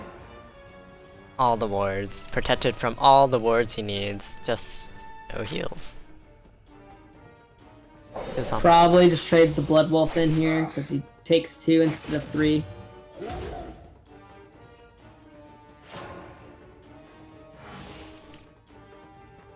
Out. We'll see what's going to happen here. So obviously no aggression really going to be coming out from the dirt side, so it's going to be a bit slower. So we'll see what's going to happen. We'll die off next turn. So this is actually where it will all be determined. Doesn't have it. I'm back. Alright. Oh, where is all this burn deck? There. I'm pretty sure he's running like a cajillion freaking demon strikes, right? Shed tears of joy, I've arrived. Guess not. I seem to have lost. So that's going to be the game. No! You can't lose like this. You only needed to do 2 more damage. That's a little bit Sometimes unfortunate. it's not enough. Yeah, not enough. So the win goes to Scythe. So Schnick needs to pull it out of his arse somewhere.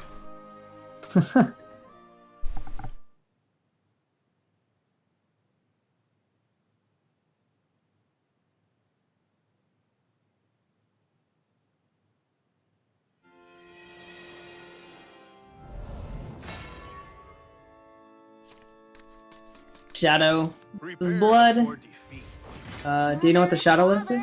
Come on. No, I do not. Aggro. That's aggro? Oh, well, what do you know?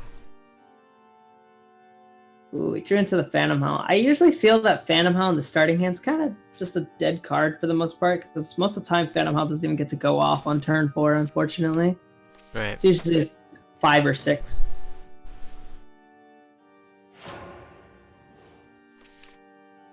Right here. Just pretty much the perfect curve for blood. It's also not too bad of a curve for the Shadow player too, as long as he draw into his 3. Mm-hmm.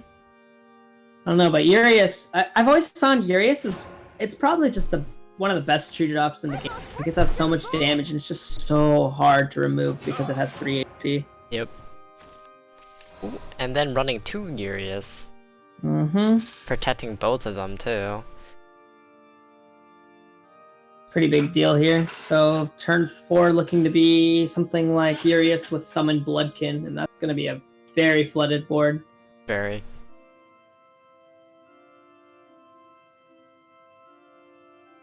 Thinking real hard on what to play here. I'm powerless for now. Goblin probably just goes face. I don't think there's any real reason to trade here. Oh, he does trade. Not much. So he does value at having 1 less HP.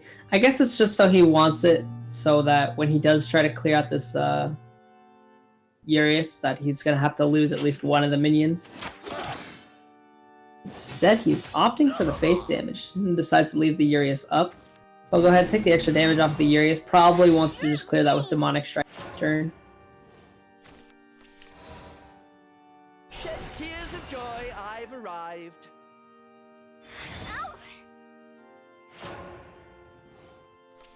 Haha, why should I just play my own creatures? Oh, it went to target. Okay, this is good. I like this. Yeah, so now he gets the board, he keeps it. Urias is gone, so that's definitely nice. And of course, if he attacked with the Lyriel, he would have lost it, and his opponent would have gotten the extra bat. So I definitely like that play a lot more. Only thing is that Phantom Howl is not gonna get much into anything at the moment. It's only it gives him 2 ghosts right now. And Phantom Howl is such a dead card, and he has Voices of Resentment, which is just Phantom Howl but lower cost at this point right now. Phantom Howl, for those of you who don't know what it does, it summons 2 ghosts, and at Enhance 8, give the summon ghost Bane. Yep. But it looks like he's actually, yeah, it looks like he's planning on going the offensive and going face this turn. No. Oh, okay. Ooh. Still fighting for the board. Animated. Why he chose to involve Skull Beast there. The Skull Beast could already attack, right? Yeah, Skull Beast could already attack. It was a 1/1 though. Yep. Probably why he just values having a lot of minions on the board. Both sides just kind of fighting for the board back and forth, but I think it'll go over to the Blood player just simply because Phantom Howl, it doesn't actually give you board presence, right? It just gives you big burst. It's the big thing. It gives board presence only if you really want to trade in. Trading 5 1/1s typically doesn't do too well if these evolution points come in onto bigger health minions like Implanter.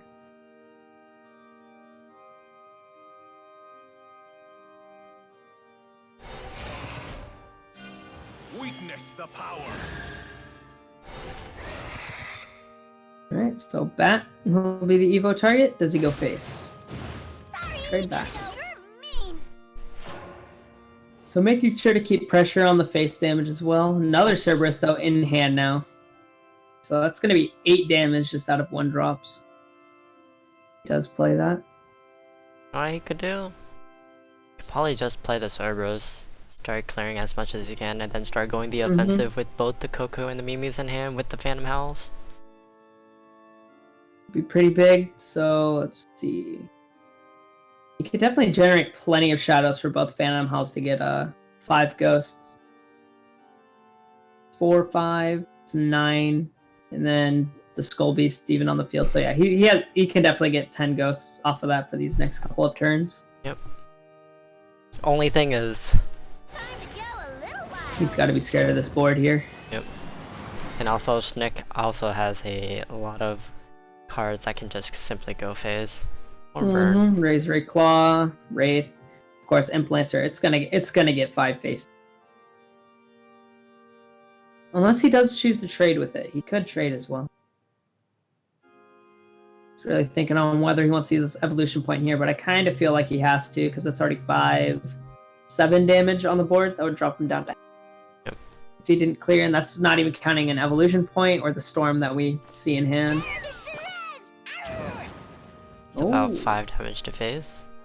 Want to play? I haven't let loose lately. Cerberus will clear out. But yeah, that's kind of the unfortunate part here now, because Phantom Hell. Or wait, actually, he can kill. I was gonna. Or wait, can he? So that'd be 5, 9. 3, no, not quite. He's 3, he's 4. barely off. He's off by 1. 3. 6. 2 off. It's 12 off. 2. Yeah, he's 2 off. If you did the Razor Claw, Evo the Blood Wolf to do 4, so that's what, 7? And Oh no, Blade I was counting shadow damage. Oh. Because he's also 1 off, right? Yeah, right. Both of them are. Both of them can't win this turn. Mm-hmm. But this Luna, the shadow player, is gonna be able to win this one. No matter, yeah, for next turn. It's at 12, right? So 4. So what is it? Next turn 7, right? So 5 plus 6, so that's 11. right. And then that's it. You can't play anything else. That's actually pretty risky. Now he wins. Yeah, for sure. Now he wins. That's the game. That's a pretty beastly 7 damage to the face. Yeah, I was kind of going for the greedy play there, and he's definitely gonna get that one. It's gonna get punished. Oh no, don't do the BM. Alright, well. The Mimi's cute enough.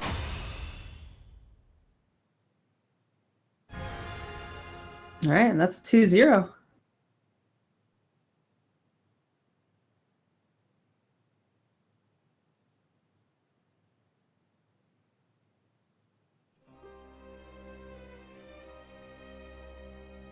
Scythe there with the 2-0 victory, pulling on ahead. Alright.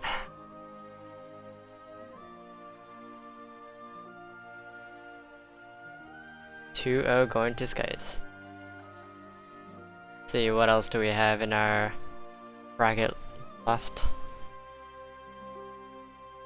We can actually catch up with EXG Gums.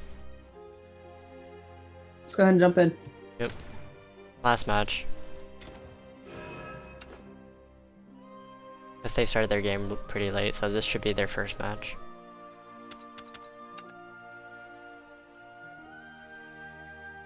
Oh, never mind. Second match. But Zalron's winning. Okay. See who has the upper hand here. We're from the perspective of Goms, correct? Yes, we are. Okay. You must die. Time to get started. Both sides playing control decks. Oh boy, this is going to be a long one. Force is banned, so we're going to be seeing a sword versus blood. Mm-hmm. And he won with his blood. So Goms has to sweep.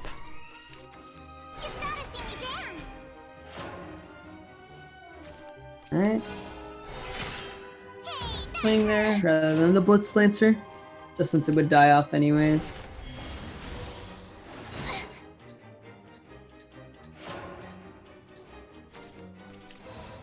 Ow.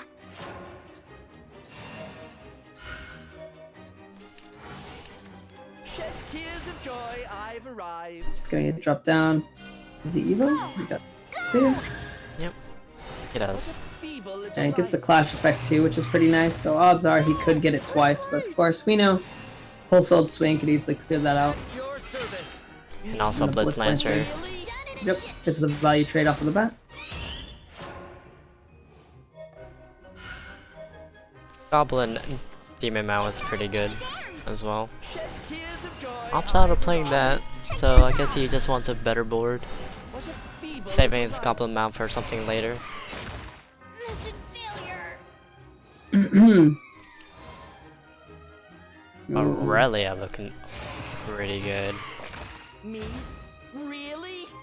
Me? On my blade, victory and prosperity are yours. You are done for. It's not gonna be able to do anything about this one either. Power. Not playing around Aurelia 2017. Really unfortunate, you know, Aurelia could just won't live another turn, but it's gonna get a lot of value out of it, right? Because you can't kill it with anything like Dance of Death. And Revelation is pretty much the only card that could really deal with it, but he's not in Vengeance range Okay. to evolve that and Can I have- trade whoa. everything in just to clear it. Oh. This is perfectly fine though, because you know, he has all these other answers in his hand, preparing for whatever comes out. Yep. I will abide. That, fortunately, most control. Golems know that most control runs Odin, so definitely gonna get whacked in the face for this one. Oh yeah. Let's see here. Probably plays down a maid leader to search out for another commander. Welcome home, Yep. sir. Finds Oh. Aurelia. This is not too bad, but not a third creature. Yeah. But then again, dropping Aurelia here it doesn't really matter when you play it, because when you do, he does have the Revelation in hand, right? And Right. Aurelia is always going to die to that. So I don't think he's too worried about it getting targeted. You know, could use the Vampire Kiss. It really won't do Question too much is- to it anyways. Is he planning on evoing the front guard? Yeah, to get over this Goblin mount. That's the really Yeah. big thing here. It's because it is 7 HP, and that's a lot to burn through. And he doesn't have any great way to really do that. He could play Albert, but I assume he's probably really wanting to save that here for turn 9.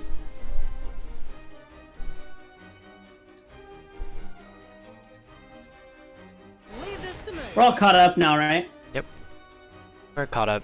That's why it's taken a while. Mm-hmm. So he won't. He'll just go ahead, take some damage off of it. Unica or the Vet Lancer could clear it out by themselves now next turn. But that Unica, getting that heal. You pronounce this Unica? Unica. Unica. Will not fall. Unicorn Dancer Unica. I pronounce this Unica. You As could in say that's unicorn. Unica.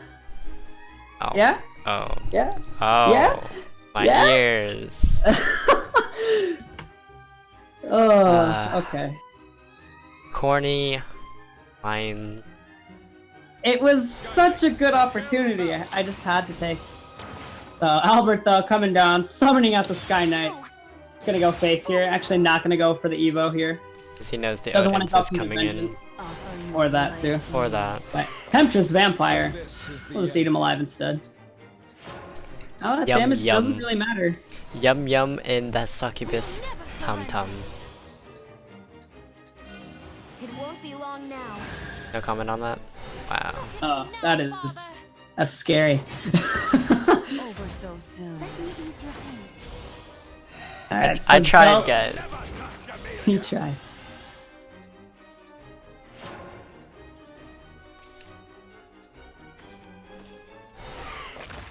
Oh, that vampiric kiss though. He has 2 of them. And that's the thing here, right? Like blood, it heals so much, can clear out the board pretty constantly, and always have a relative board presence for the most part.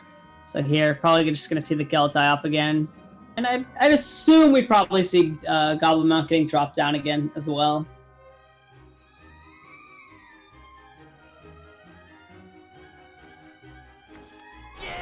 There it is, the Goblin Mount Demon. Mm-hmm. Let me ease your pain. Actually goes for the Healing Angel instead, so he doesn't really mind for the board currently.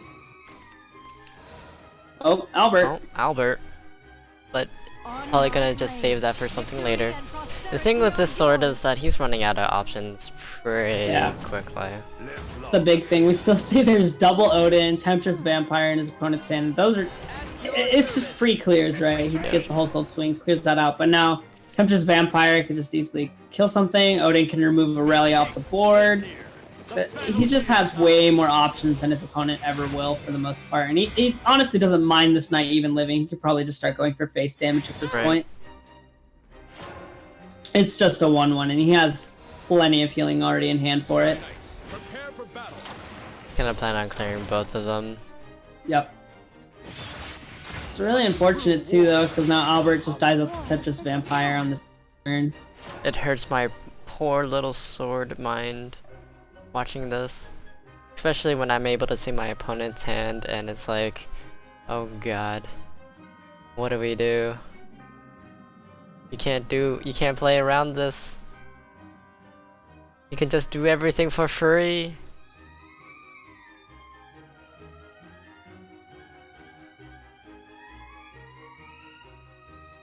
And his opponent taking a little bit of time thinking on what to do, but I think the play is relatively obvious.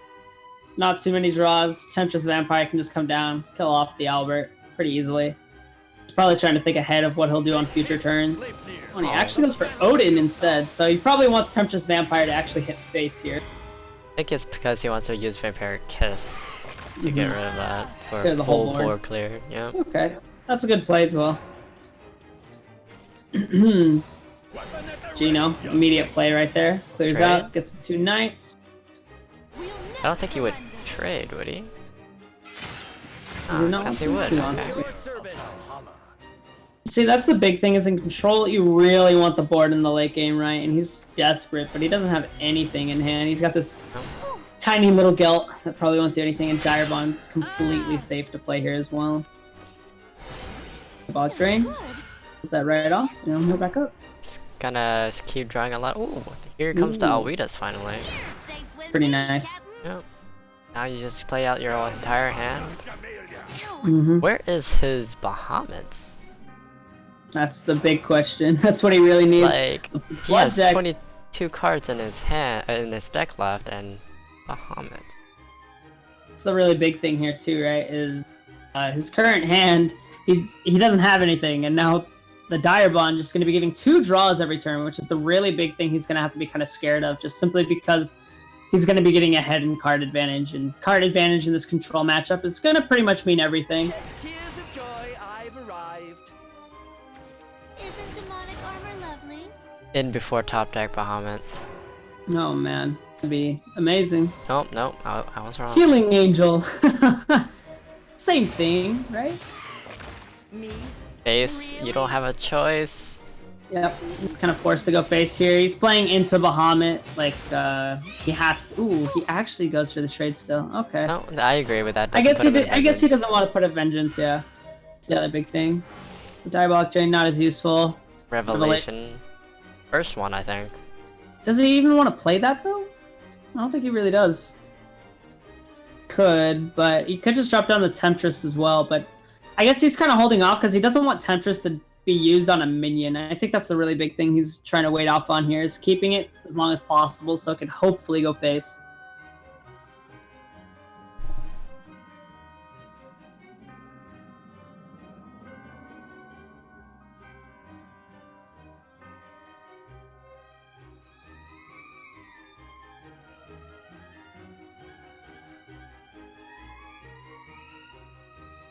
Let's see, what Hmm. is he going to do? I can play the Temptress, or I can just start healing myself. Mm-hmm. Hungering harder, let's kill that out. Will he go face? He'll go for the trade. That's a lot of cards Alright. you used in one turn. Yep. But he will still be... Oh, there's the Odin. Ooh. But So- does he play it? Do you Is it want... worth it? Oh, I guess it is worth it. Worth it. Worth it. Because thinking, what if his opponent gets Bahamut or yeah. something, right? So then that's the really big question. Again, both players do not have Bahamut yet. Ooh, and that's the queen. Giving him 2 wards. Both are bats, Pretty big deal getting here. it in 1-1. That's just gonna be his turn. Nothing else to really do there. Oh, yes, Oh. there it is. And that's actually pretty good too, because now Temptress can't be targeting that. Yeah, Therefore, it forces out the revelation here. Yep. Another Dire Bond. Dire Bond another time. Ooh. Get your 2 Bahamut's, which is at the bottom of the deck. I would say Dire Bond here is actually not a bad choice, because if he Dire Bonds, he can still, he'll just do the Revelation. But if he did Dire Bond, he could still cast out the Diabolic Drain as well, but doing this is still value, just because he still has that option, right? Ooh. He draws into the Odin when there's nothing on the field.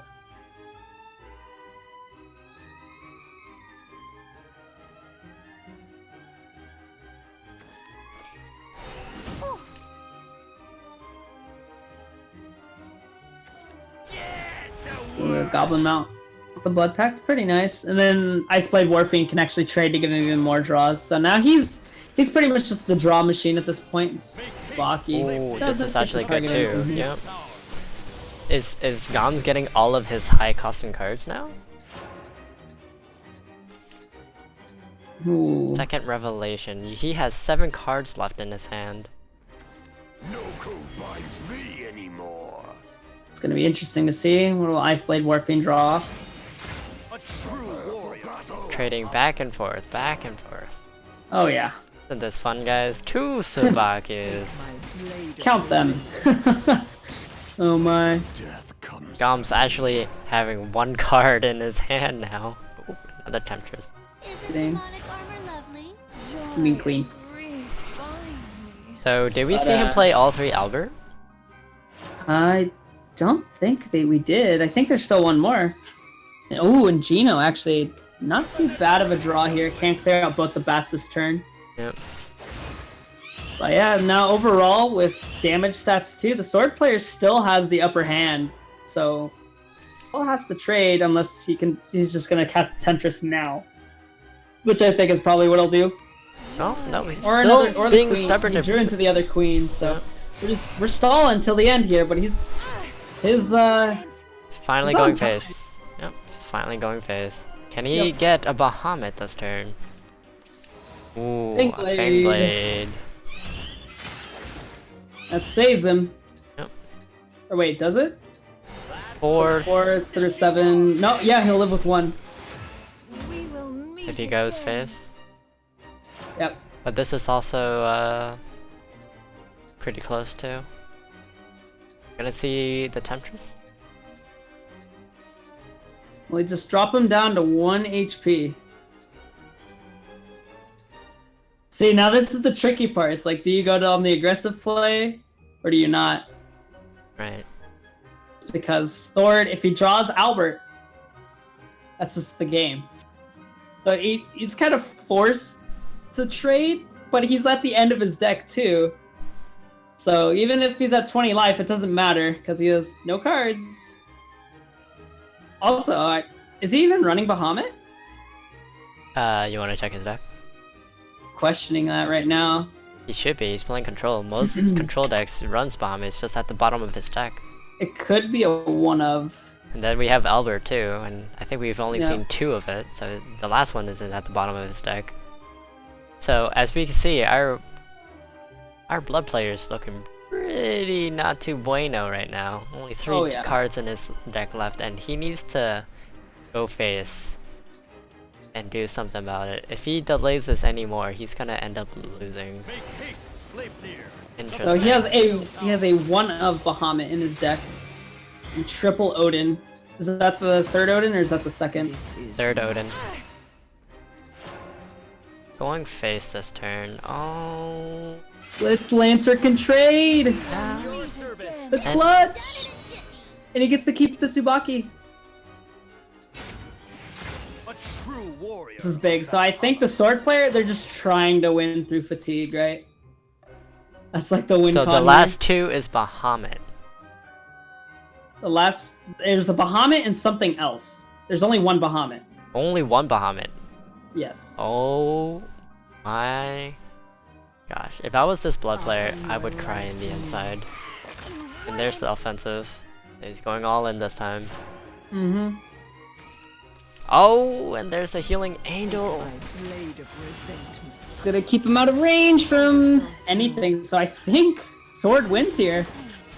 Wow. Even though Blood's had the card advantage this whole time, they've had a bit too much of a card advantage. Control Bahamut. source. Oh, there it is. Here it All right, goes. it's Moment down of to this. truth. Moment of Can he truth. win? No way! Oh my No god! way! I'd be in tears! 1 in 11, 1 in 12. Oh no! Not like. Oh no. Zalron's. Last card was a hungry. I lost. You're tough. Oh my goodness.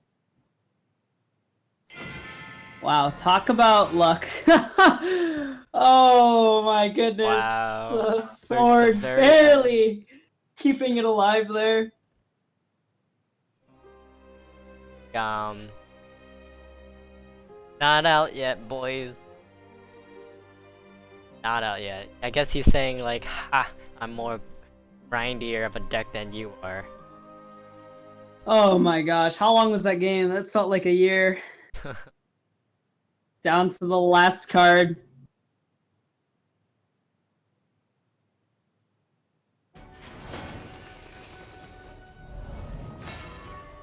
Oh, I'm playing that. Is fighting and despair all you know? Haven versus Time to Blood get here. started. Alright, what kind of Haven deck is this?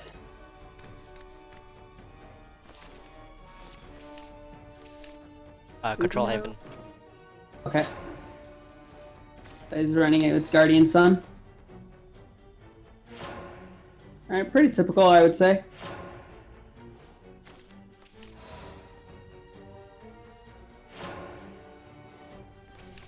So both sides gonna have a relatively slow start here. No 2-drops gonna be coming out for either one of them. Prison Priest is just gonna be the play, more than likely. Unless he wants the Sacred Play. Okay. It's respectable as well.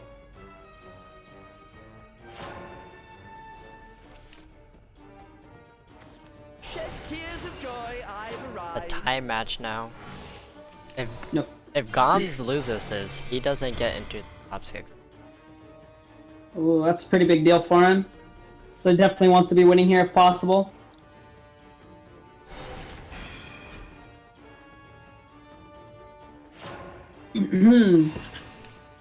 Zaron's guaranteed. Zaron's is also guaranteed. If he loses this, he also doesn't get into the top 16. They're both Oh, two okay. lost, So they're two both match lost. they're playing for top 16 then. Yep. These are the Right, two so- that playing for top 16. Show you something. It's all or nothing, guys.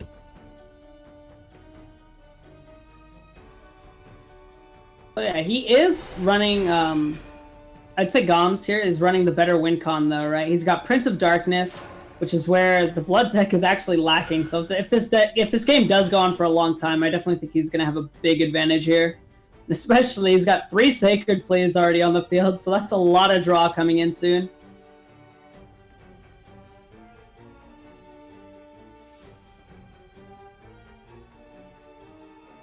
Let's see what he's planning on doing. Shed tears of joy, I've arrived. Okay, a bite. What a feeble little life. Now he just needs to have his Haven Toodaloo. to outplay against the all the Odins. Your evil deeds Cudgel gonna get end good now. value here. Just clear out that Vite with the Banish and then trade into the bat. And then he gets to save the Themis for even longer. So that's the really big thing here too, is that Themis isn't being forced out early, right? So these Themis' Decree is just gonna gather so much value here in the long run. Pretty sure he just plays the Bell Ringer for the other draw. Gets out of space in his hand as well. But yeah, these Sacred Pleas just going off one after another, so he's gonna have so many options to be playing with here. Keeping up with this Dire Bond for sure. Try this on for size.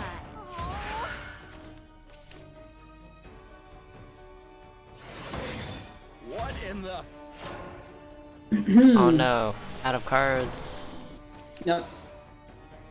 You've gotta see He needs Playing to stuff down. play out multiple different cards right now that he doesn't mill out. Let me ease your pain. Really nice. We're here. Has just enough space. Real battle begins. Let's go ahead and trade here with the Healing Angel as well. Will survive on the field. And then those two Unicas, definitely want to be able to remove those just because those would get a lot of value if you allowed those to live. It wouldn't get any healing right now, but that is 8 damage he's facing on the board as well. Yes. Discard a card away. Hungering Horde clears that out just fine.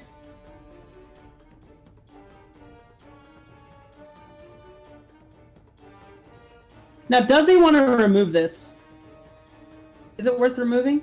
I don't think it's... So remove it. It's just, Why not? I don't know, he has a lot of healing in hand, so he could have just opted not to. You know, 4 damage doesn't really mean too much to him, especially since he's blood. He can always just heal it right back anyways. Or get vengeance procs. And now Third all Samus. 3 Yep. Themis in hand. No Probably just end up Seraph. dropping a Tribunal here with a Radiance Angel. Or no, he can't drop both, never mind. So the Prison Priestess with the Radiance Angel. I like Or this. Lion. That works as well. I would start Keep the saving up my healing heals. And the draw. Yeah. Also, keeping a draw isn't too bad either. I always like it when players tend to keep draws and then they play something like Prince of Darkness down, so then they can draw deeper into the Apocalypse deck for more answers.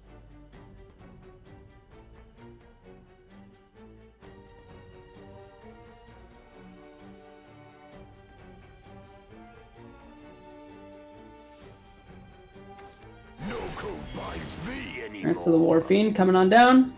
We'll get that free proc for a draw. Toodaloo. And Direbon. Alright, now the Tribunal with Radiance Angel. I think. I don't think there's really any other better play, unless he just doesn't mind it. He can Scripture it too. Yeah, I think I Fine. like that play better. Yeah. Mainly Oh, because my. Tribunal is just a little bit random. This one is like near guarantee, but technically this Yeah. is not really random. But you know, Tribunal is random as well, but it like It the counts as opponent's 2. not playing a it counts as 2, and his opponent's not playing a whole lot of minions, so Tribunal is gonna get better value because Scripture has the requirement of 3 defense or less. right? Bow to this undying love. The darkness. So let's see here. So he's actually gonna be able to keep this board unless he wants to pop his Themis here. It's not a bad thing to do. He already has 2 in hand, so he doesn't really lose much anyways. So it's pretty much just stalling until Prince of Darkness finally comes back.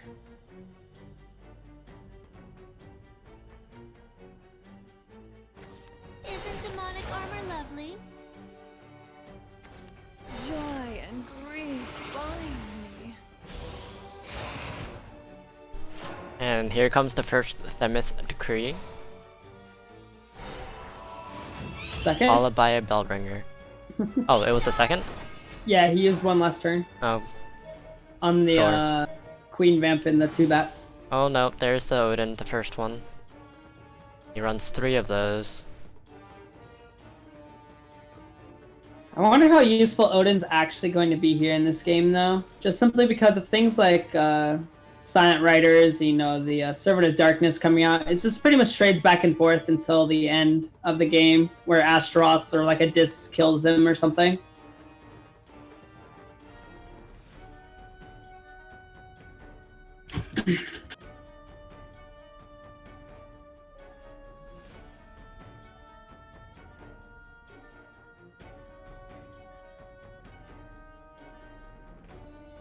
Taking a lot of time here, contemplating what the play could be. There's nothing really great. There's no reason to really remove the Bell Ringer either, so he's probably just gonna play cards here for tempo. Not like you're gonna Diabolic Drain a 0-2, you know. Yeah, exactly. There's no reason to, right? He just suicided it for the draw. Yeah, he's like, damn bell it! ringer He's angel. like, damn it, I needed that draw. Why didn't you just do it for me? Exactly. Curate, though. Not gonna heal for anything. Just another big minion to have out on the board here.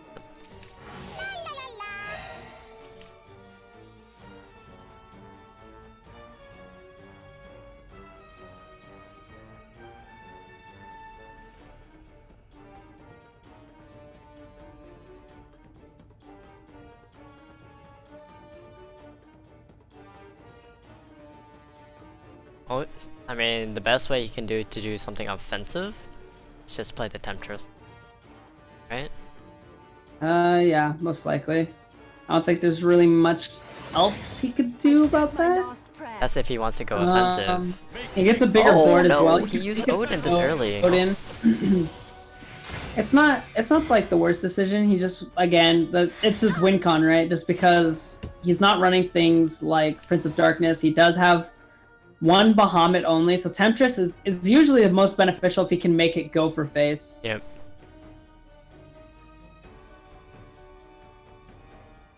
Will he use his last Mr. Curry on this, or would he use Tribunal? Again.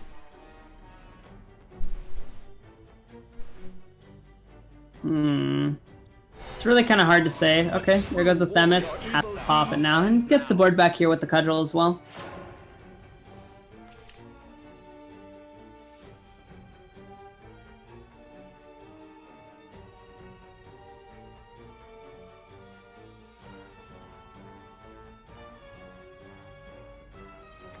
Let me ease your pain. Alright, Healing Angel now coming down. Queen Vampire being the answer as well, and still searching out for that Prince of Darkness. Nowhere in sight, and he's already down to the last 14 cards.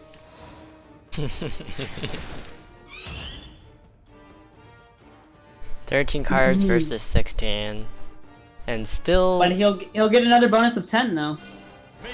So Quick question. He does run Seraph in this deck, right? No, this is Prince of Darkness. Oh, it's Guardian Prince Sun. of Darkness. And he doesn't run Prince of Darkness. I mean, he doesn't have it in his hand yet. So it's at the bottom 13? Yes. Same case scenario? So it's gonna be... It's Satan versus I feel Bahamut. like it's gonna... yeah, pretty much. And so I feel like we're gonna end up seeing a similar situation as to the last game that we just saw, right? Right. So that's gonna be the really big thing here is it's gonna go down, and then he's just gonna have an advantage again. You know, he'll probably wait until his opponent is below 10 cards, just so he ends up drawing out, right? That's the really big thing here. But he is losing a lot of HP with these Temptress Vampires coming in. Tribunal will have to clear though. Probably jumps on a Healing Angel with Temple Defender, or just waits off. Or just waits he off. He could choose for that.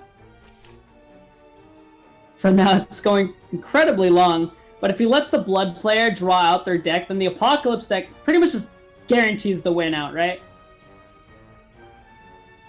How have we not seen a Guardian Sun get dropped down yet? We haven't seen Guardian Sun, we haven't seen the Prince, we haven't even seen Olivia yet. He actually has Olivia in here too, and Lucifer. So there's so many cards. They're all at the bottom 10, and then Dire Bond goes off. He's definitely searching. Oh, there's the Guardian Sun. There's the Guardian Sun. We see it. There's the Guardian Sun. Beautiful 2-mana card. Guardian Sun actually helps out too. Yep, you can play down the Curate with it. Turn. Now taking a lot of damage as well. Oh, okay. Oh no, there's here. there's the... Probably predicts... Is he gonna use the blood? Would you do it to get push yourself in vengeance? I mean, you can heal yourself back up with Diabolic Drain, but... Could, but I don't know if it's that worth it. He might just opt for a hard cast Revelation here. A true warrior of Valhalla. Get to work. Okay. Tribunal is easily gonna get rid of that. Or an Odin. Right. 3 and 10 of the cards that he needs to win still not there. Past turns. Oh man, this is going on for a long time. All their win cons sitting at the bottom of the deck both games in a row. Feel bad for frickin' Zaurons too. Oh yeah. He's really wanting that Bahamut, but of course Bahamut's so easily removed here by Haven, right? He's got Tribunal. He has already used the Themises, thankfully, but Tribunal of course just moves it, just gets rid of it so easily. Because it's usually the only thing on the field. What do you even do here? Revelation disc, sure. I mean, you have 2 of them. You have 10 cards left. There's no good play, right? Like. I mean, he can play Odin, get rid of the 5/5, and go in for 3. Hey, I'm Aggro Blood now. I'm pushing damage. Doesn't really work out all too well there for him, No, though. it doesn't. Probably contemplating whether to use Revelation. This next turn, he can actually push in for 8 damage. Does nothing on this board. That's not something you pick. Pretty interesting to see. Kind of curious how he does play it out, but I really just don't see this matchup going favorable for him, especially with how stuff is starting to turn out. And hopefully the Haven player now draws into Prince. Nope. Radiance Angel will draw it. Yep. I would Right. Radiance Angel into Right. Tribunal? Unicorn. Yeah, the Tribunal's fine. Odin's definitely going to be saved here for the Bahamut, though, I would say. So he wants to keep that for as long as possible. Now, if he gets a Satan on the last turn, he's going to be able to come back with a full 10. Oh, yeah. Which would be really big, and then his opponent just decks himself. Even at this point, his opponent's going to end up decking himself, right? Because he's got Dire Bond, he gets the natural draw, so now he's down to 8 in the deck, and so he already wins with just the Prince of Darkness deck, even if he plays it next turn. Yep.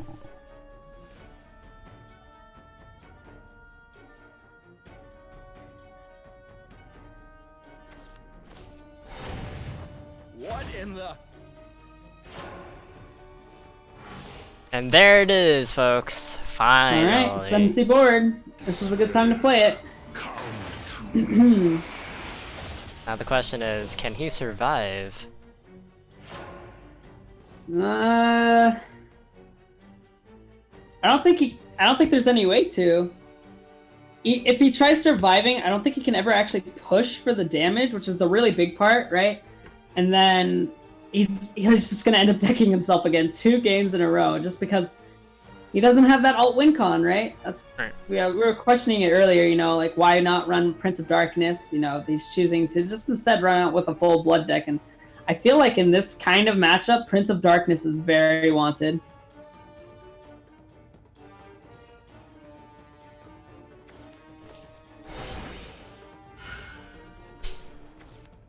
Sure. Alright.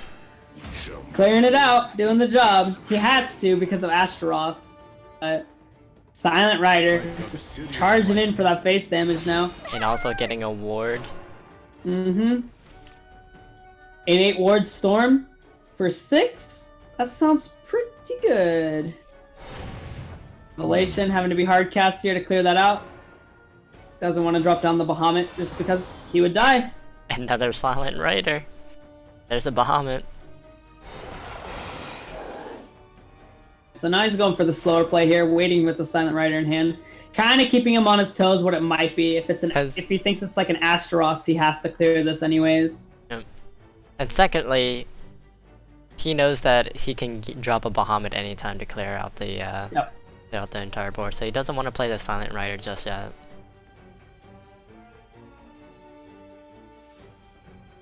But thankfully, well, not thankfully, but the good part is Baum's come prepared with his own Odin. Alright, forces out the Bahamut, but Odin already here, able to answer. So he's going to end up having 3 cards in his hand from the Apocalypse deck before he plays one. Make haste, Sleipnir. So yeah, that Odin, been waiting for like, what, 7 turns or something crazy? I don't even know More at this than point. that. Yeah, more so he's been waiting for a Turn real 22. long time. Yep. Yeah, so I don't even know at this point. So like 10 plus turns.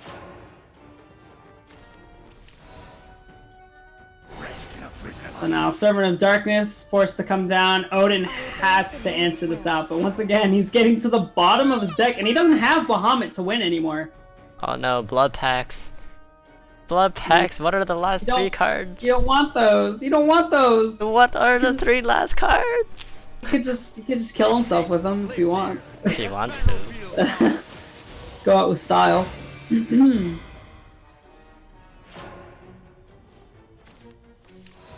This damnation. This. There's a Silent Rider. At this point, he's just Oh, gonna trade. You know he has the win. Yeah, he's He's BMing going at for this the point. slow- yeah. He's going for the slow, Come long on, out Goms, drone you're win. torturing the guy. Broke back. Let me ease your pain. He doesn't want him to have any chance of coming back here whatsoever. He wants his opponent to just kill himself pretty much with the Blood packs. fatigue here, or the blood. Well, he doesn't know about the blood packs, but he knows he's gonna have to fatigue, right? There's no way he could push enough damage. He's played both Temptress, he's played Bahamut. Especially since Goms know his entire deck already, and he knows that he only runs one Bahamut, so he's like, oh yeah, I got this. That's the really big thing. You know, here in these rounds, you don't get to know what your opponent's playing, right? But he gets to know what he's playing in this deck, because he went through the entire deck last game, and he's gonna make him do it again! Oh, man. Oh, he can... Oh, not yet. Can't win. Can't Not win yet. just yet. It's gonna push him for 4 damage. Ow. Right. Aw, man. Alright, he finally clicks the concede button. He knows it's too late. It's There's like, no way. there's no way. He should have just surrendered after the Bahamut. Oh, yeah. There was no going back from this. Yep.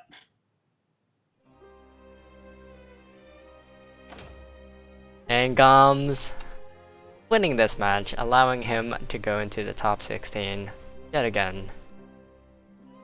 Zalron's here. Gonna be having to drop on out. Dang, all the way down to the end for those last 2 games, though. But both players were completely on edge. Yep. And we're gonna go ahead and switch over to the display capture to show the final result after I refresh it.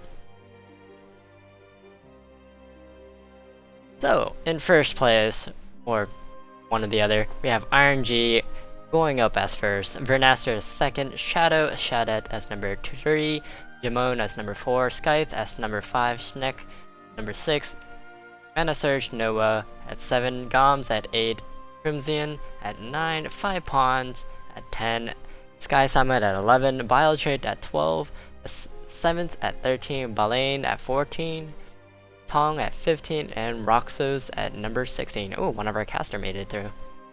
Nice. And then the one that didn't make the cut, who also had the same score, but not exactly the same tiebreaker. This thing. However you pronounce that. However you want to pronounce that. And then Hobo.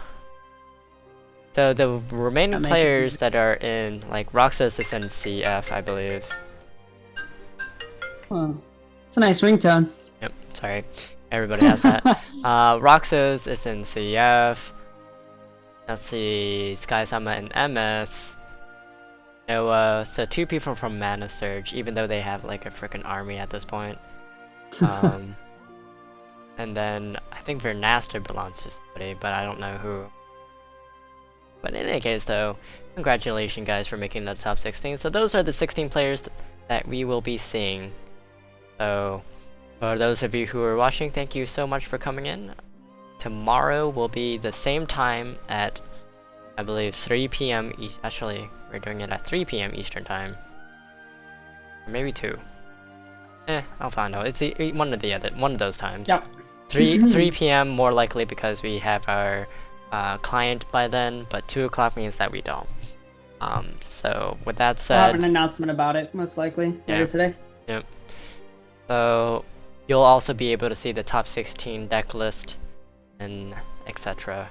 So for those of you watching, good night guys.